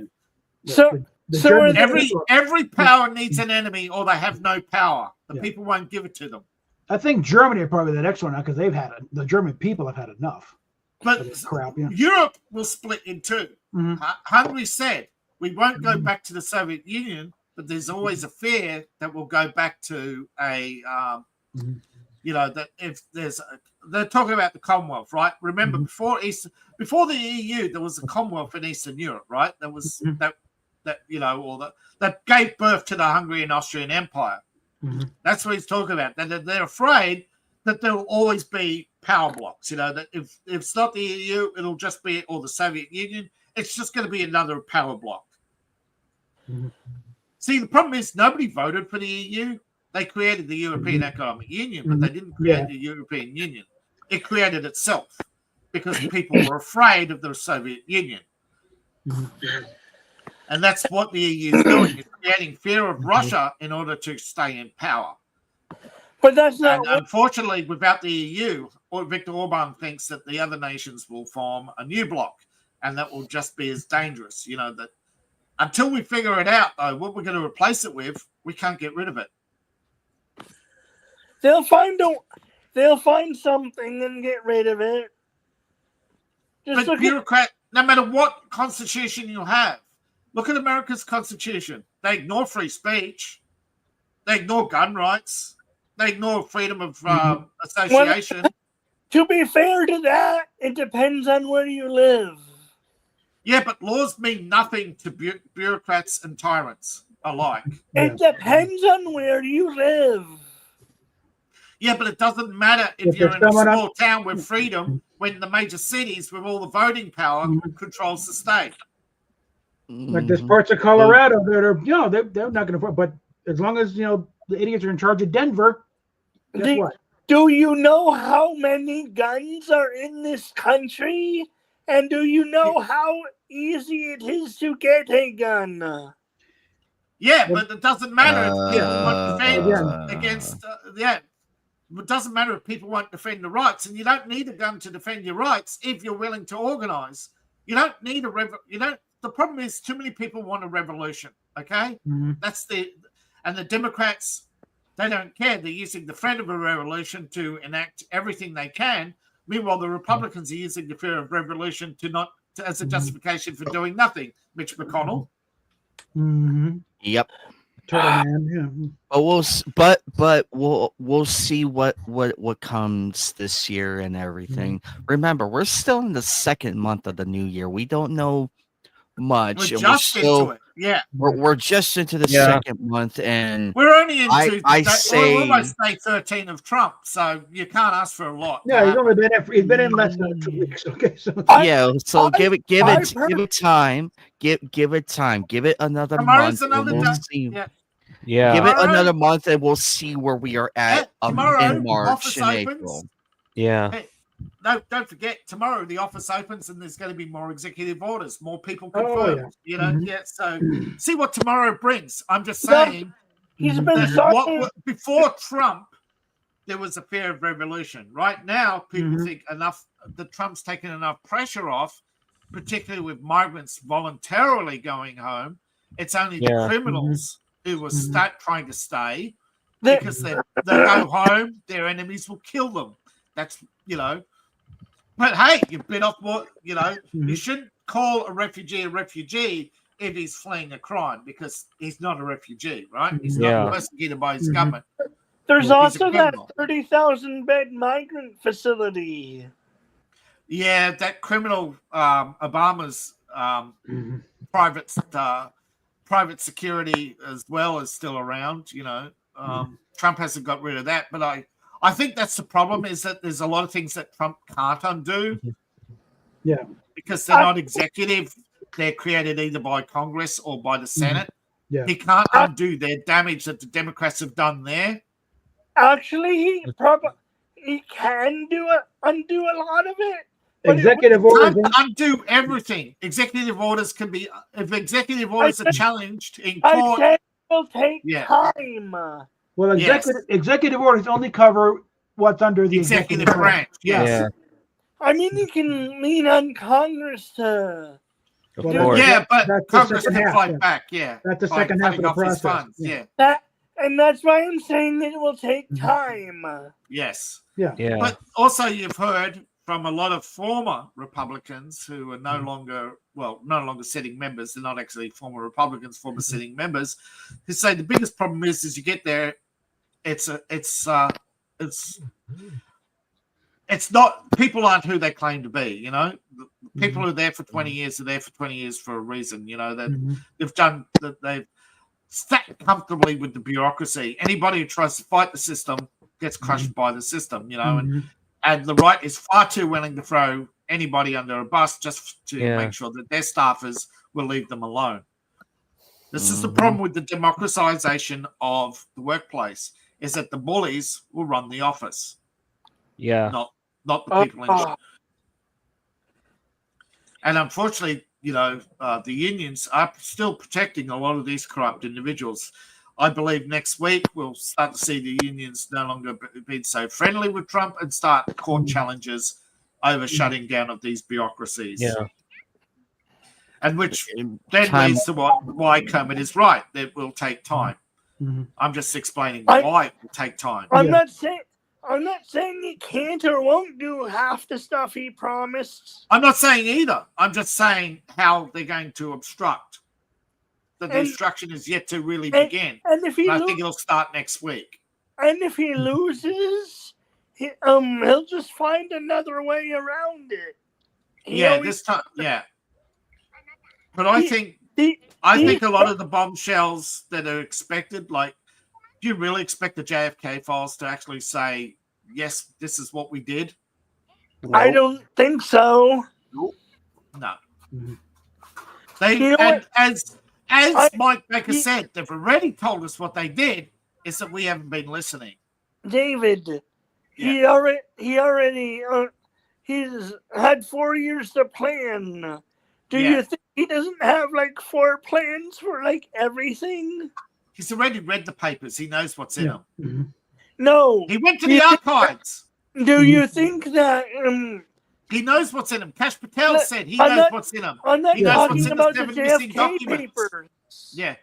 But he's also talking about the 7 documents from 9/11 that have been released. Cash Patel says, "I know what's in them. There's nothing too damning in them, and but the public should know what's in them. You know, just so that you know that we did know before 9/11 that 9/11 was going to happen." Trump has had 4 years to plan everything. I know he has. No, that's why there's a gigantic stack of executive orders. He's been planning this for years. He's been writing them. Do you think they were written overnight? David, let me finish. I'm trying to say, do you think he doesn't have multiple plans for everything? No, he probably has 300 executive orders, and he's only going to enact 100 of them because because the others are just alternative backups.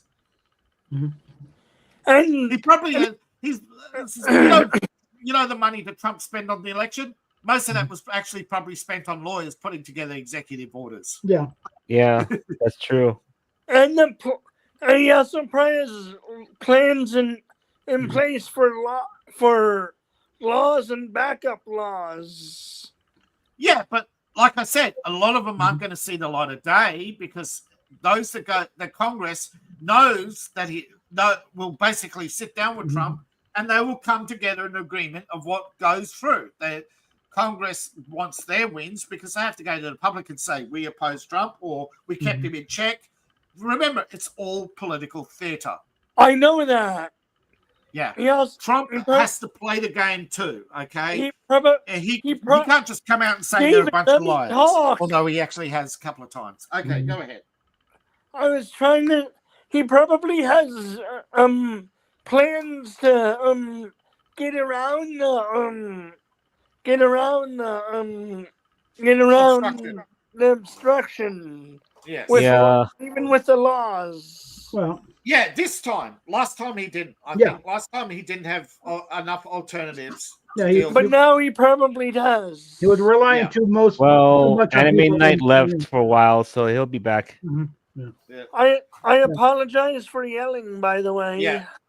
Now, Okay, last time, I'm not last time- angry at that. I'm Yeah. just trying to tell you that I know he has plans within plans, but Yeah. most of them aren't going to see the light of day because he still, at the end of the day, cannot do everything because there is the sword of Damocles Mhm. over everybody in DC. Mhm. That if they don't ultimately play the game by the rules set by the Mhm. bureaucracy, they'll walk out or a nuke will go off. Who knows?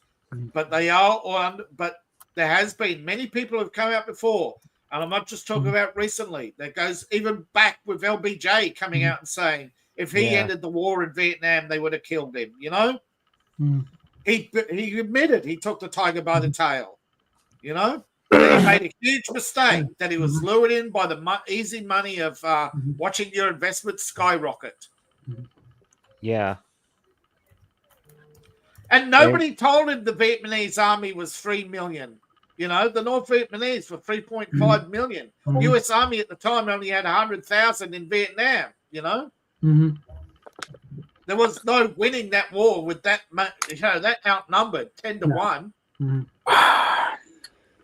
It was, again, LBJ had no choice, right? If he had, the deep state Mhm. would I'm have not. deep stated him sooner, you Yeah. know? Look, I'm not saying you're right, and I'm not saying you're wrong. I'm just saying. I know Trump has plans, and he Mhm. hopes to undermine the deep state so that over time the crumbling will continue to crumble long after he's gone. Yeah. Yeah. And he has a freer hand because he can't run for re-election. It's like, what do you do? Fire me? Fuck you. Unless there's some changes might happen, to be honest. Again, they could pull a Nixon. You know, the Yeah. bureaucracy puts on the CIA and the army put all on civvies and run around the streets of Washington, screaming, "Nixon must go," you know, or "Trump must go," you know, and meanwhile the police They're can't already act because they're done all that. armed. Mhm. Yeah. You know, there's always that chance. Okay. They've already tried the Trump must go several times. Yeah, that's why Trump is keeping DC on lockdown. Yeah. Because they know Mhm. that the deep state has tried before to organize a bus in. coup. I think they called him a bus in, didn't they? When they ousted Nixon, you know, the ads going Yeah. around America. There's a bus, Yeah. you Mhm. know. Yeah. Who paid for those ads? Mhm. No, but But, it's like, you but, heard- but even Zuckerberg said when that first assassination, when they clipped his ear, they got something. Said that was the most badass thing he ever saw in his life. So like that, he That's won it, the you election. know, he you- won the election yeah. at that point. Hey. Yeah. Hey, welcome back, Annabelle. yeah, my entire internet just crashed Okay. again. Yeah. Oh. Shall we try the game? You're right. We could Stable. You don't know. No, I think we run this down as far as we can go here. So, Yeah. I mean, we can. David, I enjoyed we my could try. conversation. Thank you. I enjoyed talking to you too. You're I mean, right. we could Yeah. try, but Alright. I cannot guarantee it would hold. I cannot. well, we'll see what Yeah. happens. What were you gonna say, Because- Dave? I was Oh, going to David, say, go with ahead. anime. I was going to say, Anime Night. My internet is unstable too, and I've actually Mhm. gotten it. I've got. I'm some- amazed Look, how long it lasted. Mhm. How long Yeah. this lasted. Because last night, if you guys Mhm. were here last night, Mhm. I was trying to play Tomb Raider and it Mhm. crashed 8 times. Wow. 8. Yeah. And Yeah. I got Mhm. it, and I got so fed up. Like I was on the verge of a breakdown because of I'm how surprised. upset I was. And I'm like, no. And my friend asked me, "Are you Mhm. gonna try again?" I'm like, "No. After 8, Mhm. what's the point?" What, Yeah. what- and I don't want to hate play the finale of Tomb Raider. I don't want to hate Mhm. play it because Yeah. I'm going to be battling the crashes and it's going to put me in a sour mood. When we get to the ending, I'm going to be so Mhm. exhausted. I won't have the right reaction to the celebratory of the end of the Mhm. game, Yeah. and it would kill the mood for everybody. Yeah. Hi, Thor. Yeah. Okay. I know Well- what you mean. I hate. Mhm. Look, I had crashes too when I was doing Doom the other day. I was preparing and I was like, oh my god. will this thing be stable? And then I get hit with an update. Mm. But I went ahead and played it, but Yeah. only for a short time. I went live with the stream, played it for a short time. Mhm. But the thing is, It seems like around 7. producing Like, less seems like content. around 7 o'clock. Like Mhm. around this time, Yeah. it does, and I just don't know why that is. It's like you were Yeah. fine earlier. Like it was fine Mhm. from the get go. Yeah. Actually, the creepy thing is, my phone and my roommate's phone, we can't connect. It's Oh, not wow. it's not just Mhm. mine, it's hers as well. I asked her, I'm like, hey, are you having the same issue as me? And she's like, Mhm. yeah, I'm having the same issue as you. It's not, you're not going crazy or anything. I'm like, oh, No, good. I have had it too, where I could connect to the internet on my phone, but not through Mhm. wireless, but through the Yeah, it's cell through the service, yeah. network. Yeah. But my but other PC is times- fine. Mhm. Other times I I mean, can't it's connect through the stable. network. I have Yeah. to go wireless. Yeah. It's stabled out now, but No, I've heard it's a Um, worldwide problem that there's just not No, enough yeah. infrastructure on the internet, and that's why Yeah. Trump wants to increase the internet infrastructure. Mhm. But he's Yeah. calling it AI infrastructure for some reason. But I don't think it's actually. I think the government's only what's up, providing buddy? the internet, not the AI. I think. But I heard recently that OpenAI pulled out of the infrastructure deal Hmm. because Um, apparently but China Bob, stole what do their you- what do you- technology, what- and the US can't do anything about it. Mhm. So they're having a hissy fit. But that's right. What are you going to do about China? They've stolen everything basically in, Yeah. for They haven't 50 stolen my years. cat. Yeah. They haven't stolen You the know. man under me. But You're all warned. You know, Nixon So- was warned. Yeah, but Okay. Yeah. let me. So Bob, but Yeah. anyway, given this crash that I just had and everything, Mhm. how long it took, should we? Oh, bless you, Kermit. That was Should we hold off? Should we hold off on the game then? Yeah. Let's give it a shot, 'cause I'm actually holding up pretty well here, surprisingly. Mm. I mean, it's stabilized out now, but Yeah. now it's like, do we Yeah, want it's to? better. Let me. It's better not to play. Let me test it. Well, mhm. I'm But just- anyways, this is just testing to see how long I can Mhm. hold it. Right. But anyways, I'm just gonna say this. You heard about the South Park, reference about Hello Kitty Island, right? Yeah. Oh, the new game that came out. Oh, how was Yeah. it? How I was didn't it? play it yet. My friend played it, but it's kind of okay. well, it's the first My Hello sister Kitty. loves- It's my- the first new Hello Kitty content in like how long? My sister loves Hello Kitty. Yeah. I'm Yeah, what's sure she'll weird? get it. Mm. I might get the game It's anyway. weird. They did a survey of Hello Kitty fans, and most of them haven't seen the original show. They've only seen the the characters. I'm just gonna say Okay, this. there's a show to go with that cat. Yeah, that's I thought- a lot I of thought it people was- are surprised that Hello Kitty started as a show. I thought it was just a Okay. backpack. I'm just Yeah, gonna say Look this, who guys. made his first appearance Yeah. on the Mhm. stream in 2025. Oh. Look who made I'm his just gonna first say this, appearance. guys. Yeah, Mhm, mhm. Look who made his first Anime appearance. Night. Anime Night finally got some pussy. Look, they're talking about you. And it's not animated, yeah. Yeah. It's not animated. Yes. Why do you smell like cigarettes, mister? Why do you smell like cigarettes? He might be in the smoker's wait, you- place. The cat's been secretly smoking. Okay. He's getting that stressed out. Everybody knows cats go stray. Come on. All right. Anyways, All right. as I'm saying, with Hello Kitty Island, well, I might get it to just flex the WoW players. Mhm. I actually saw it. Hello just Kitty's got a streamed the other game? day. What the fuck? Yeah. Yeah. Yeah, I actually well, saw an where have you interesting game been? the other day. Somebody actually- No, I'm trying to like. How is that what would you make it out of a game to do? What would Somebody you Well, called there was re-release. There was Cube Frenzy for the PS1. Yeah. I remember that game. I do remember that Yeah, one. this new one has actually said there haven't been a Hello Kitty game since PS1. I thought, nah, come on, whatever. But they don't count the unofficials. Okay, there have been unofficial games and third parties, that kept Hello Kitty alive for a long time, even stuff by the Hello Kitty person themselves. You know, they don't have a control of their IP. You know, it is actually owned by a company. But somebody got hold of the pre-release, and I saw it, and I was thinking, wow, this is actually surprising. It's obviously looks like, you know, your average what do you call it? Unity asset game, but the assets, you know, look pretty well still, you know, gameplay wise, even if they do look like reskinned Marios. The only Hello Kitty thing I'd ever seen besides the merchandise in the store has been a robot chicken sketch. Yeah. And even then, it was only a promo.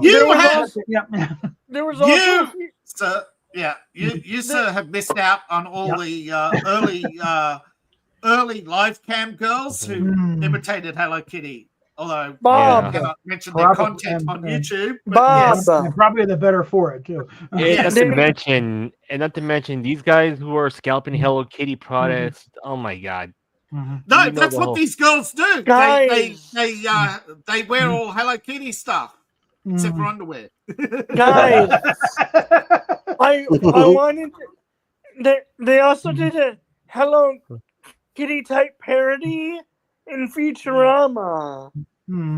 That sounds about right. Yeah, but you'd be surprised how many children's shows rip off Hello Kitty and nobody knows because they haven't seen Hello Kitty. Yeah.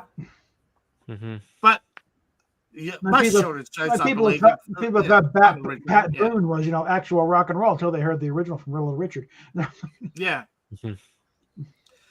But again, you know, it's like what do they say? There's only 14 stories. Just they've been told many times in many ways. Yeah. Yeah.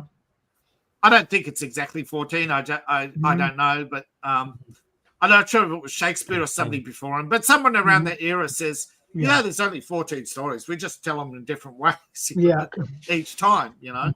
And that's why there are variations. You look at Shakespeare, a lot of his stories are variations of each other. Yeah, a lot of them are. The tale has been around. Like Romeo and Juliet was an old Italian folk tale. Yeah. It is? Yeah. And Oh, yeah. Shakespeare wasn't original. He just retold old stories. like Richard III and all stuff. These stories are predated, you know, There was a for Shakespeare by hundreds of years sometimes. Yeah. There was a guy who pulled apart Shakespeare in Shakespeare's David. time. Yeah, sorry. I was trying to say there was in Relic Hunters there was Relic Hunters. They did something I think with that premise, but I think it was I think the guy died, but the girl tried to kill herself. But yeah, there's Romeo and Juliet has I think 400 movies have been over 400 movies. Yeah. It's the most ripped off story of all time. You know. No, but she lived in this version. Yeah, there are many versions of the original tale. Even that go. What was it? What it was a Greek. Wasn't it a Greek tragedy based on a king who returned home from Troy or something and found his wife in bed with another man or something, and he killed. But it wasn't what, you know. Oh, we were told you were dead, sort of thing, you know. Yeah. And then, Well, but of course. That story itself has spun off into many tales, you know. Yeah. But not all of Robin Shakespeare's Hood did tales that. were rip-offs of Greek tragedies. Yeah. But there were many. Robin Hood did that. Yeah, Robin Well, Hood what is is Robin Hood, that goes back to What is the old saying? There's nothing new under the sun. Yeah. There That's may true. have Robin Hood wasn't an original story when Robin Hood was told. No. Nor was the Robin- Black Knight. The story of the Black Knight was, yeah. Robin Hood may have been several people over the century. No, Robin Hood is a generalization, of many people who of the highwaymen going of back to England. like 500 years before Shakespeare. Yeah. And But the thing and is, the- Robin Hood. in the version I saw, he was sent on like small unit missions behind enemy lines, but he was holding his A lot of bow. it's all over the damn place. It's like, you know, the He most was holding- likely one is there's some Yorkshire, you know, bandit The, kind of thing. You know. The most likely one is that Richard pardoned a Yorkshire bandit who claimed to be a revolutionary and son of Locksley. And because Locksley was a known knight to Richard, he basically pardoned him. Did he ever ask Locksley if he had a son? Locksley died in Jerusalem. In the Crusade. How There was convenient. no one's. Yeah, he never met his son. Locksley had died. The mother had died in childbirth. Locksley, I think, but the Locksley estate was taken over by a other family branch. That Robin Hood's claim to the thing that's not told in the original story is that Robin Hood's claim to the Locksley estate was never upheld. He may have been pardoned by Richard, but the Locksley estate went to the Locksley's brother, didn't it, or something? I don't know. It's like it's so muddled. I think it might be a case of it. Hey, ain't worth it. Get out of here. You know, we got other things to worry about. But the history tells us that no pardoned criminal or no criminal took the state of Locksley. That it was given, but there was a pardoning of a criminal allegedly who allegedly claimed to be the son of Locksley. Yeah. Well, Richard couldn't give two shits about England anyway. He's like, he spent all his time. Oh no, Richard was done with England. Yeah. Because he didn't want to get because of the many attempts on his life. Yeah, he wanted out of the king business. It was too deadly. He never liked England in the first place. he's French as far as he's concerned. Yeah, but that's feeling too. Yeah. He was, and then but he was holding his bow like half cocked like a rifle, and then But you got to remember this. It was one of the Hollywood. movies. Yeah, it's Hollywood. You got to remember that. Yeah, they never handled a real weapon in their life. You know, and if they do, they kill someone. Exactly. Yeah. But here's the thing about people forget about the history. James was ousted. Cromwell brought James back. Lockley was a nobody, you know, who just happened to be known to. No, he was a nobody. He was a knight, just happened to be known to Richard. You know, nobody knew who Lockley was. So what happened to this guy? Who claimed to he disappeared. The Robin Hood disappeared soon after he got out of prison and got the hell out of Dodge. Just like, going back there. Yeah, he wasn't going to stick around because the sheriff still wanted him dead, and the sheriff, had all the try for the Locksley estate or whatever. No, Locksley's brother had taken over the estate, and the brother couldn't prove that he wasn't a son. They probably didn't even know about it. There's no DNA. There's no birth records. You had to be known to the family to be accepted into the family. Just because you look like Locksley, half of England look like each other. Somebody had the bright idea. Hey, but we try for a pardon from the king. He's not going to do anything. Yeah, Locksley. Yeah, fine, go. I got crusades to do. I don't give a shit about. Yeah, whatever. I don't care. No, I think it was the fact that the guy was also an excellent bowman, and you know, Richard sort of was like, like you said, Richard wasn't interested. He was just told, "Hey, this guy's a really good bowman," and he probably got told, you know, sure you can have a pardon on the next boat. Yeah. Get on the boat, and there's a pardon for you. Robin, you're out. Yeah, you know, you two, you go. You two, you go into the block. Oh man! Yeah. But don't forget, there was after. Don't forget, Richard. Don't forget, there was a revolution, right? James had ousted. Do you think Richard? Do you think Cromwell ousted James. Cromwell gave up the Parliament and brought back James. You know, there's a lot of history. Do you think he joined? Do you think if he was such a good bowman, he joined the Crusades? Yeah, that's probably how he got his pardon. That's why he disappeared from history. He probably, the last crusade, nobody came back.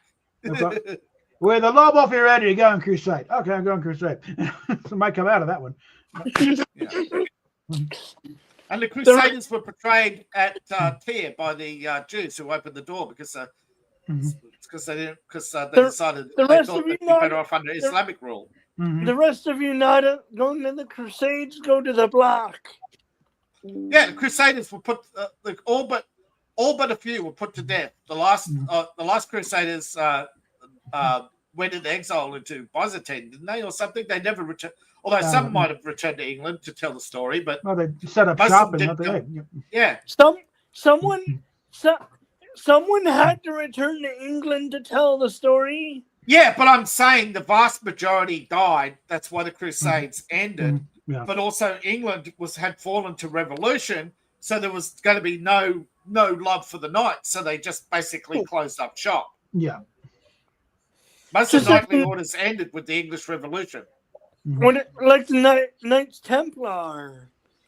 Oh, the Knights Templar were the ones who created banking system, and they were Yeah. ended by the French king, Yeah, who they created the bankrupted international him banking. because he didn't want to pay his debts. So they got revenge by creating the revolution against him. Well, against his descendant. Yeah, but the Knights Templar eventually invented international banking. They probably Yeah, there's theories that they probably went to like they went either to the Scotland, New World created or the Freemasons. Mm-hmm. No, it's official. The Templars, they created the international banking. Then they went to Scotland, created the international bank there, plotted their revenge, and funded Robespierre against the descendant of Louis, was it 10th or 9th? But they plotted against the Louis for ousting them. I think they're up to 16 by now. Yeah. But it didn't matter. They wanted revenge, and they got it. Yeah. And then they disappeared from history because because basically once you become a betrayer, who are you going to trust? Do you think what do you think they went or did? They killed each other. They got it. They got all killed. They killed each other. You They think were vicious back then. Yeah. A lot of them died in fighting in the French Revolution. those that didn't? Scattered Got to killed by- America. They got killed by the government. Yeah, those who didn't get killed got scattered to the winds and become like. Do you think some of them started the Swiss bank? Oh no, Swiss copied. Yeah, they all copied. But the Rothschilds started the Swiss bank. The Rothschilds copied the. See, when the Templars killed each other off, fighting for control of banking, the Rothschilds swept in because they were pawnbrokers and they had all that gold that they got from underground loans, and they went in and bought the first bank, and then they just basically kept up taking loans and bankrupting people, taking their money and property and selling it off. Like the British Museum steals all their artifacts. Yeah, that's really stupid, to be honest. Well, the British Museum were upfront about it. Just taking it. But look, but also argue. Look, if it wasn't for the British Museum, the Elgin marbles wouldn't exist. So it's like, it's they'd have been really destroyed. weird, Yeah. but they justify it by saying they're preserving history from those who would destroy it. Yeah. And in some respect, they have stopped Yeah. a lot of stuff from going into private collections Mhm. and discovered a lot of history that would have been lost. Yeah. Because you've got to remember, in Egypt, long before archaeology, those archaeologists were stealing from tombs anyway. Yeah. The British government merely stepped in and said, all right, we're taking some off you. Yeah. It's kind of what, Those archaeologists weren't good guys, okay? Yeah. The British government come along and says, we'll put you in the history books if you give us a bribe. Yeah. But it has to be 90% of everything you stole. Yeah, it was more Belloc, less Indiana Jones. Okay. Even Indiana Jones, you Mhm. look at all the stuff on his desk. There's $1 billion Mhm. in artifacts. No, it was notable that King Tut's tomb was like they found a royal tomb that hadn't been raided. Only one. Everyone that found it was like they'd been plundered for years. No one found it. There was a theory. There was a theory that the king commissioned some of the robberies just so the gold would get back into circulation. That's actually not a bad theory, but the problem is that they actually wanted a lot of these tombs raided so the gold couldn't go into circulation to keep the price of gold high, because the tomb raiders were selling the gold and lowering the price. Yeah. Mm-hmm. Either way, it would get back into circulation eventually. No, well, taking it out of circulation raised the price of gold. That's why they put so much into the museum. But a lot of it really wasn't gold. It was gold plated. Mhm. A lot of Gold-plated. Egyptian artifacts are actually only gold plated stone. They've done that by weighing them and saying, wait a minute, the weight of gold, we know the weight of gold now. And using Archimedes' principle, yes, it has the same volume, but it doesn't have the same weight. Yeah. You're all right, Bob. Yeah. And don't forget, until recently, they couldn't X-ray gold. They can X-ray gold now because it's not X-ray. They use a special gamma scope. It's called Yeah. it's not called a gamma scope. It's called a fluoride scope or something. Yeah, probably fluoroscope or something. Yeah. Yeah. All kinds of technology. Yeah. Okay, want to give a shot at the But game also, here? the wonders. Guess what? Guess what? The wonders of technology revealed. You know, a lot of those beautiful gold statues. Why? You know why they were so lifelike? Why? Because they dipped the woman into hot molten gold and then posed her before it set. Okay. Yeah. That's what happened to one of the Pharaoh's wives. You There's know, your the Egyptians invented the first police force. Oh, The Pharaoh's I'm back. wife disappeared. We're good. Like, there's your Pharaoh's ultimate wife snuff. disappeared, and he Snuff films. she Egyptian was version, stuffed. Yeah. Yeah, the priest killed her, dipped her in gold, and then gave him to the pharaoh as a gift. And he created a secret police force, and eventually got them overhearing the worked it out, and he killed them all, and that's what ended the Egyptian religion and the hieroglyphics, because only the priests knew the secret of hieroglyphics. But the pharaoh still. I don't even know what to type to look that up. Because it's not in a history book. It's in a book. I forget the name of it, but it's in the history of the Egyptian. I think it's called the Secret Police, the Pharaoh's Secret Police. And I can't remember. It's been so long since I read some of these books, and because my collection of books was stolen a long time ago, I don't have them. And I didn't have the money to put my collection back together. I still don't. These are old books. You know, these aren't books that were in common circulation or print. I was put onto history by real historians who said that history is not so much alive, it's omissions. That's the problem. Yeah. Okay, well, all right. Game link is in the private. Anyone wants to join in here? We'll give it a shot. We could give it a shot just to see, but if it does All right. crash again, we'll end it soon. Let me throw another one in Well, here. yeah. It's the first of the month, so I put out all my content for my Patreon. Of Is it course, from the Numa files? it could have been it. Pharaoh's wife killed. Yeah, Pharaoh's wife.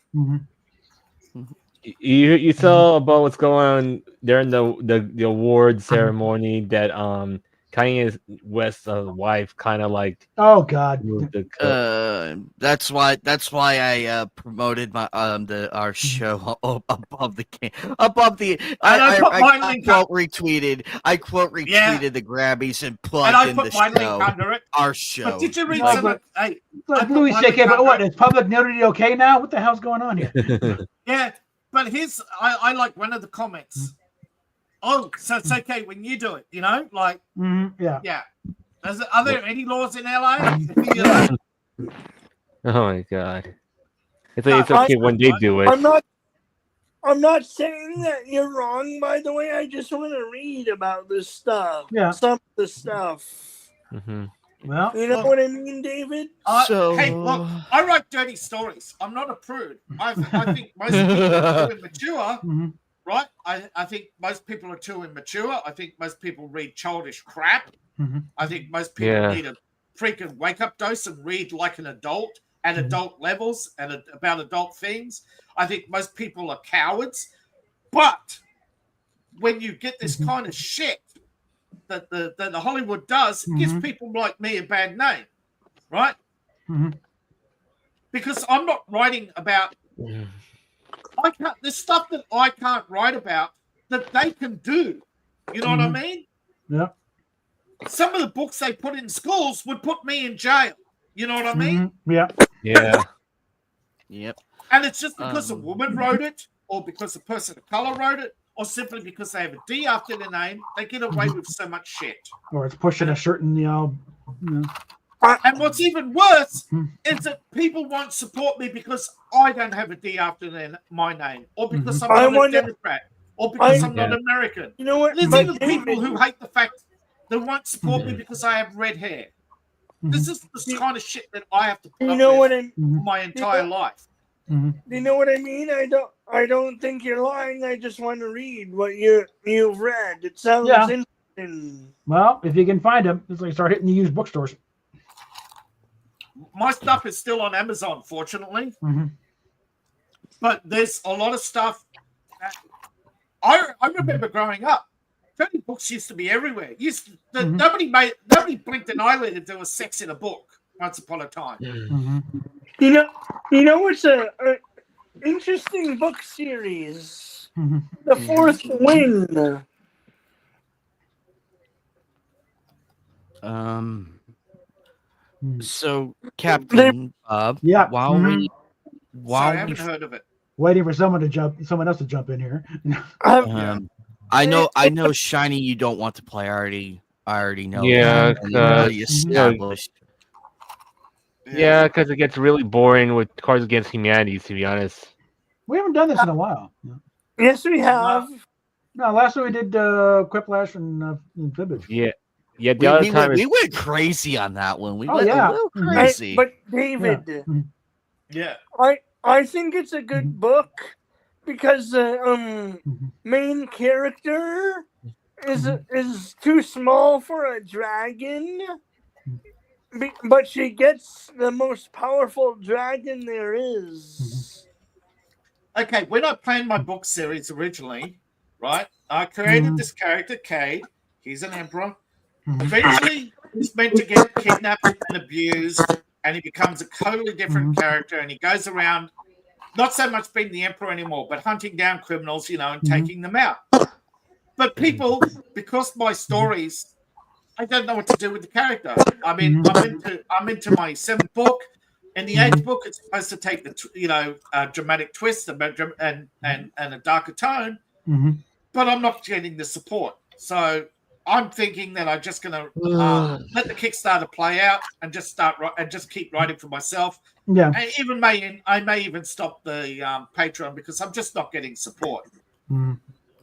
Yeah, what's up, Furious? And glad to see you from Because I'm sick of the the other abuse. streamers. I'm sick of the abuse from the pearl clutches. Yeah. Mhm. The book is actually interesting because she can't really use her powers, which are lightning, unless she's in a heavy combat situation. Even then, it's hit or miss. Yeah. And the interesting thing was, they are taught how to resist this. She's tortured for like 4 days. And Yeah, she that's what I was going to doesn't. do. I was going to have my character captured, tortured, and abused. Mhm. Turns table on his captor. Basically hostage. Hostage take. But unfortunately, along came redo of Healer. So it's always going to be. People have said, "No, you can't do that because it's been done." You know what I mean? Ignore it. But everything's been done. Everything's been done. That's the problem. Sorry I couldn't be there. Give Toasty all my love and everything. Sorry I couldn't be there. Sounds like some of that fun. Every Sunday is the night stream, and I have to be here. I have to be here. But give Toasty my regard and everybody over there. We'll see. We'll talk again, Dan. Don't worry. We'll all gather again. Don't worry. Shout out to you, my friend. Furious Dan's one of my good friends. He's really good people. But like I said, one of the things I was going to explore with Cade being captured, tortured, etc., is him turning tables on her, taking her hostage, right, and then having the problem of you're now married. You're basically married to your abuser, you have to try and escape hostile Mhm. territory with your abuser Mhm. and explore the dynamics of the situation in having a relationship with your abuser who you've Mhm. also abused. You know what I mean? Hmm. Because I was reading another book series, or part of it, where yeah, where he kept getting, where in each book he was promoted higher and higher, yeah, and Mhm. and in one of the books he his mech suit goes down, so he manually ejects from his mech suit. Granted, this is in the middle of a combat zone. Pulls yeah. off a 100-pound gun off his Mhm. suit and destroys the robot.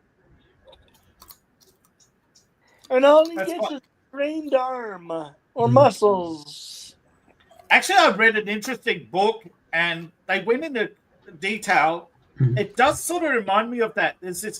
There was this mech series. I think it was part of the original Battle Mech, where a guy does that. He's in a I think a Jaguar, and he basically has one arm ripped off, and then his torso's cut, so he's got a power shutdown. So the only way he can align the gun, but he can't shoot it. So he jumps out of the mech and basically grabs the broken power cable and basically jams it into the back of the gun to basically, rips it and basically, starts the motor that does and of course when the motor spins, the gun fires. It's a very good. Some of the battles in Mech, the original Mech Warrior, are far superior than you read today because most books today focus on the dialogue, not the action. Oh, I read one where they were where they where she her engineer was she all her fancy targeting stuff went down, so and the mech was still operational, so she Yeah. had to fire and do everything manually, and then and then her engineer was her power of attorney. Well, they were both power of attorney. And she had the special jack that went into her head. And that, I don't remember all of it, but they Yeah. did. But when she got a full mech crew later, and comrade mechs, they did banter like and tease each other like military people. Yeah.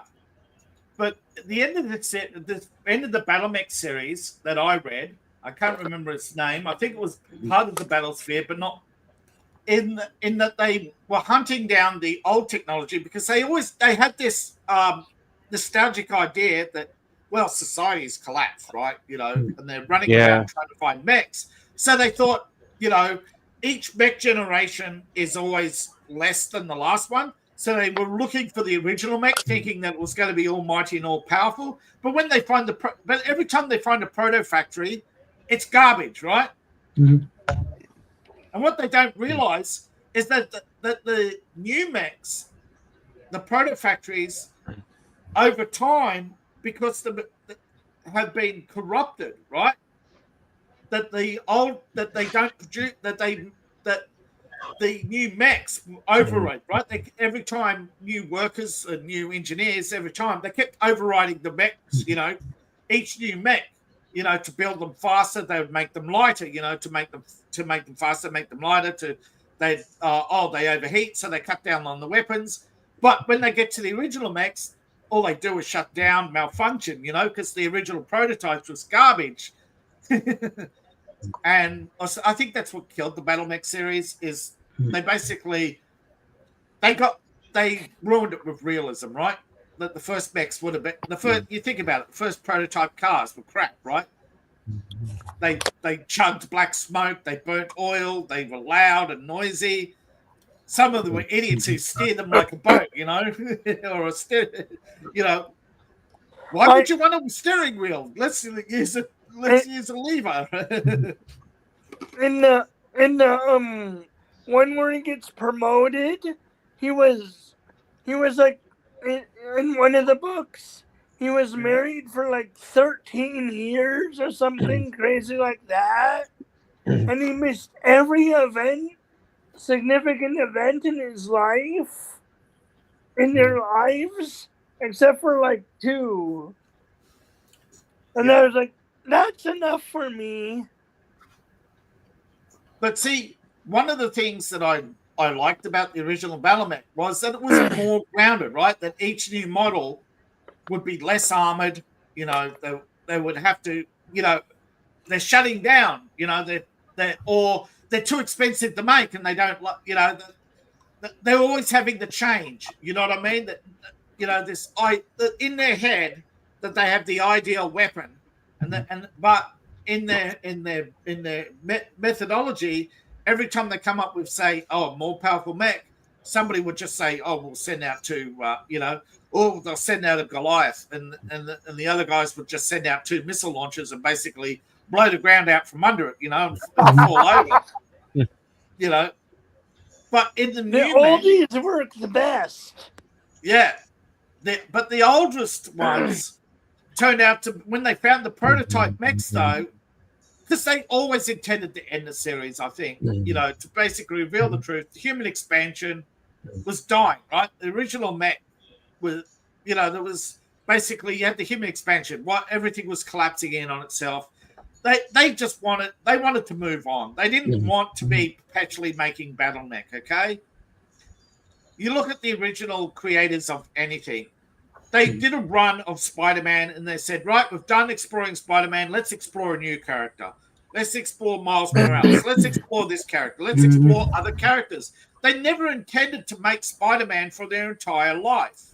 Franchises, the original creators of Battlemech, they ended their story. Are you familiar with how the original Star Wars books end? Yeah, Luke became Emperor and became corrupt, and then Leia saves him. No? That's not the end. Oh, wasn't it? No. That's nowhere near the end. Sorry. It's been a long time since I read the original Star Wars, and that was the story that stuck out with the most. That should have been how... He only pretended to do the dark side and betray or something. I never read that series or book, so I never got into the books.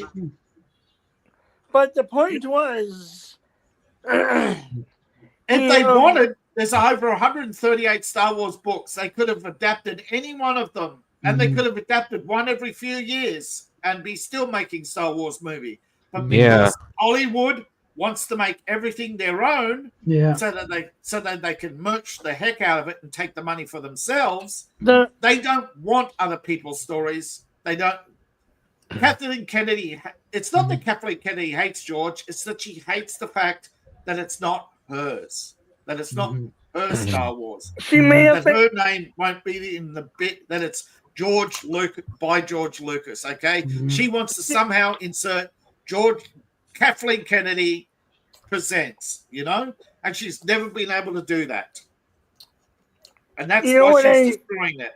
You know what? In search of some spunky brown-haired British girl. You know what? That's because that's what Kathleen Kennedy's sexually attracted to. The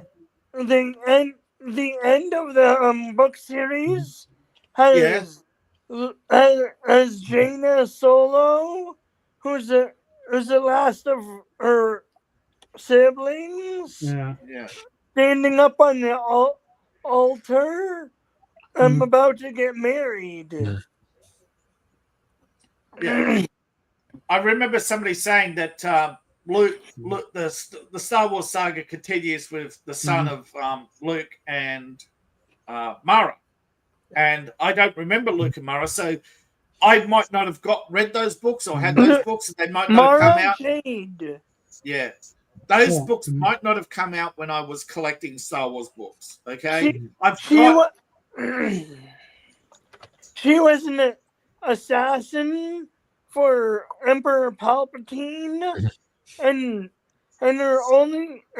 her last command was to kill Luke, and they got around it by killing a clone of Luke called I remember the Luke. clones Mhm. because in the original Star Wars,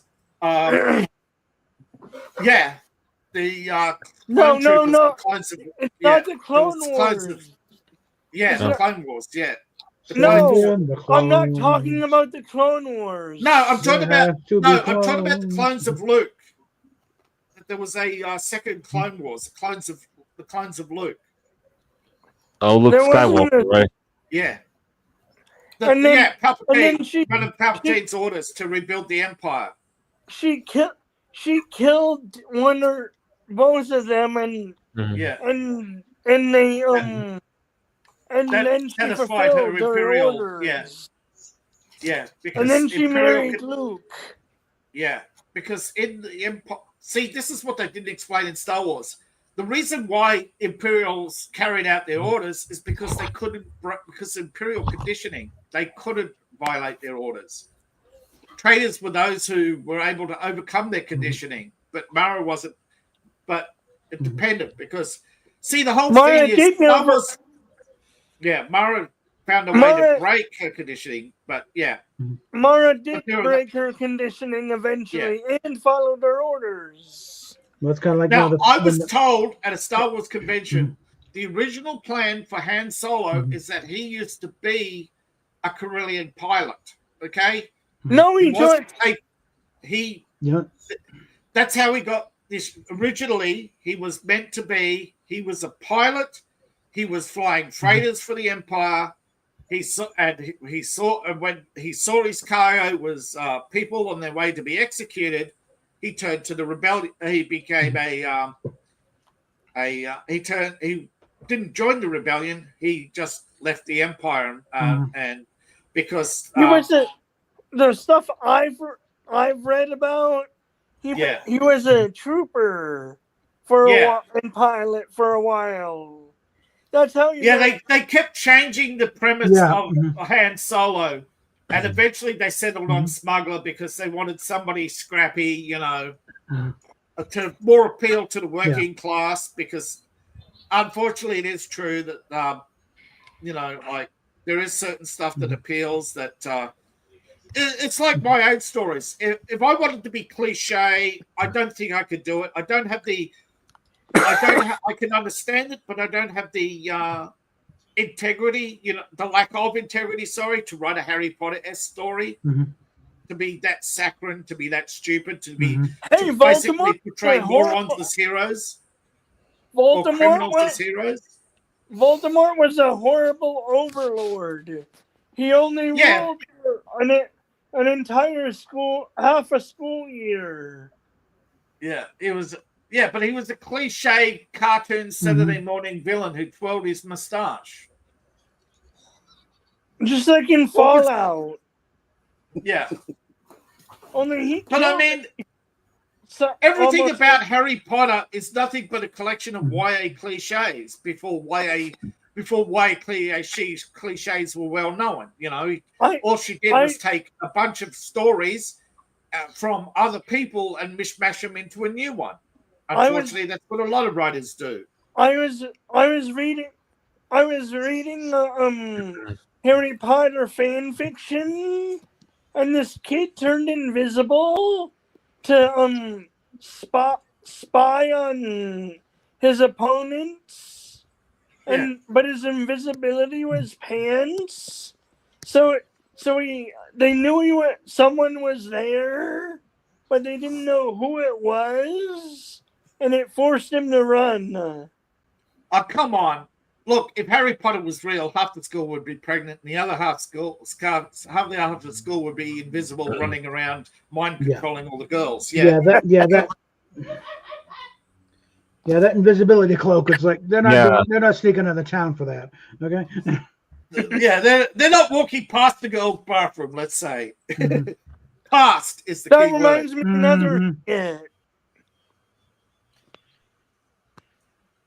Yeah, moaning Myrtle would be the least of their problems. Okay, you know, Yeah, having Moaning Merkel. I mean, the closest they got to a proper story was Moaning Merkel sitting on Harry's lap.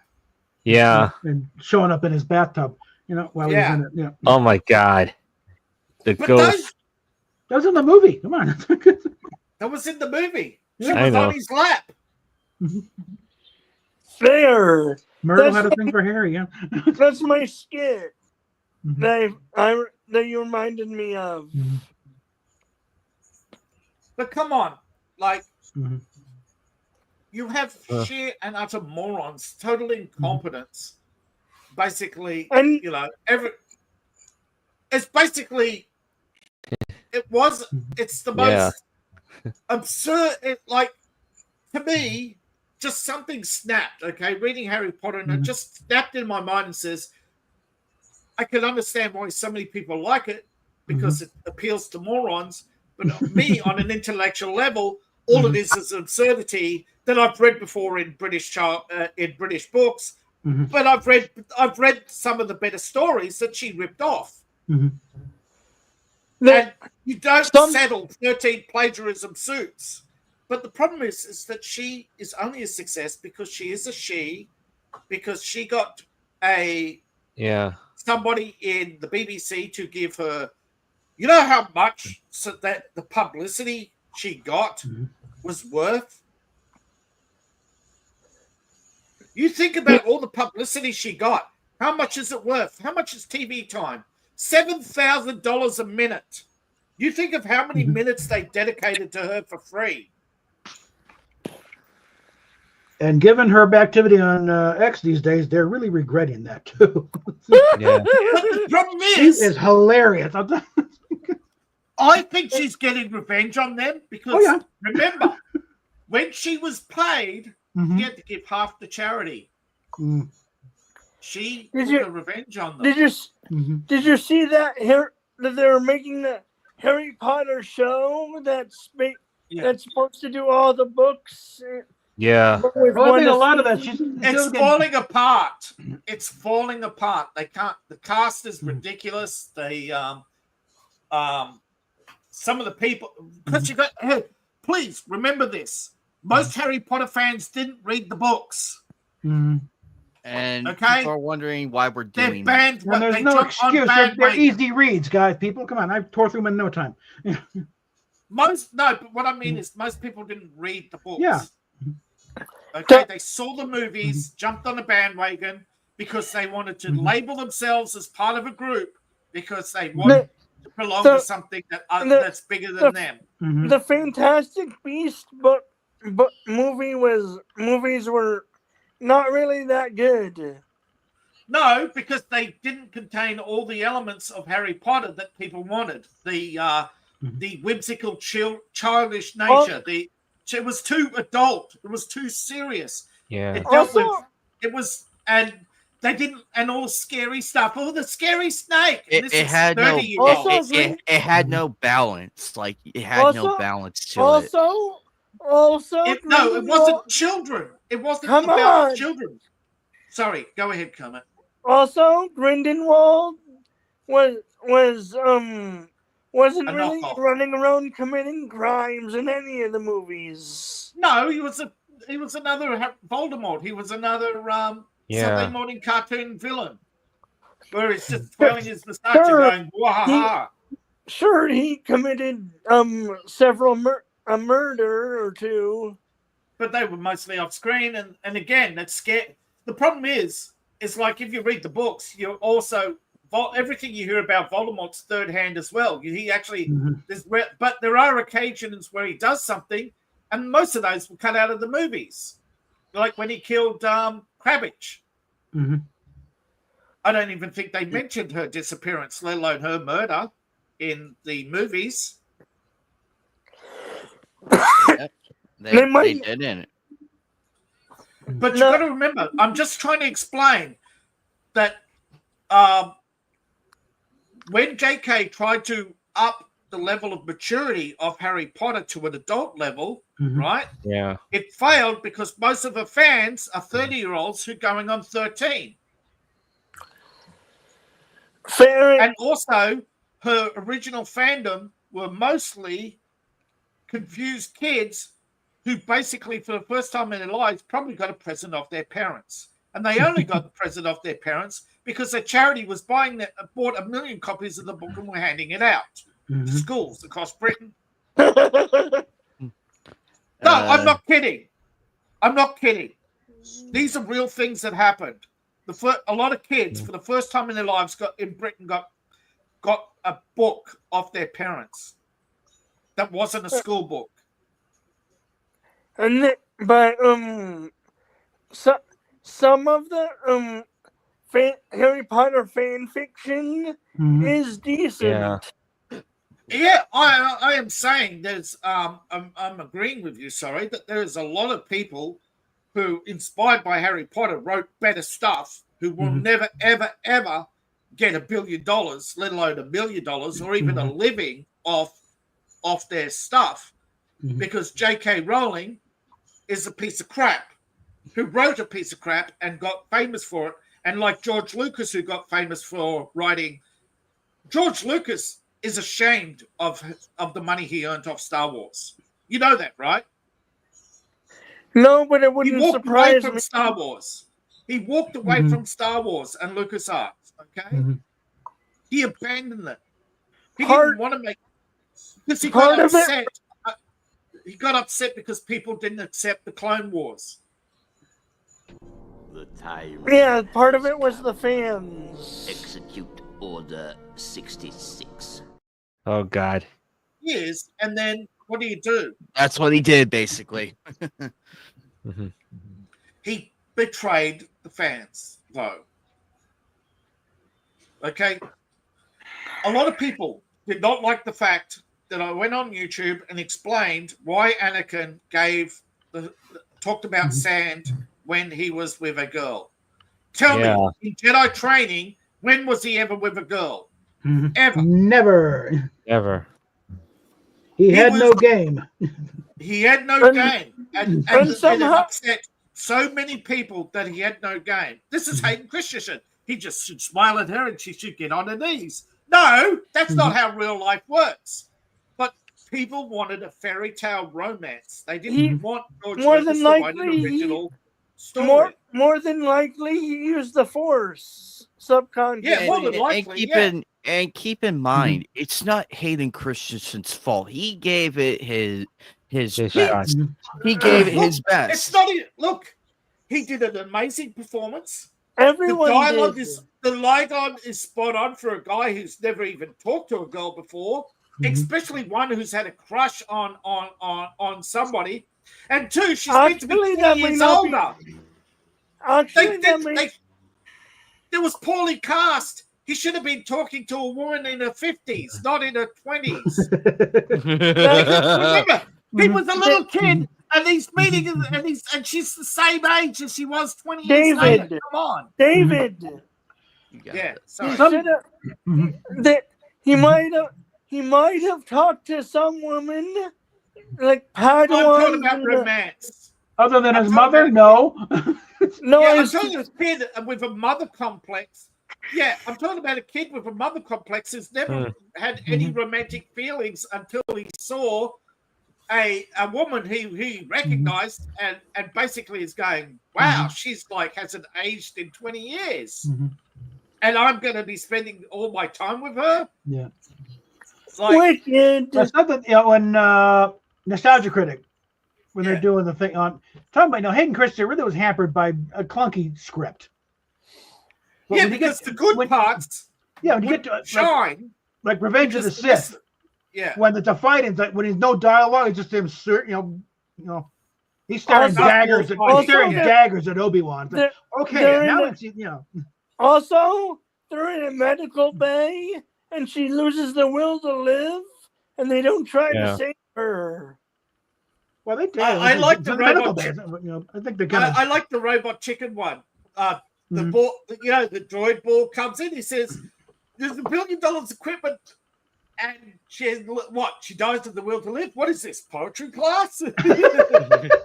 They, Comes the part where we throw our actually, heads back and laugh. actually, Mo, Ready?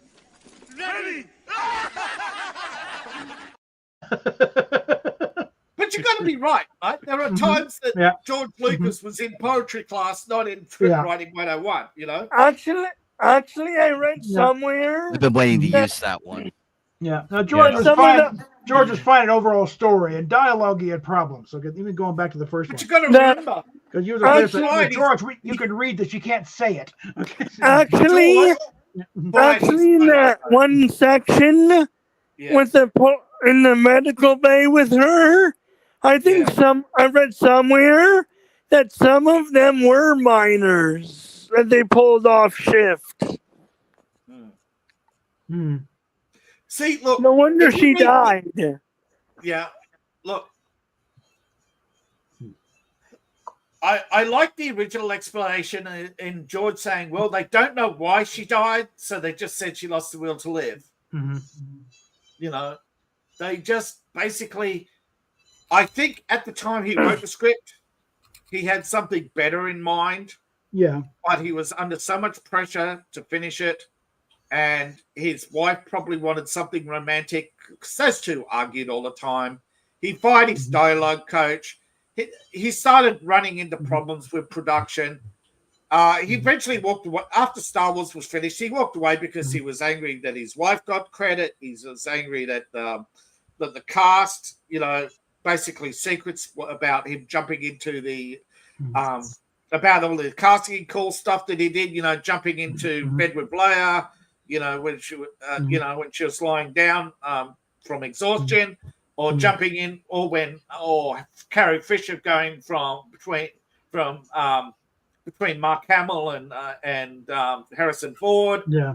and all the half the crew doing coke. I think a lot of things got lost along the way. You know what I mean? And Marsha couldn't take that embarrassment anymore. Yeah. But George is an embarrassment. And the best parts of Star Wars did not come from George Lucas. They came from other people who never will get credit. Well, the reason why he got Return of the Jedi the way it did is because he was getting so. It was supposed to be 9 originally.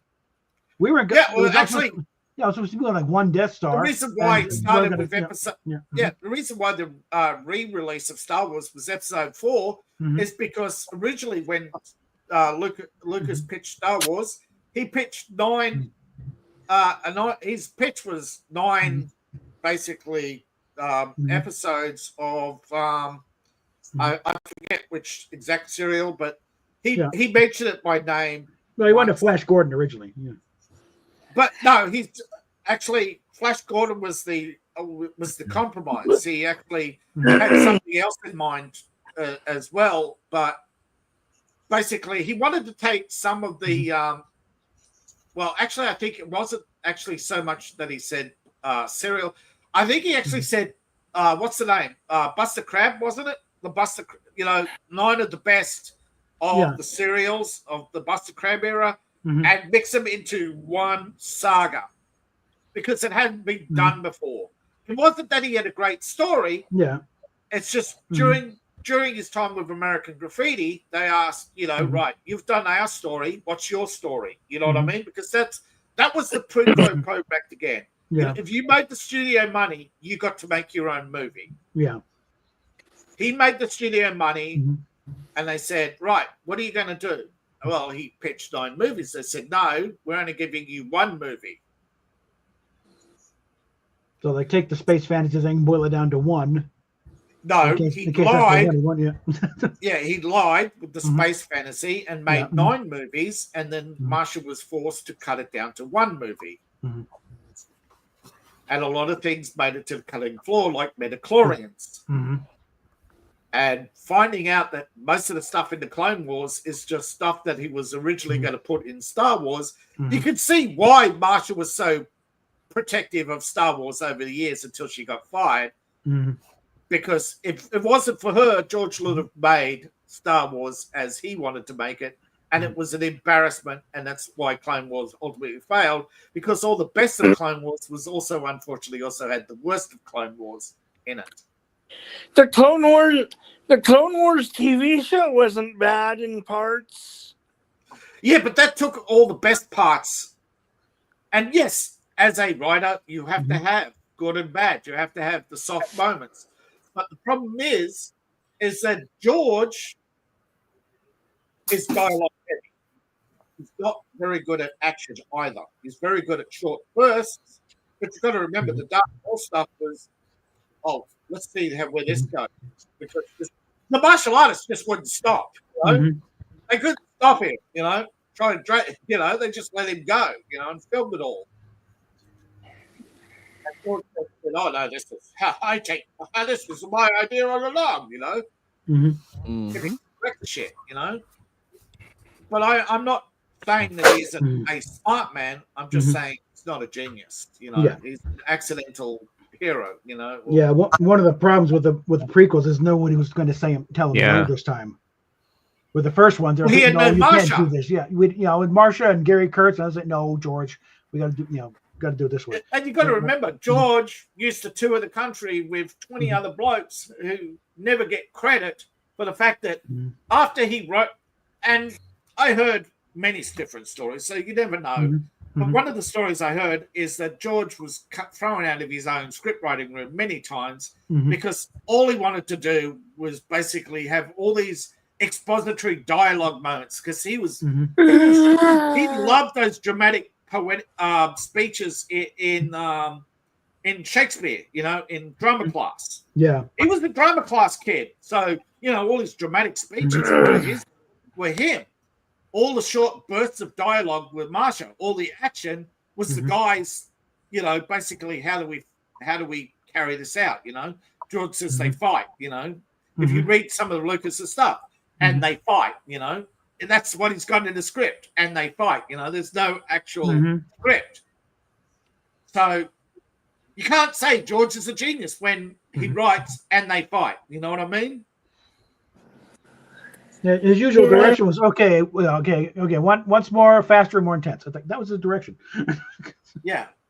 They Didn't would film someone- it at different speeds from different angles, and experts would put it together. George wasn't an expert. He just professed to be. And so everybody, it wasn't so much that there was nobody around to say no. There was nobody around who wanted to be near him. They were sick of him taking credit for their work.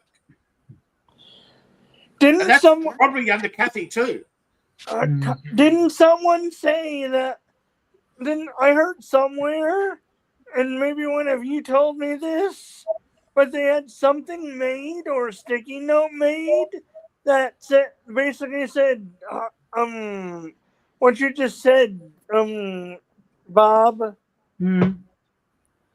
about harder, faster, whatever. Yeah, but that was the direction. I do believe that there were on Star Wars sets a lot of sticky notes, like don't touch. There was the storyboard on the wall, and a lot of them did have notes on them, and some of them did say don't touch or faster. There were lots. I think they were pinned by executives. You know what I mean? I don't think they were George. I think Fox and then later Disney, because wasn't the Disney takeover already started during the third movie? Because don't forget, Fox was...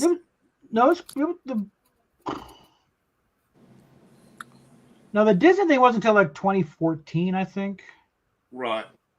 And that doesn't mean Revenge of the Sith have been a long time ago. The property haven't been doing much since then. No. There's some TV stuff See, I remember, right, there was a YouTuber who did an excellent dive on LucasArts, and they said the problem is they produced too much too quickly, and when technology changed, they didn't go back and remaster their work until it was too late. Yeah. Disney has been pumping out garbage under the Star Wars name. Well, yeah, that's the problem. Is because you've got to remember, Disney are producing movies that used to cost $100 million, and now they're costing $200 million, and they're trying to cut that cost back to $100 million because the higher the cost of the movie, the longer it has to be in cinema, the more money that, and they cannot make. Disney, it's gone from. Don't forget, Disney at its height were making a movie every month. Now they're not even. They're barely making a movie every 3 months. You know. Come on. How many Disney movies were there last year? I tried to watch The Acolyte, but I got barely through the entry where she kills a Jedi with a knife, which shouldn't be possible, and then they frame a black woman halfway across the galaxy. Yeah, that was that made Lucas look like a genius. Yeah. And they I have a theory. Remember when the sale happened, everyone thought George was. Oh yes, Disney will take care of it. You know, Kathleen Kennedy. Oh yeah, she'll do a good job. And that's oh my God, how wrong we were on all fronts. And then, in the second episode, I heard they gave him spice cookies, but in Star Wars, spice is a hard drug. Also, they introduced witches, and it's like, remember what I said before about how they're trying that not every trend takes off. Like they're trying to make witches a thing that trends, and I don't know why. And the thing is, I write about witches and warlocks, and I think it's ridiculous that you put witches and warlocks in Star Wars. Star Wars has always been don't reference fantasy. You imitate fantasy, but you never reference fantasy. Yeah, never put self-inserts. Yeah, well, that's another thing. Luke Skywalker was in self-insert, okay. Yeah, Luke Skywalker was picked up on that at the top. Yeah, but that's. Although he did have some fantasy playouts with Han Solo too, which is why eventually tried to elevate. Because eventually he was going to. Originally he wanted to. Look, Harrison Ford wanted out of stuff. Harrison Ford was an accidental stop. Okay. Yeah, he figured he'd gone as far with the characters, but just kill him off. I'm not doing anything here. So he wanted out of Han Solo because he didn't want to get bogged down like all the other actors he saw with. He saw the actors. He saw what happened with what's the other actor? The guy originally he was going to play Star Wars. He was originally going to play Han Solo. He saw what happened with. They went through a bunch of guys. The audition was like, hey. They even had Richard Patch, I think, at one time, and he saw what was happening to them at conventions. You know, you're Magnum PI. You're like you can't be in 3 Men and a Baby. You're Magnum PI. You can only play Magnum PI. Or Richard Thatch. You're Apollo. You can't be in. You can't be in. Yeah, you know. And to that, and to that end, I would just be like, well. Are you gonna pay me the exact same amount of money that this guy's trying to pay me for the role that he has for me, which makes perfect sense and everything? Well, we can't match it, but we'll give you a percentage cut of the film. Yeah, it's like pick it up another give me 5%. Give me 5% of the gross scene of the film, and you got a deal.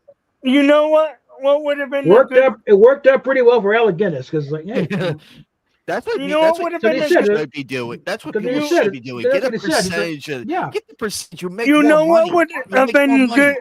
Do you know what would have been a good series? There would have been several good series that they could have done with Star Wars. I have a theory. What's that?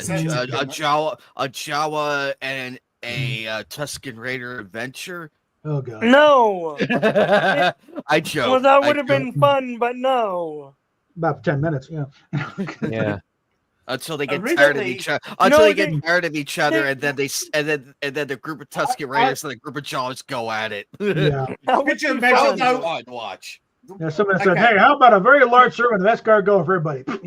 Yeah. What's your theory? No, one of the things that they could have done was one of the Jedi Sith Wars. Yes. My theory. There's been some trying to get the Old Republic stuff going, but they did the High Republic, or you're more like you must be High Republic. Yeah. I have a theory.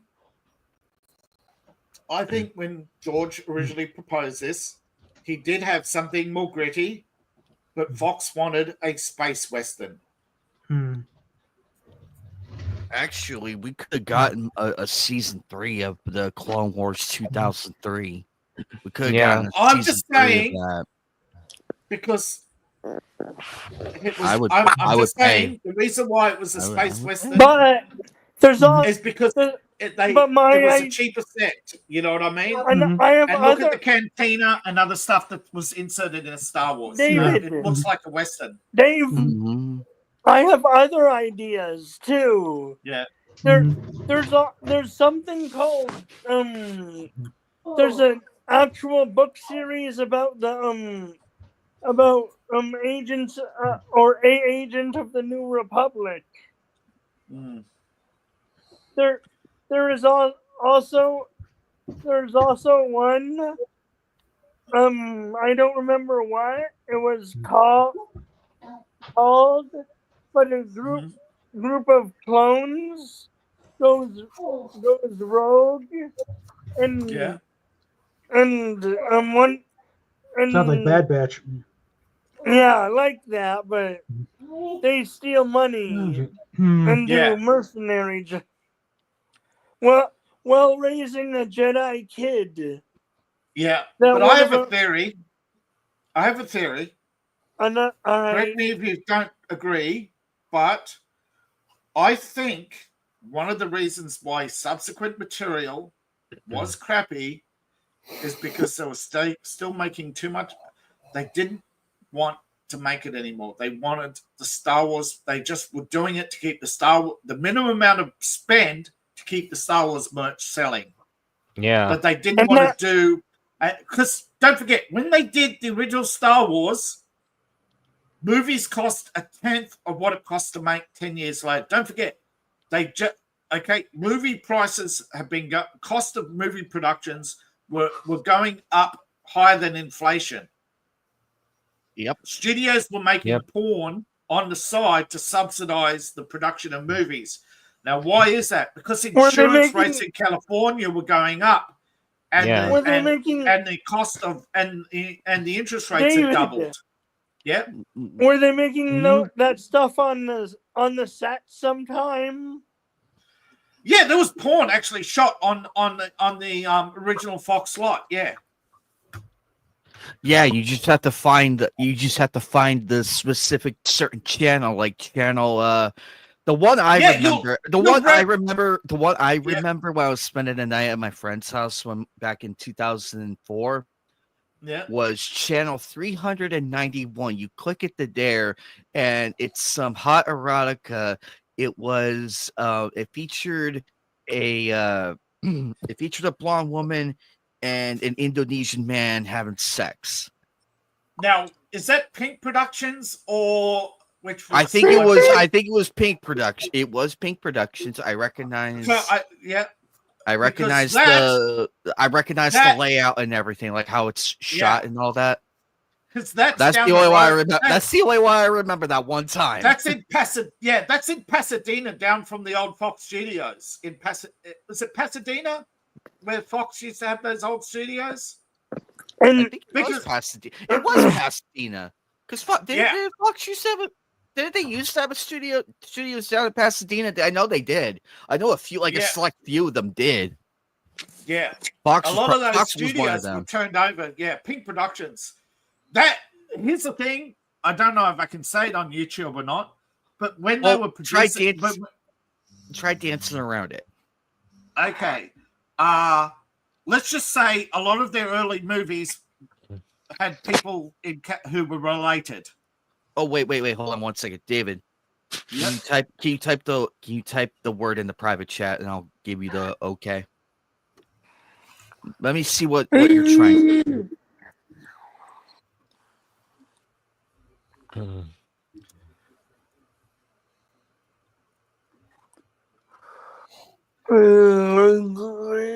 I don't think I can say it, but that's what they used to do.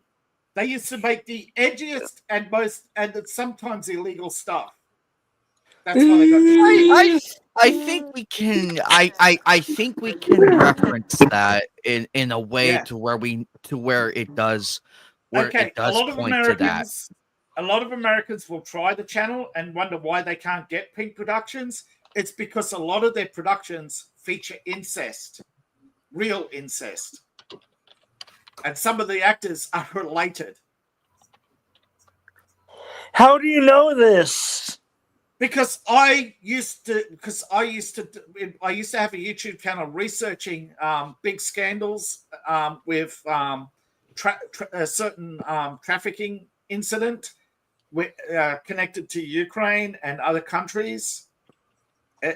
Back in the 60s, 70s, all the way through the 80s and 90s, a lot of these porn studios were bringing people from overseas because production in America was getting more and more expensive. But for some reason, I could never figure out why these studios wouldn't leave California. I still can't. Why?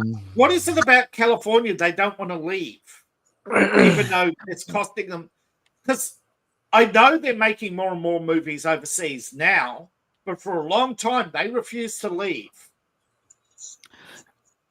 I think it has to do. Now you can disagree with me on this. Yeah. It's more of because remember in America we have the freedom of expression and creativity and everything like which I don't disagree with, but unfortunately, but if we went imagine if you created say like a movie, David, you wanted to feature a prominent person of a different race, like a black person, a Hispanic chick, and all that. While in overseas, though, it may not be as appealing to those in overseas. I think that's why they don't want to do it. They don't want to shoot it there because it would severely limit to the creativity that they want to do. Now, don't get me wrong. I'm for people of having. Of getting into acting regardless if they can pull it off and everything. I don't deny the talents of other people. I don't deny that. It's a matter of convenience. It's a matter of convenience because remember, look what China did to the Star Wars poster. Remember when Finn was like, if you compare the USA poster to the China one, Finn is barely non-existent to that. Before we give Kermit a platform, let Anime finish, please, Kermit. Give you a platform when he finishes. And so I'm just impatient tonight. Because of David. Yeah, I trigger people. I know. I have a problem, and I barely sometimes let me trigger talk. people's. Yeah. No, I trigger people, and I'm sorry. It's not intentional. But Anime, I probably have to agree with you that probably the Californian pool of people gives them a more variety to pull from than say Southern Texas or other cheaper places they could film. And look at, and I'm gonna make one last. I'm gonna make one last example here, and then Kermit can speak his mind on this matter. Hold on one second, though, Kermit. I have one last piece of evidence. Bit of trivia, or evidence. Look at Saudi Arabia and WWE. Look at Saudi Arabia and WWE. The women over there, and I noticed this. The difference of attire. There's no way you would be able to have like the sexy girls and everything. All There's I'm no way. saying was a different state. I didn't mean a different country. I know. A different state. See. Sorry, David, but different state. I think. I think you can. I think you can get away with certain things, but in California, I think there's a lot more creative pull and leverage over there because if an actor went and shot a movie, say like in Michigan, they have Captain to abide by America is certain laws and logistics here and there to make Yeah, it work. Yeah. Remember, Captain America- remember Casino, Casino, Goodfellas. When they always say back home, they cannot say Chicago. They can't reference. They couldn't reference the actual outfit out there during those times. So that's why they shot it in Kentucky, Vegas, and a few other places. They wouldn't go near Chicago or where the upper epsilon is in the control. I can understand some So things. All I'm saying that is why they don't want to leave California to that extent, David. To that extent. all I'm saying is they're always complaining that they're stifled in California, that the costs are too high in California, yet they're the ones who drove up the cost of movie making faster than inflation. And the reason why they have so much insurance problems is because not only did they have so much accidents on set, it's because so many of their actors and actresses were getting AIDS, you know. The health insurance payout was ridiculous. I did tell Kermit I was now Kermit. Yeah, sorry, Kermit, it's yours. I have finished my point and everything. Go Thank ahead. you, and I apologize. Nah, you're good. You're good. I was almost done. I was nearly done, but go ahead. Did you know that Star Wars can be done in horror? Yeah, I've actually seen somebody do a genre crossover. Can you change genres? There's I forget what they're called, but they exist in the unknown regions. But they look like giant skeletons. It's like three. Again, the form is the use. You could have easily have a horror story there. So and they get it, and they get into your mind, and then they eventually kill everyone on board. Yeah. Here's the thing. They looked at Imagine the Jedi, right? It would be in real life. It would be a horror story. People could get into your mind, make you do stuff. The abuse of power,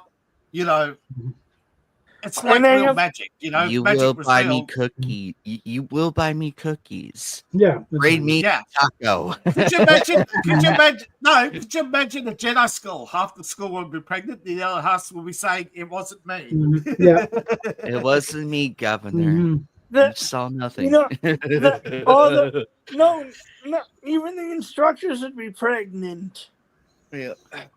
Oh, So- yeah. Imagine the abuse by the female Jedi with all the male Jedi lined up. Yeah. Anyway, guys, let's right. hey Bob, why don't we try a couple cards? I'm done. Let's see if it holds. Let's That's get 10. around in here. Yeah. I'm not gonna go in. That's Okay, okay. before I go, We're just thank you, doing guys. we're just gonna do a test to see if the stream will hold. All right. We're just doing the test. Well, that's They're all- Oh, David, if you have to if you have Yeah. to go, I appreciate you being here, spending time with us Yeah. and everything. Could you do a quick? So we need more players then, because I can't do two. Go ahead, David. And yes, I agree there, Bob. I agree. Could you do a quick Da- plug at screen share and post the link for my Yeah. Kickstarter? yeah, I can. Yeah. Yeah, I could do that. I got yeah. 49 days to go. I'm sitting at absolutely. 87%. I'm Yeah, Bob, I'm gonna put absolutely this down frustrated just for a sitting moment. at 87%. There you go. That's Bob's. This is Bob's. Not Bob's. This is David's page. Sorry. Goes to show where my brain is. Goes to show where my brain has been the last few days. This is David's book page. He is very, very close to his goal. If we could get a few more backers in here and get him to his goal, he'll be more than happy to do a lot of like a thank you of some kind and offer. Yeah. And there's special promotions to a wonderful writer. And if you're looking for a better book, or if you need a book to help you pass the time, look no further than Erotic Tales from the Empire Volume 1. Yeah, Special, she loved the book, by the way. Yeah. Yes, and I said you loved the book. David and David writes a lot of good stories, and he's really trying, ladies and gentlemen. He's really trying. Let's give the man a chance here. Yeah. Mhm. And also Yeah. check my Ko-Fi page, but I need to update soon anyways on my Ko-Fi. Oh What's yeah, going on. I can't hear you. Trying to talk on the side. I can't tell you. Guys, look, it's been great. I really wish I had some updates on the anime stuff Yeah. coming out, but it just keeps like I'm just not able to retain right now. I'm just so many other things juggling. I'm really looking forward to the new Overlord, and as much as I mock sometimes the childish stuff, there are good stuff like Hello Kitty, which is not just appropriate for it's very good, child friendly, and if you want original stories like that, I would suggest Sailor Moon and Hello Kitty. Not that I'm saying that if you're a Harry Potter fan, there's something wrong with you. I just think that it's highly overrated and really robs people of their maturity and their self-respect and their dignity when you're 30 something and wanting to classify yourself as a Hufflepuff. You know what I mean? Yeah. That there is something wrong. I mean, we saw this sometimes with Star Wars fans too. You know, I'm a Jedi. Oh no, I'm a Sith. I just think that some of these anime fandoms are more mature, and I'm very anime inspired, and I'm very looking forward to some of the new animes. And I really wish in the West we could write some stuff of anime. I mean, I'm not a prude, okay? Consent, as far as I'm concerned, all it needs is consenting adults. That's it. The rest is between you and God. You know what I mean? But unfortunately, we live in a police state, and even in California, some of the stuff they get away with is only because they're big studios. Really, I don't like the American anime industry, and I'm really surprised. And correct me if I'm wrong, but didn't Sony get rid of their American executive and finally? I think they did. We covered that in Nightcast on Wednesday. Yes. We covered it. They I was did, just checking with you on that. but we're keeping our celebration to a minimum because we can't can't because we're not sure. We're not sure comes in, that he was just the fall guy for the censorship at Sony, or he was the censorship or Sony, or he was the DEI under instructions, and that Sony is just keeping him to blame. But we do know this: Sony made 50 million PS5s. They only sold 46. They made 5 million. I believe 5 million was the official number of Slims, and they've hardly sold those. So fingers crossed. I don't like PlayStation exclusives, but if they say it's only for a year, that's fine. But I really think that if they're going to censor a game and then say you can't publish it elsewhere, that's not just the American guy's fault. I think there's more to it than that. But really, stuff like Overlord, there's a lot of anime out there that will never get a second season or a second look at, no matter how much we plug it, no matter how much we buy of it, no matter merch is sold, they will never give them a second season. Because the second season, I don't know what the deal is with anime. Nobody seems to be able to know why some shows live forever. I do have a theory that it's based on the size of the studio, and that studios know they're only going to make money out of the first season, that the second season it's not the cost of the second season, it's the audience drop off. It might also be contractual obligations to do more than one season. Yeah. Also, also the cost and production lead time. They never know if they're going to be able to do a second season or justify it. So there are many factors. And an anime fan, I think by now, is mature enough to know that if you like a show, buy the manga. Yeah. Because manga is going to drive interest in studios creating anime for it. Yeah, and manga got the entire story too. Yeah. And also, at least that's how I first see it. To get back to the video game thing you were just talking about, if we can't own our video games, piracy's not theft. Yeah. Look, I actually started in video games, and I'm actually looking to get back into it because I think that I've got parts of my story that will only be for that medium. If you understand the drift, you know that there are different stories for different mediums. Like Yes, sir. Star Wars is a better serial than as a movie. If you've ever watched Probably. the Japanese version of Star Wars that was actually done as a anime series, you'll actually understand. Oh yeah, the kind of what if about Star Wars series that they released in animation. Yes, with, it was much better than the that original. specifically Samurai one was really, really good. Yes, and as actually everybody says, Lucas owes Kawasaki $1 billion. Oh God! Yeah. I And think that's even just Lucas has apology. said that. Yeah. Although he did apologize and actually admit that he ripped Kawasaki off. He gave him $100,000. The Hidden Fortress was a big inspiration, mainly for R2 and 3PO.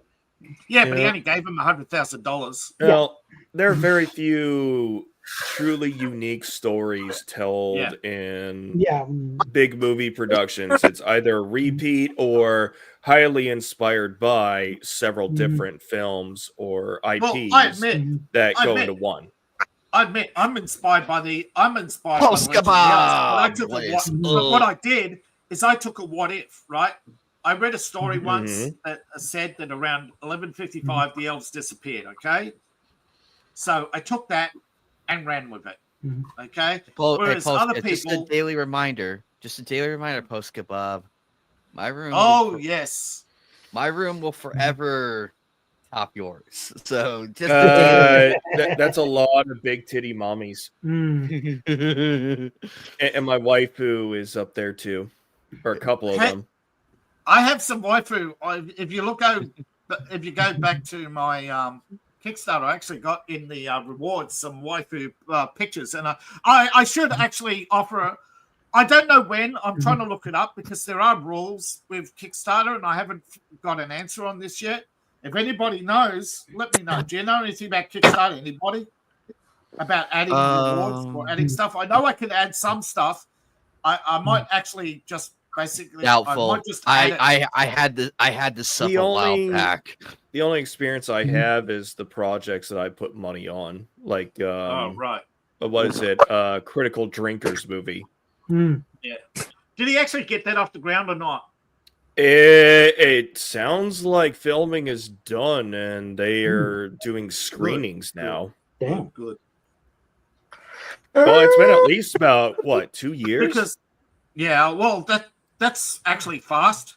Because I used to be in video game. I used to be in video game production, and I actually dealt with a lot of movie people. And 2 years, like the story behind Star Wars is it started before it started. Very early. I saw that Gina Carano Gina Carano movie. No, it's not. I didn't. The one was it something on the prairie, hell on the prairie, or something like that. Oh, that's getting revived. I'm like, why?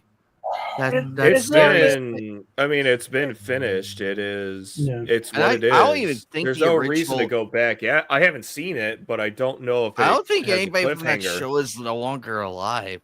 I don't think they're alive any longer. It's a paycheck for Gina. Okay. Yeah. Anime. Do you have a release date on the Overlord, or is it still up in the air? It's still up in the air. We should probably know by Wednesday. We're gonna dive into that. We're gonna see if we can get some type of info. I've heard rumors that it hasn't got its classification yet. That's why we haven't got the second trailer. Why it hasn't been published, guys? Yeah. It's called Terror on the Prairie. It wasn't a bad movie. Oh, never mind. No, that came out years ago. Yeah. Never mind. I thought. Well, there is actually a reboot for House on the Prairie. There is a reboot. Little House. That's not what good. you're Little going House. into. Okay. So are they going to make them? So they're going to make them all trans, aren't they? Yeah. I've read Overlord, and they're withholding the last book until the movie comes out because they don't want to spoil it. And I'm suspecting this is the end. I asked Anime this, and he's pretty sure too that When they do a Overlord's movie, been running for a series while like though, hasn't it? 4 seasons, but it hasn't covered everything in the books. But I think they're going to skip a lot and go straight for the. Because I think it has. Well, because there's a lot of different anime projects they Mhm. want to get off the ground, but Yeah. you know, you got studios producing several different series all at one time, and Yeah. now, well, they still haven't They- figured out a solution with voice actors because it's still the same dozen or two voice actors for every anime that comes out.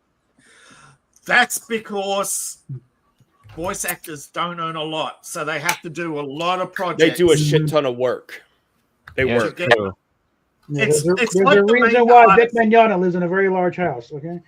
Yeah, it's Yeah. like it's Works like a the lot. manga artists. They asked, But if they asked you the, can uh, make your creator- voice Mhm. your Yeah. income and you got Yeah. your own Mhm. house as small or big as you can afford, Mm-hmm. that is not a bad gig to have. Oh yeah, We'd all Yeah. love that gig. I would love to get. Now, the one thing I'd like to do is voice acting. Yeah, I will do Yeah. some voice acting, but you know, I have the Mickey Mouse voice, Charmander's voice. I don't know what else I have. Well, I should go because I said I was going. I've got to do stuff. Yeah. I rarely have free time because I've got to start my projects. Right, every month I've got to do my projects for my patrons, Mhm. and Yeah. you know I love doing it. It's Yeah. just I'm very disappointed in, Mhm. but you know it is what it is. Most people don't succeed. Yeah. But it's Mhm. reality, right? You got to Yeah. get up every day, put on your pants, Mhm. put on your big boy boots, and Yeah. you know, knuckle down Not and wrong. still Yeah. create. I said But there's occasional stuff that I follow, like Overlord, because the villain stories are rare. And I have some theories about Overlord, which I want to see come true or not, of what actually is going on. Because I was Mhm. right about Sword Art Online, but I never made it. But I sort of wish they hadn't done it, you know, the whole twist thing at the end. Yeah. I really wish they had just. Oh yeah, because I don't think I've totally finished it, and then you got to go to Gun Gale online Yeah. to finish a part of it, Yes, and then you got to go. Yeah, they and then go back to Sword Art Online. But now there's a gap that you don't know what the fuck is going on. Yeah. Yeah, and then when you read the manga, it's all together, and but it's presented differently and in a different order, and basically there's more to what's going on than in the manga and in the anime, and it makes more sense when you find out that the whole thing was an experiment all along. Spoiler alert: there's hints all the way, but we just don't. But because there's so much filler. Let's just say anybody who's intuitive, especially somebody with a long history of watching anime, Yeah, it knows there's tells always the a twist. anime tells on itself in progression. Yes. Mhm. Certain anime I- always follow tropes. Certain tropes, yes. I watched an interesting anime, Carabini, and I'm probably butchering it. Mhm. In the Iron Fortress. I think I've heard of it. Okay. I don't think I've seen it. Is it Iron Fortress or Carabini? Maybe. Yeah. Either way, it Flip a takes coin. place in Japan after all the and the cities are now like stations, and everyone travels around in armored trains because of the zombies outside, and even that is not always enough because they do sometimes break onto trains in significant numbers, and then that's when the city collapses. And one kid gets bitten, but through sheer force of will, he's now a half zombie. Anyway, It looks good though. Mm-hmm. It looks good. It does. And if I can remember it, I'll try and get it. But There's also a I movie. think I know what he's talking about, but yeah, it's been a while since I've seen anything new out of that one. if it's what I'm thinking of. As a storyteller myself, I do think sometimes we go too far and too long with franchises. I think a franchise should have a beginning, a good middle, and then know when to wrap up. And that is the movie. Star Wars, in my opinion. I think you're right. I think it wraps up, but there's a movie. Go ahead, Kermit. It wraps up, but there's a movie. Yeah, but I'm just saying, a lot of anime hasn't yet, and a lot of anime is getting wrapped up early. And again, it is because of everything is worked out ahead of time. You know how much production they've got. Sometimes they will give something a 3 run or a 4 run or a 5 run, but that's if it's ready, pre-written. You know what I mean? If they've got production. But I think one of the things that says whether or not something's get a sequel is something called the cell count. Anybody knows how anything is made knows what a cell count is. And if there's too many cells to make, they won't make sequels because the cells cost too much money. Yeah, they need to reuse. Okay. Is that film? Like the film used? Cells what are what compiled to make the film. It's what they draw on, for the animation. Yeah. See, the animation, the cells are plastic sheets, and they overlay each other. And when you take the photo down from the top, that gives the 3D effect you see in the animation, where you see the different characters in different positions with different. Right? That's because they're stacked cells. This is why Disney's worth so much money, folks, because they invented it, but its patent has run out. That's also why so many animated films, like the animation cells, are gone because they reused them. Yeah, the term clear out the paint and reuse them because they're expensive. Because the they're clear plastic, and the ink and the plastic themselves, everything costs a fortune because it's all custom made. Okay, those cells. Is it still the case? Yeah, these cell. There's only a few companies that make the cell sheets that they use for these cells, and getting a cell would cost you $100,000 to basically buy some of these cells. No, it's like there's a gallery down in Cherry Creek. Nothing but animation stuff and cells.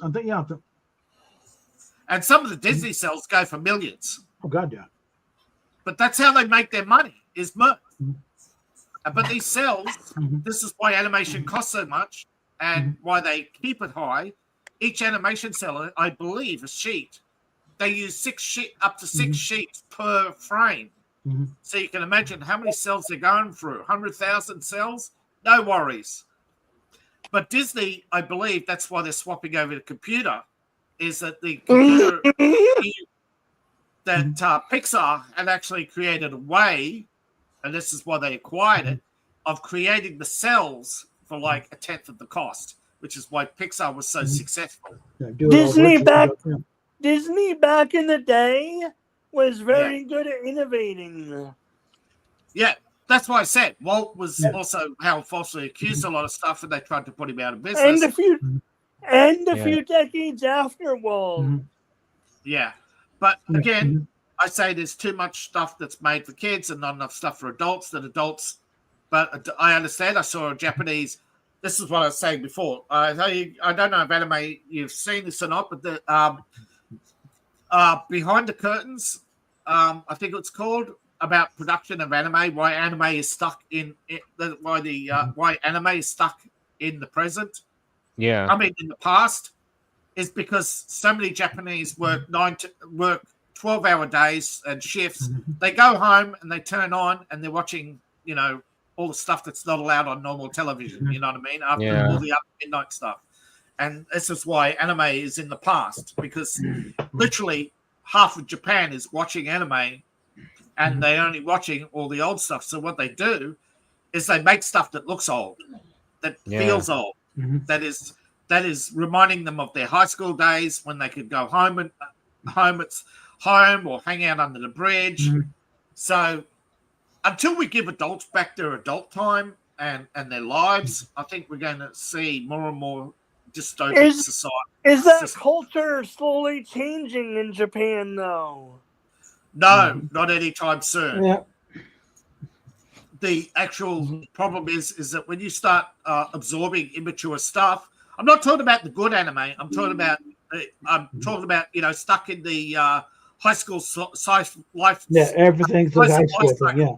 When you only watch that stuff, when you're only focused on youth-orientated stuff, when you're a Harry Potter fan and you don't read anything else or view anything else, I'm talking about people who are stuck in a cycle and a rut, not the actual anime itself. Okay, I'm just talking about people who are stuck in that rut, and what they do is they create a feedback loop. Living in a bubble. And with that, I wish more anime fans watch more mature anime because there's a lot out there, not just Overlord. And Overlord's one of the few mature animes that actually get a run or had a run. Now, there's some very mature animes like Perfect Blue, exploring mental illness and fandom and fanatics, and how fans do create it's, you may think the star creates the fan, but no, the fan creates the star. Isn't it a little bit of both? Well, yeah, you start off attracting the fan, but you'll rise to the fan. You'll rise. You get a fan base, and then you rise, right? It's usually a mix of 50-50, right? At least it's kind of at which point it turns from symbiotic to parasitic. Yeah. And they explore the parasitic nature of the fan. How they will kill to keep their perfect life. And how fans become insular and they have no life. They give up all their ambitions and all their life. And some animes really explored the human condition so well, far better than movies. So I can understand why so many people are stuck in the past. But really, to go forward, we need today's anime to be that leading charge, in that the same way Marvel and DC used to be the leading charge in modern storytelling. Yeah. Because I write and I know how Pulp Fiction and romance stories dominate even today. Or how children's books dominate today. That mature adult themes and thrillers are far and few between, and very good ones rarely get made in the movies. I was actually surprised that some of the Tom Clancy stuff was made in the movies, but they really cut a lot of stuff out. Yeah. Particularly about the double dealing of the CIA. Oh, let's not put truth in our fiction, right? Yeah. But anime, yes, we need. I really hope other mature animes really, and I hope anime. You remember, let's bring some of them forward. Let's people make them aware, because I think too most American audiences still today, anime is a childish thing and a childish hobby. Yes, but I do like my slice of life. But it's like pizza, okay? I like pizza, but I don't eat it every day. I like my slice of life. I don't eat it every day. I like my itchy, but I don't eat it every day. I think too many people become a fan of something and they create a bubble and they give up their ambition. They give up exploration. And isn't it funny that exploration games are so popular? That's why I push people to explore different animes. Look, we could talk. Look, we can talk. We could talk Outlaw Star, Ghost in the Shell, and everything on the daily with no problem. But we gotta start pushing different anime like Kakegurui and Black Cat. I mean, we need to start pushing some other anime not onto the people, but recommend it to them.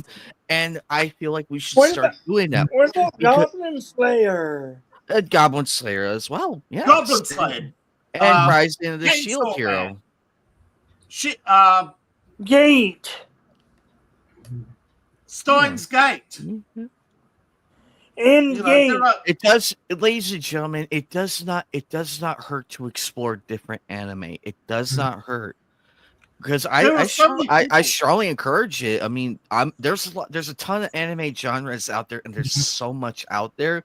I know for a fact you'll find something that you'll enjoy, and I strongly encourage that because that's how we move forward as a community, is when we explore different animes. It may not catch your interest, but we gave it a fair chance.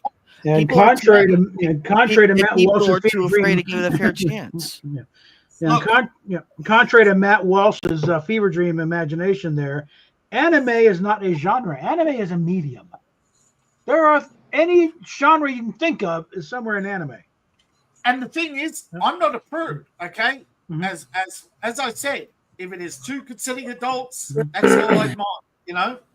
And yes, and I have read the arguments, and California has made some good arguments, but the science, unfortunately, does not matter to most people, only the emotion, okay?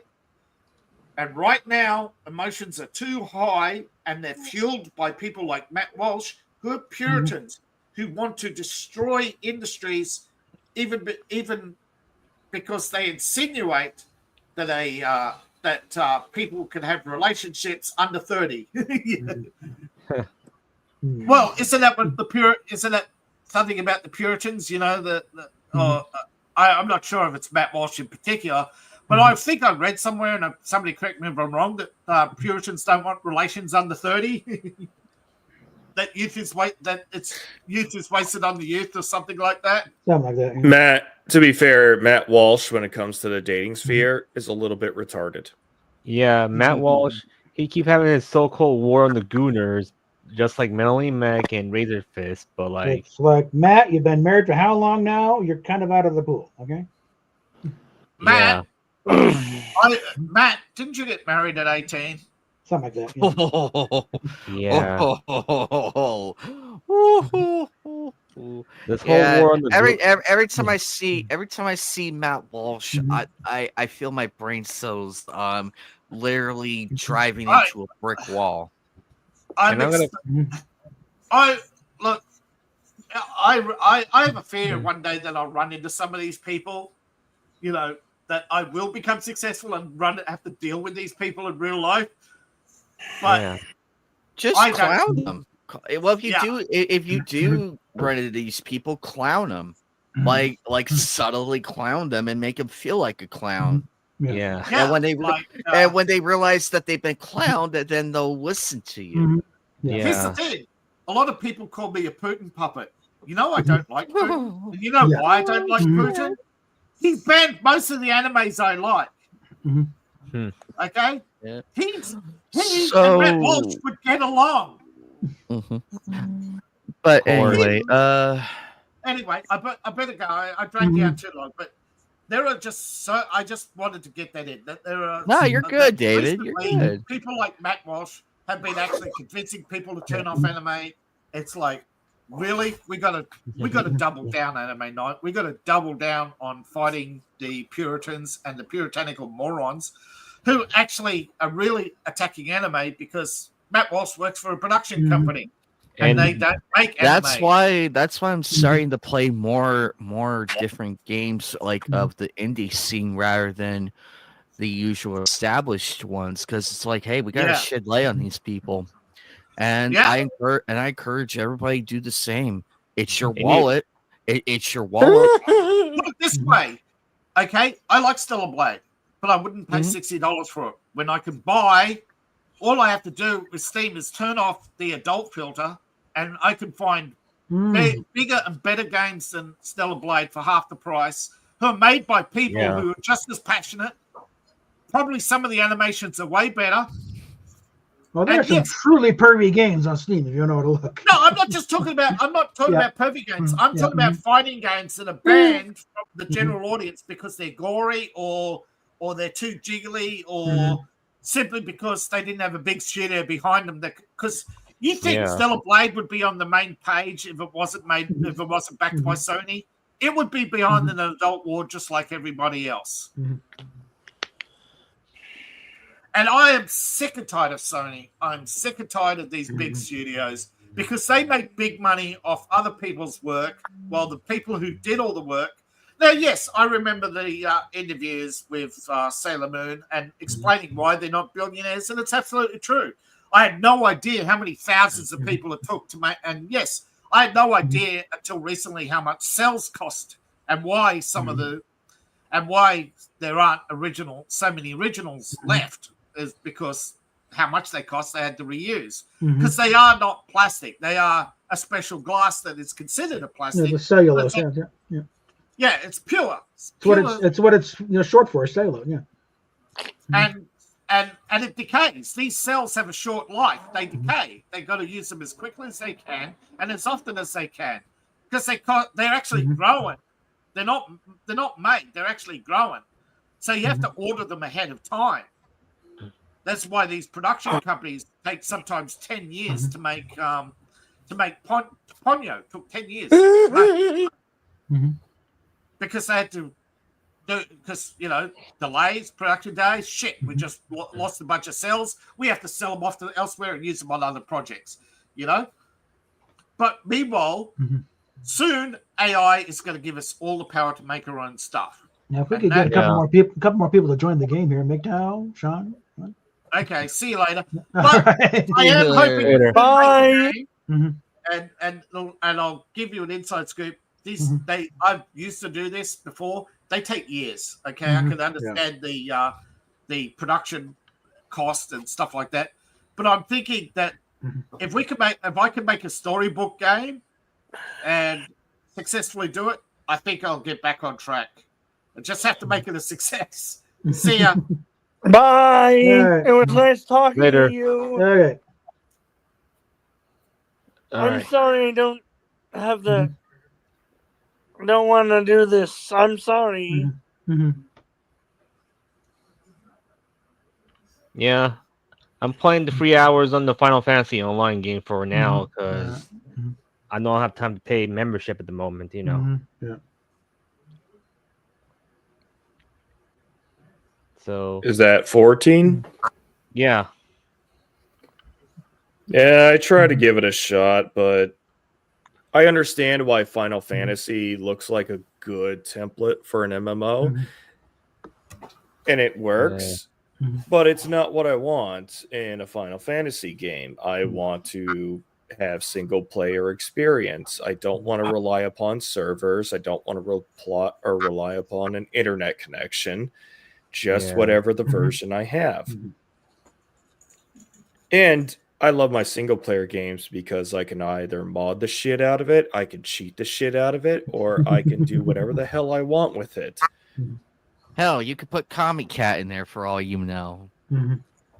No, Comic Cat will never become a character. That little cunt don't deserve it. even though I like single player games a lot, but sometimes I like to have like online co-op connection as well, or or the whole deal when I play with a friend. Oh no, I understand that. What is it? Anime knows we play with Chaos all the time, who pretty much is it's all online games when he's streaming. And we're playing along with them. Yeah. Time and place.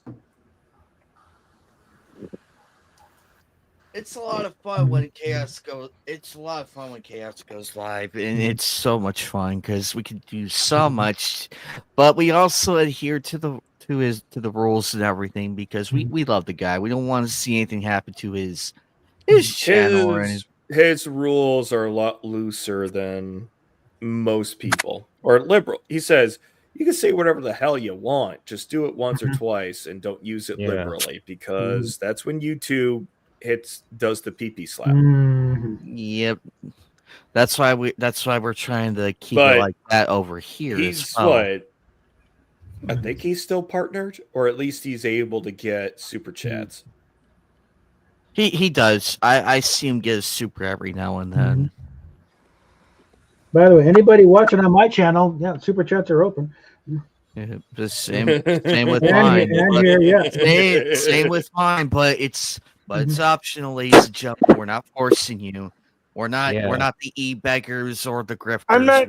I am. I- I'm not sure I can do this to I'm do not the doing this for game my health. tonight.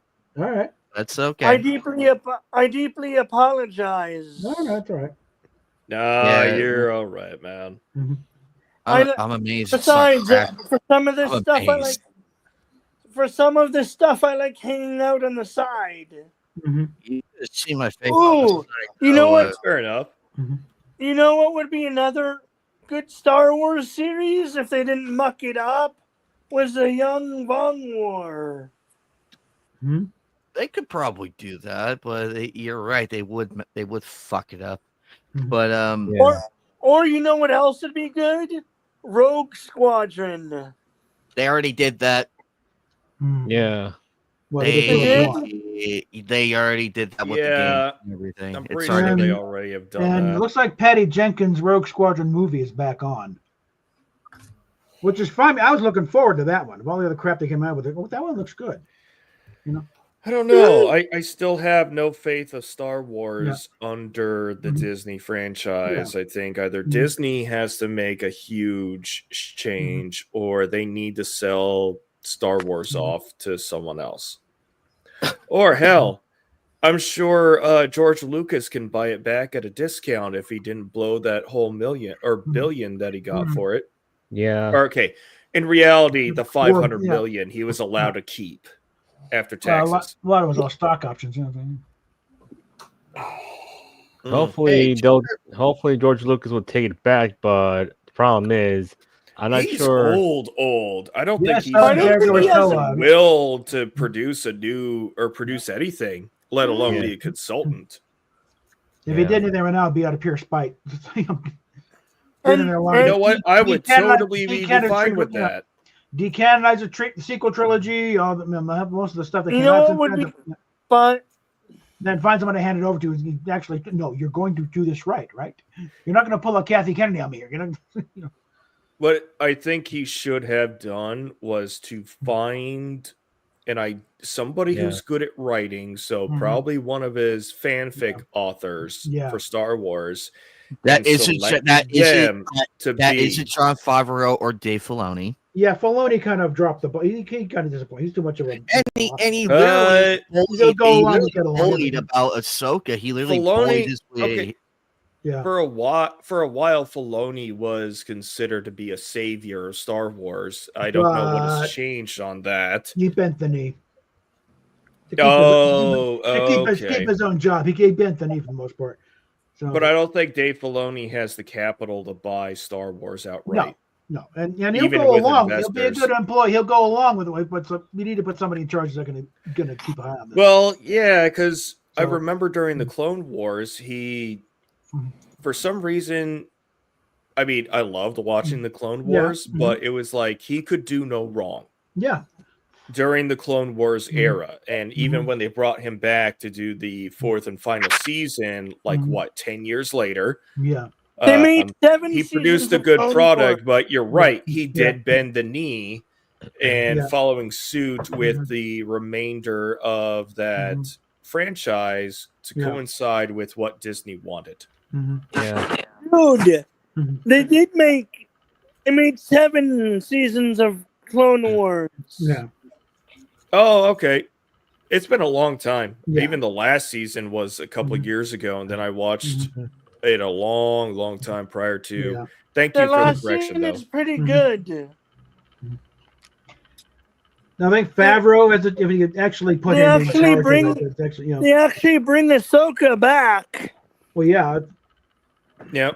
Well, I thought the Bad Batch was a good interim. I like the Bad Batch, even though it ended they could have keeping up with, but they at least found a good way to end it. To be like, hey, the Bad Batch, we raised this little kid up, and now she's going to go join the rebellion. So now it's going to be her story to continue on, and maybe we'll see some of them recur later. Yeah. But it was a passing of the torch ending. Yeah. And I thought it was a good ending, even though it was abrupt and sudden. It was. But they kind of It was abrupt and everything, and I felt bad because it's like it's a good show, and I practically enjoyed it because it felt like Star Wars. It felt like it had the drama, had everything. They're in a frantic state to find Mm-hmm. stability after what is it? They lost one of their dudes, and they're just doing odd jobs to find security or stability. And then they find that off the wall planet out in the Outer Rim that no one knows about, not even the Empire, that they can hide out in because of their high Well, bounty. so Assange finds them. And somehow. No, you're not wrong. They did get found out, but their secrets are preserved. In the end. Yeah. And with because there was a huge battle that took place at that setting. If you really look, like if you look at the background and everything, you could just see the changing of the time, and especially in certain scenes from the Kenobi show, that clone trooper who was like literally who turned into a beggar and everything, you could see it. Like it's changed so badly. If you look at the even Jedi Survivor or the books. But yeah, they the old troopers, the clone troopers, they're in destitute. Their VA system is far worse than ours. Yeah, and I've been but of course they're clones. They don't. Yeah, the clones. Why bother? You understand? They don't have rights as citizens. No, the clones.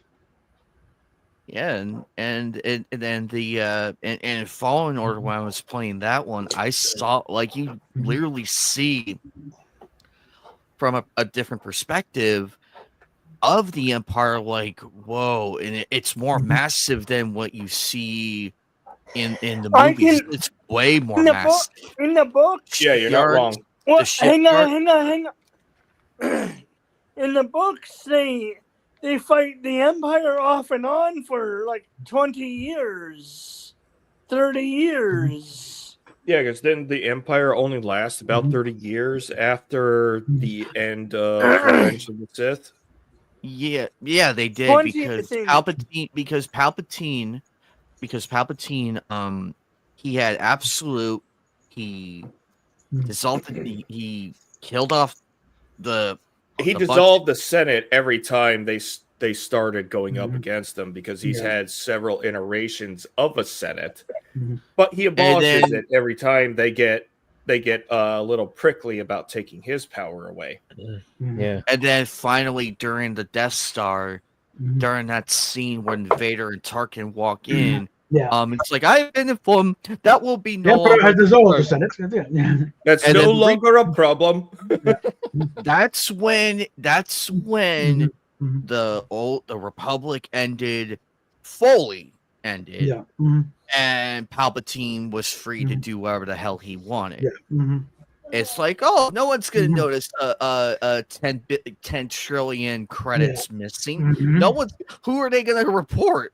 Who are they gonna report for? Who are they gonna report to? I can't be arrested. The military governors have direct control over their systems. I imagine a lot of that money came from like black budgets and slush funds and stuff like that. Or just directly taken from the people because they can do what they want. No, before this, they had the Senate. The way Palpatine constructed the Death Star, like all the chicanery is very impressive when you read about it and see the pieces. That's how I imagine they paid for it, though, through black budgets and like slush funds and whatnot. When there was a Senate. Well, he did get control of the banks. One thing I loved about Legends is I haven't read the books on it. I only know about essays and shit that have been written about it, or also remember we're talking video about essays. We're talking about a story about space wizards, okay? So like, don't get lost. Don't get lost in the beer kind of. No. Okay. I know, but rescuing a princess from the evil, evil bad guy. Okay. Yeah, I feel like but the one thing people Legends over... did is they introduced a species that Palpatine feared, which is why he created the Empire the way he did, so that he knew they were coming. He doesn't know who they are. It's like they're heavy in the dark side, but they're not dark side users. They just have, I guess, by a species, higher metachlorian levels that makes them more competent. There's no force and capable. You mean the Vaughn? I think that's it, the Yvonne. I was trying to look up the name, but every time I tried to use Google to do it, the Yvonne they're out of the results. That's why I was trying to look up the name, and you got. They have no force. They have no force presence.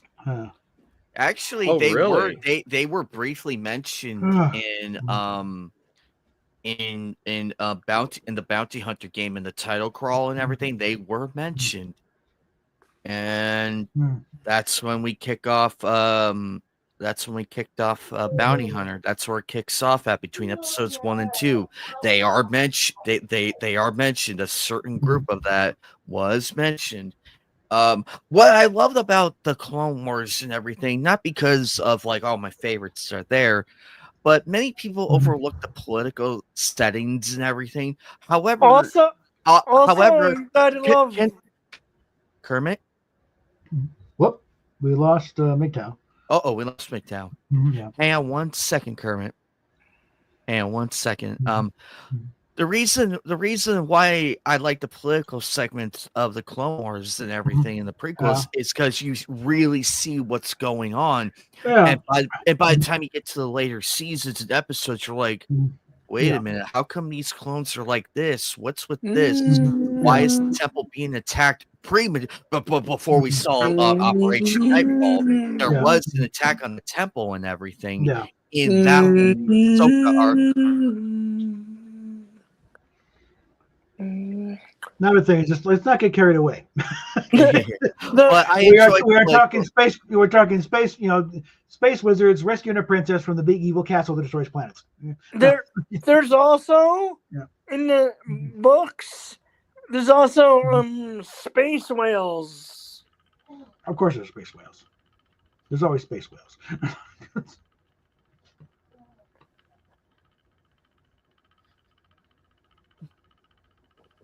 They can naturally go into hyperspace. Oh, why not?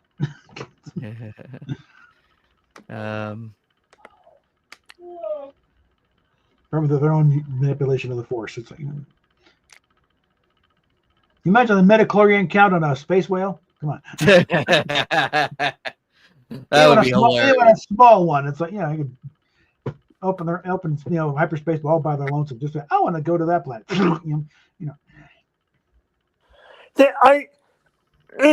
I believe they have like migration routes and whatnot. Yeah.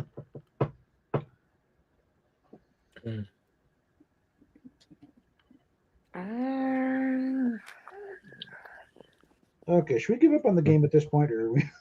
Yeah, I think we can. I deeply apologize. No, you're okay. Because I did have that crash earlier. It's like, how far can we push this? But luckily, it's still holding. Yeah. For those who missed it last night, Sean, I'm bringing you up to speed. I was trying to play Tomb Raider. I was trying to stream Tomb Raider 2 last night, the final 3 levels of that one, and I went through 8 internet crashes, 8 back to back within a 5 minutes. And I was getting visibly pissed and everything. And I spoke with a few people, and I'm like, hey, and because a friend of mine did ask, like, are you going to stream him? I'm like, no, after 8 internet crashes back to back, and in my mindset and the mood, it's probably best not to go and stream with a hot-headed state of mind. Yeah, and fighting through the crashes and finally getting to the final level and beating it and given my sour mood and everything, it would have really ruined the whole celebration and everything. It would have ruined it. So I did not want to do that to you. I did not want to do that to you guys. I think that's fair enough, but I think that's a good thing on the host to be like, I don't want to give you a half-ass product, and I don't want to give you one, especially if I'm going to be hot-headed, because number one, you are going to be prone to lash out at chat, and chat does not appreciate being talked down to. I wanna tackle that game. I want to tackle that again next Saturday with a better mindset and go through with it. I saved at a very good point though, so no one missed anything important. So yeah, awesome. I managed to get to. I stopped it to where there was like a big puzzle and everything. I want to save that. I'm like, I'm just gonna end it right here on this spot because I already got the second secret dragon and everything. So I figured after 2 I would just save it and then tackle the finale, tackle the final of that level onto the other 2, so that way no one misses a thing. But I did have a bit of fun though with the beginning part of it. However, I'm hoping tomorrow with the Jack and Daxter tomorrow. Yeah. I also noticed Phil is going to be streaming Crash Twinsanity. God help him.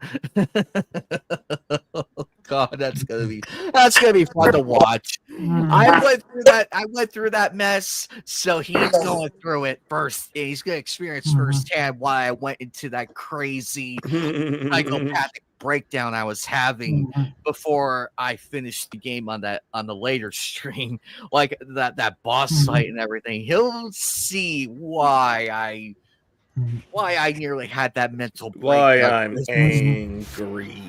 My friend said it was hilarious that he said it was hilarious watching me lose my shit over that final boss and everything, just losing it.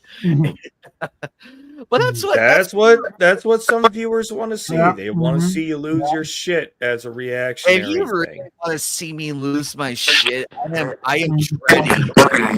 Ow! Oh yeah, that was loud. Yeah. Anyway, it's okay, Kermit. I understand. You're trying to move the mic and everything. I understand. I get it. You may not hear it. We hear it. Okay. It's okay, Kermit. It's okay. I am dreading the day I play Crash Bash though for the PS1. I am dreading that day. I am dreading it because I am probably gonna lose it on that one. Is that better? Thank you. Yes, that's much better. Your audio seems pretty better. I turned up the volume so it could even be heard by George over that guy. Just manually start bumping the I could microphone. still, it's like a tap dancing on our ears. hear you fine. But it's also gonna be fun though. I do have a lot of more games planned coming out because I did see some that caught my attention, and I've been hyping up one such game, waiting for the release of it. I'm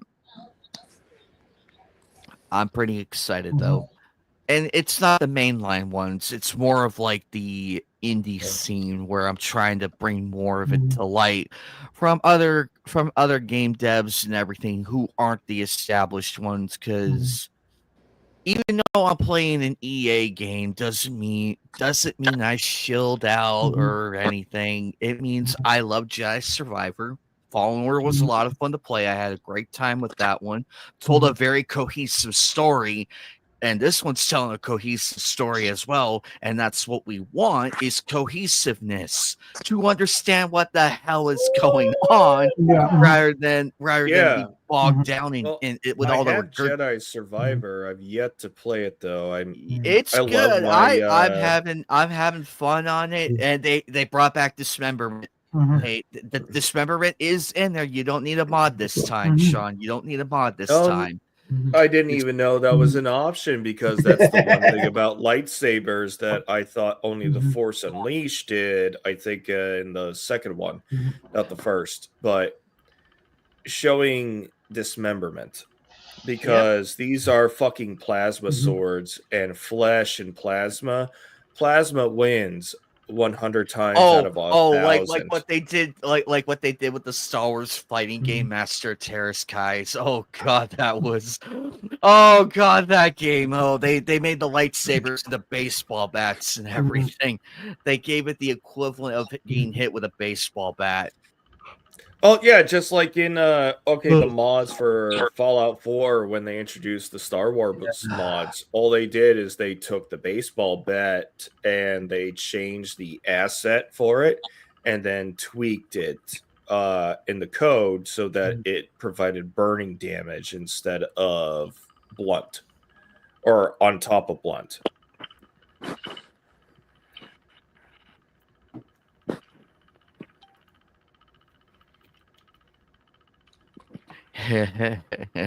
Yep, that's how they do. But I think you'll like Jedi Survivor though, Sean. I recommend it. It's a lot of fun. The control. I got so much in my Steam library that deserves to be played, but I just don't have time. It sucks being an adult and a gamer, and you have Steam sales to buy shit really dirt cheap, but you never play them for years. But I can safely tell you, Sean, the control layout is completely the same. The control layout's the same. You don't need to learn anything new. Aside from the blaster, though. Aside from the blaster, but it's simple enough to understand. It's simple enough. All right. So, as far as controls and everything, it's pretty straightforward, like it was in the first game. It's pretty straightforward, no confusion or anything. But it's just trying to remember what button what does what, though. That's the thing. Because sometimes I often forget to push the enemy away rather than pull them when they're on a cliff. I'll have to take a look. I'm keyboard and mouse, so. Well, even when they're standing on a cliff, I accidentally pull them to me rather than just push them off and be done with it. You're like, I force pull them. Like, wait a minute, I meant to push you off the cliff, Stormtrooper, not the other way around. But it's fun, and I recommend. I highly recommend. It's good. I'm enjoying the story and everything. The High Republic is mentioned, but it's not bad. It's not bad. It's not cringe or anything. What are you doing?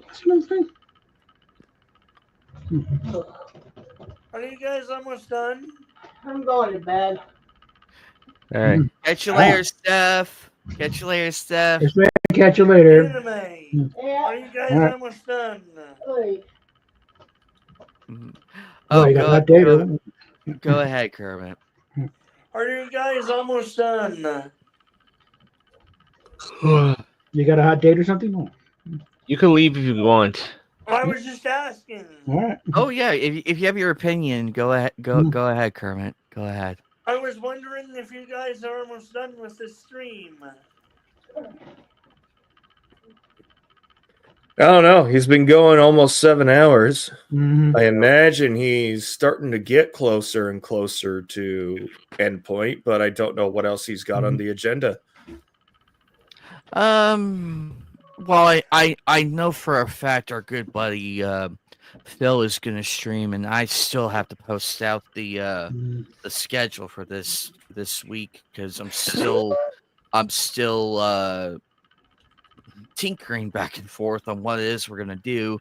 Because I bought yet another Blu-ray driver for the watch party. Because this one, I don't know what happened. I tried everything and nearly blew up my computer trying to get this to work. So I bit the piggy bank on the ass and bought a new one that comes with an instruction manual and everything. So hopefully on Wednesday when it arrives, it'll be easy and I don't have to run into any more problems because I've been holding off the watch party, and I feel bad for my co-host because he loves the Sonic series that we are watching, and we want to end that on a good note and finish up season 2 of that one, and then do more polling for the next show that we do.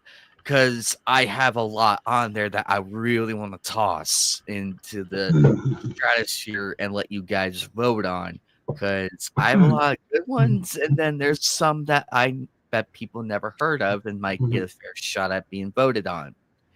The noir fans, knowing them, they're probably going to come out in full force this time and really push it. So, we might see some political shenanigans in the polls and everything. I joke, but anything can happen though, because look how close that last one was between Noir and Sonic. That was very close. But no, it's gonna be fun though. I cannot wait. But it looks like we're gonna end it. We're gonna start ending right about now because I know Shiny, you have a lot of stuff to do.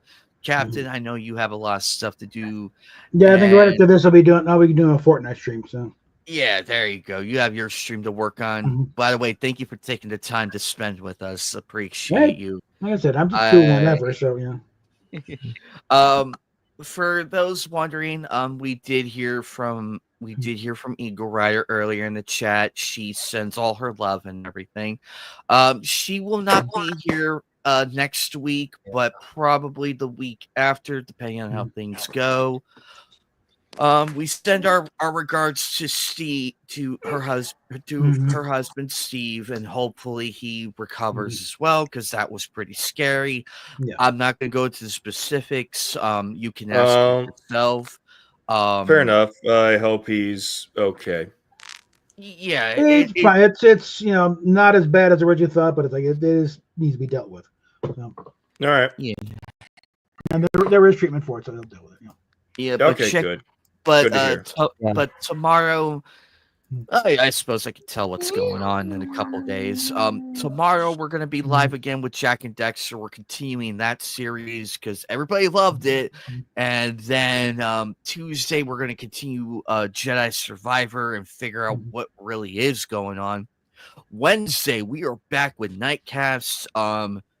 The topics of the Nightcast though are subject to change, but I think me and Joker have an idea of what we're going to be talking about, so stay tuned for that.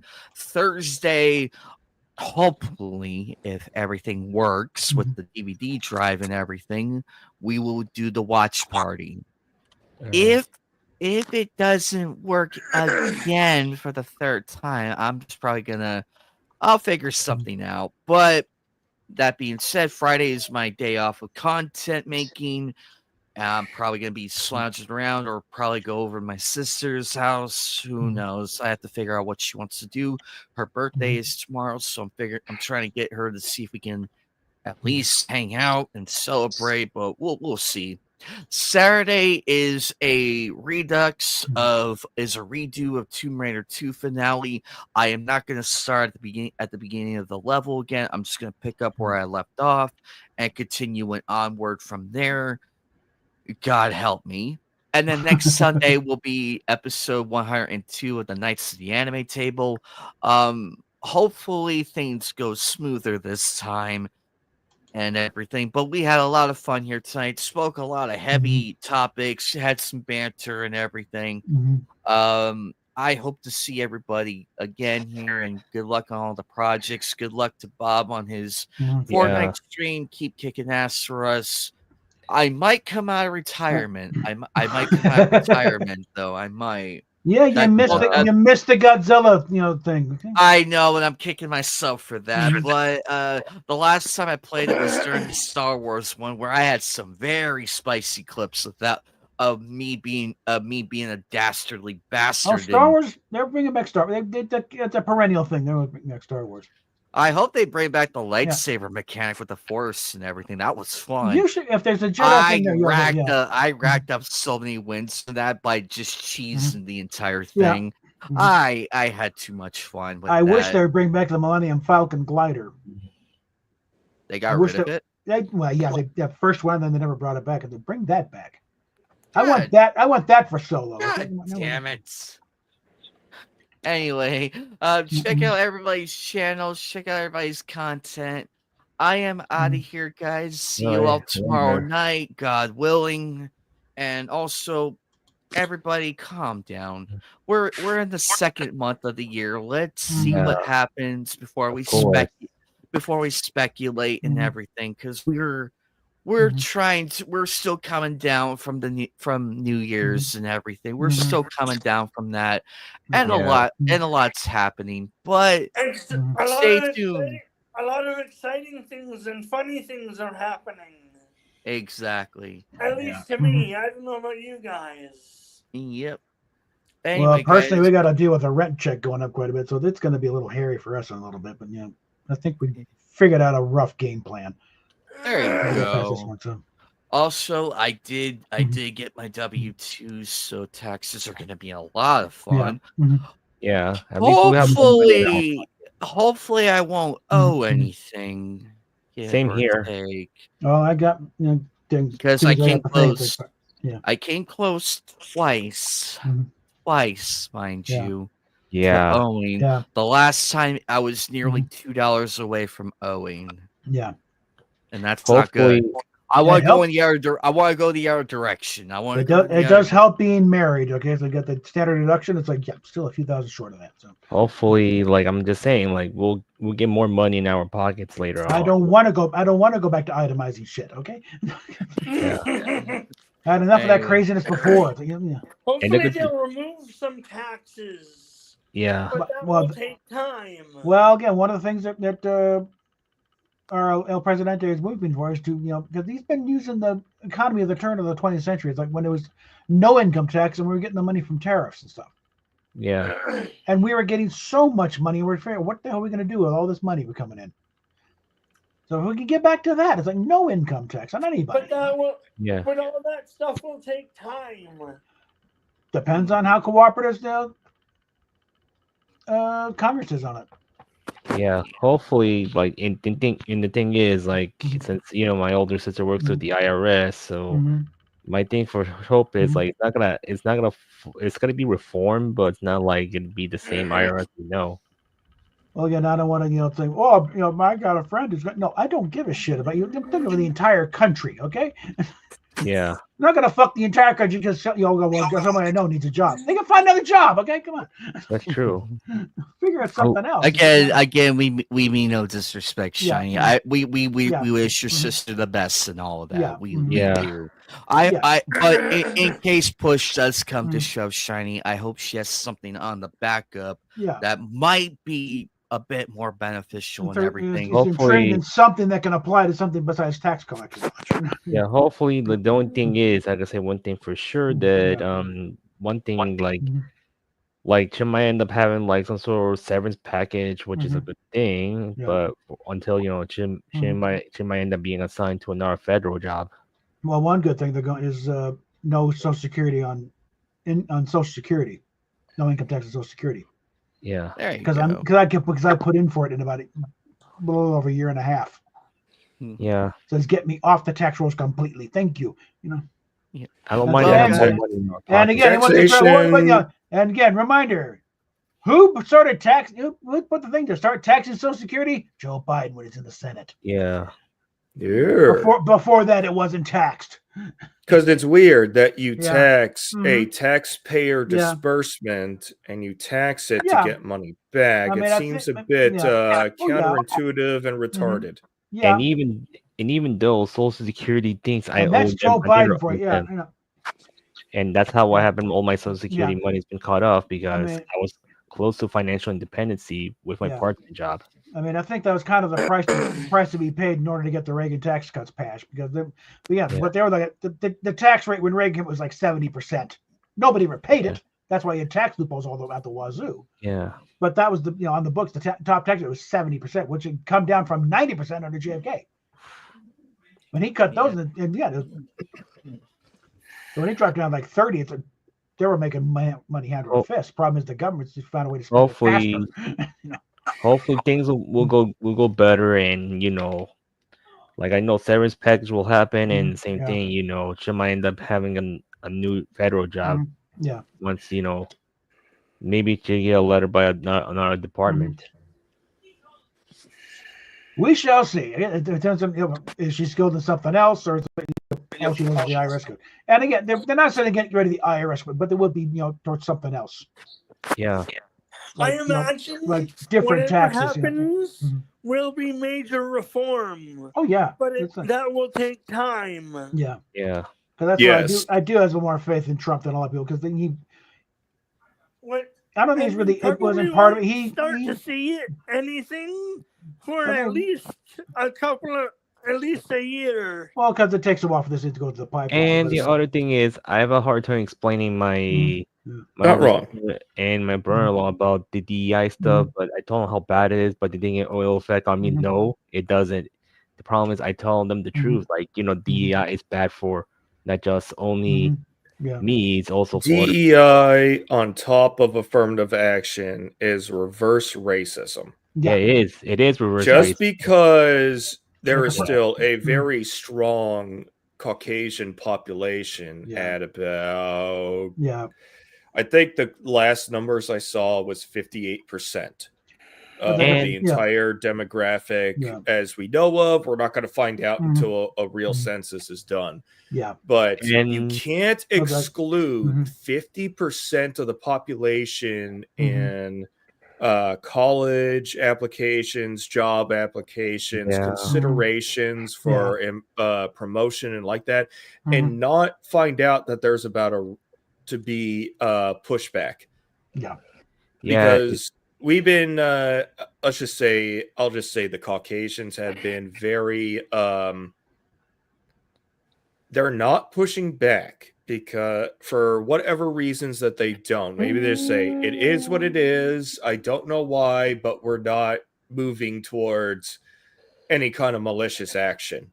And the problem with which is pretty ironic. We're allowing it to happen. We've been too well mannered. You don't want to start a fight, and it's being used as seen as weakness and been pushed against us. Let me tell you this: the problem with DEI. I think that's a good way to put it. Yeah, it doesn't affect affect white people. It's also affect like me and other people who are the ones they call white adjacent, even though you're an entirely different demographic than Caucasians or those who are stronger European descent. It's like you're not the right kind of minority. So, Well, they called Asians white adjacent because they outscore they outscore everybody in the country. And they call Hispanic white adjacent as well. And the thing is, well, I knew that when they called Zimmerman white on public TV during the white Trayvon Hispanic. Martin shit. A white Hispanic. They call it. Like, what? Yeah, and because Lawrence O'Donnell, who doing a piece on God, he is the biggest perpetrator of this. And when I realized, let me tell you this with DEI, because like what happened in Miss that since I kind of lost my job at the library, they okay with to do with the drag queen instead of me, of course, entertaining the kid. They just won't let the drag queen do it, Well, so the bigger question is, okay, what's so important that you need to read in front of kids, Sparky? Yeah. Not saying the kids are going to, but why do you need to perform in front of children? Answer me that. But the reading is pretext. It starts off as a reading session and ends with a sexualization session. Yeah. It's like nothing against drag if it's done an adult activity. It's a sexualized in show. The proper environment, in the proper setting. Otherwise, I don't give a fuck what you do. But when you try to take it to a kid's venue, yes, we're gonna have problems. Wrong. Yeah. And the thing is, and that's why the election went the way it did. And the thing is with DEI, you're not wrong. And here's the thing: the thing is with DEI, they enable pedophiles to go through, and even criminals. Oh yeah. Yes, because the PDF files have found a way to abuse sympathy as expanding their hunting grounds. Well, it's like the gay community for a long time. Part of the gay was to stop being associated with PDF files. Yeah, we're not. We're not. Well, we got gays against groomers. Yes, and they are exactly. Yeah, and they say, thanks, God, you have destroyed 20, 30 years worth of work. Oh, but not probably be associated 100 years with it. of work. They're furious. 100 years, Yeah. 100 years of acceptance, Yeah. all down the drain when people start singing, "We're queer, here, we're we're queer, whatever, we're coming here for your kids." Yeah, we're coming for your kids. Yep. And when someone tried to stiffen penalties on going after kids, and was that's anti-gay. What a peculiar thing to say.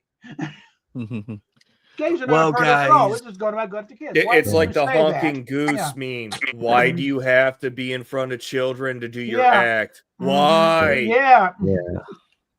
Yep. But on that spicy note, On that cheery note, yeah. Okay, on that note, On that we're gonna bombshell get with we're gonna get out of here and go off into the night and do our own things. But it was a lot of fun. Love doing this. firing up Epic Game Launcher. As much as I know I have so much sleep deprivation going on, I might gotta get myself ready to go to bed anyway. Oh, come on. Don't be. Sleep. I What's do that? too. Have a good one, Shiny. Have a good one, Kermit. Have a good one, everybody. Thank you to all of you for coming over.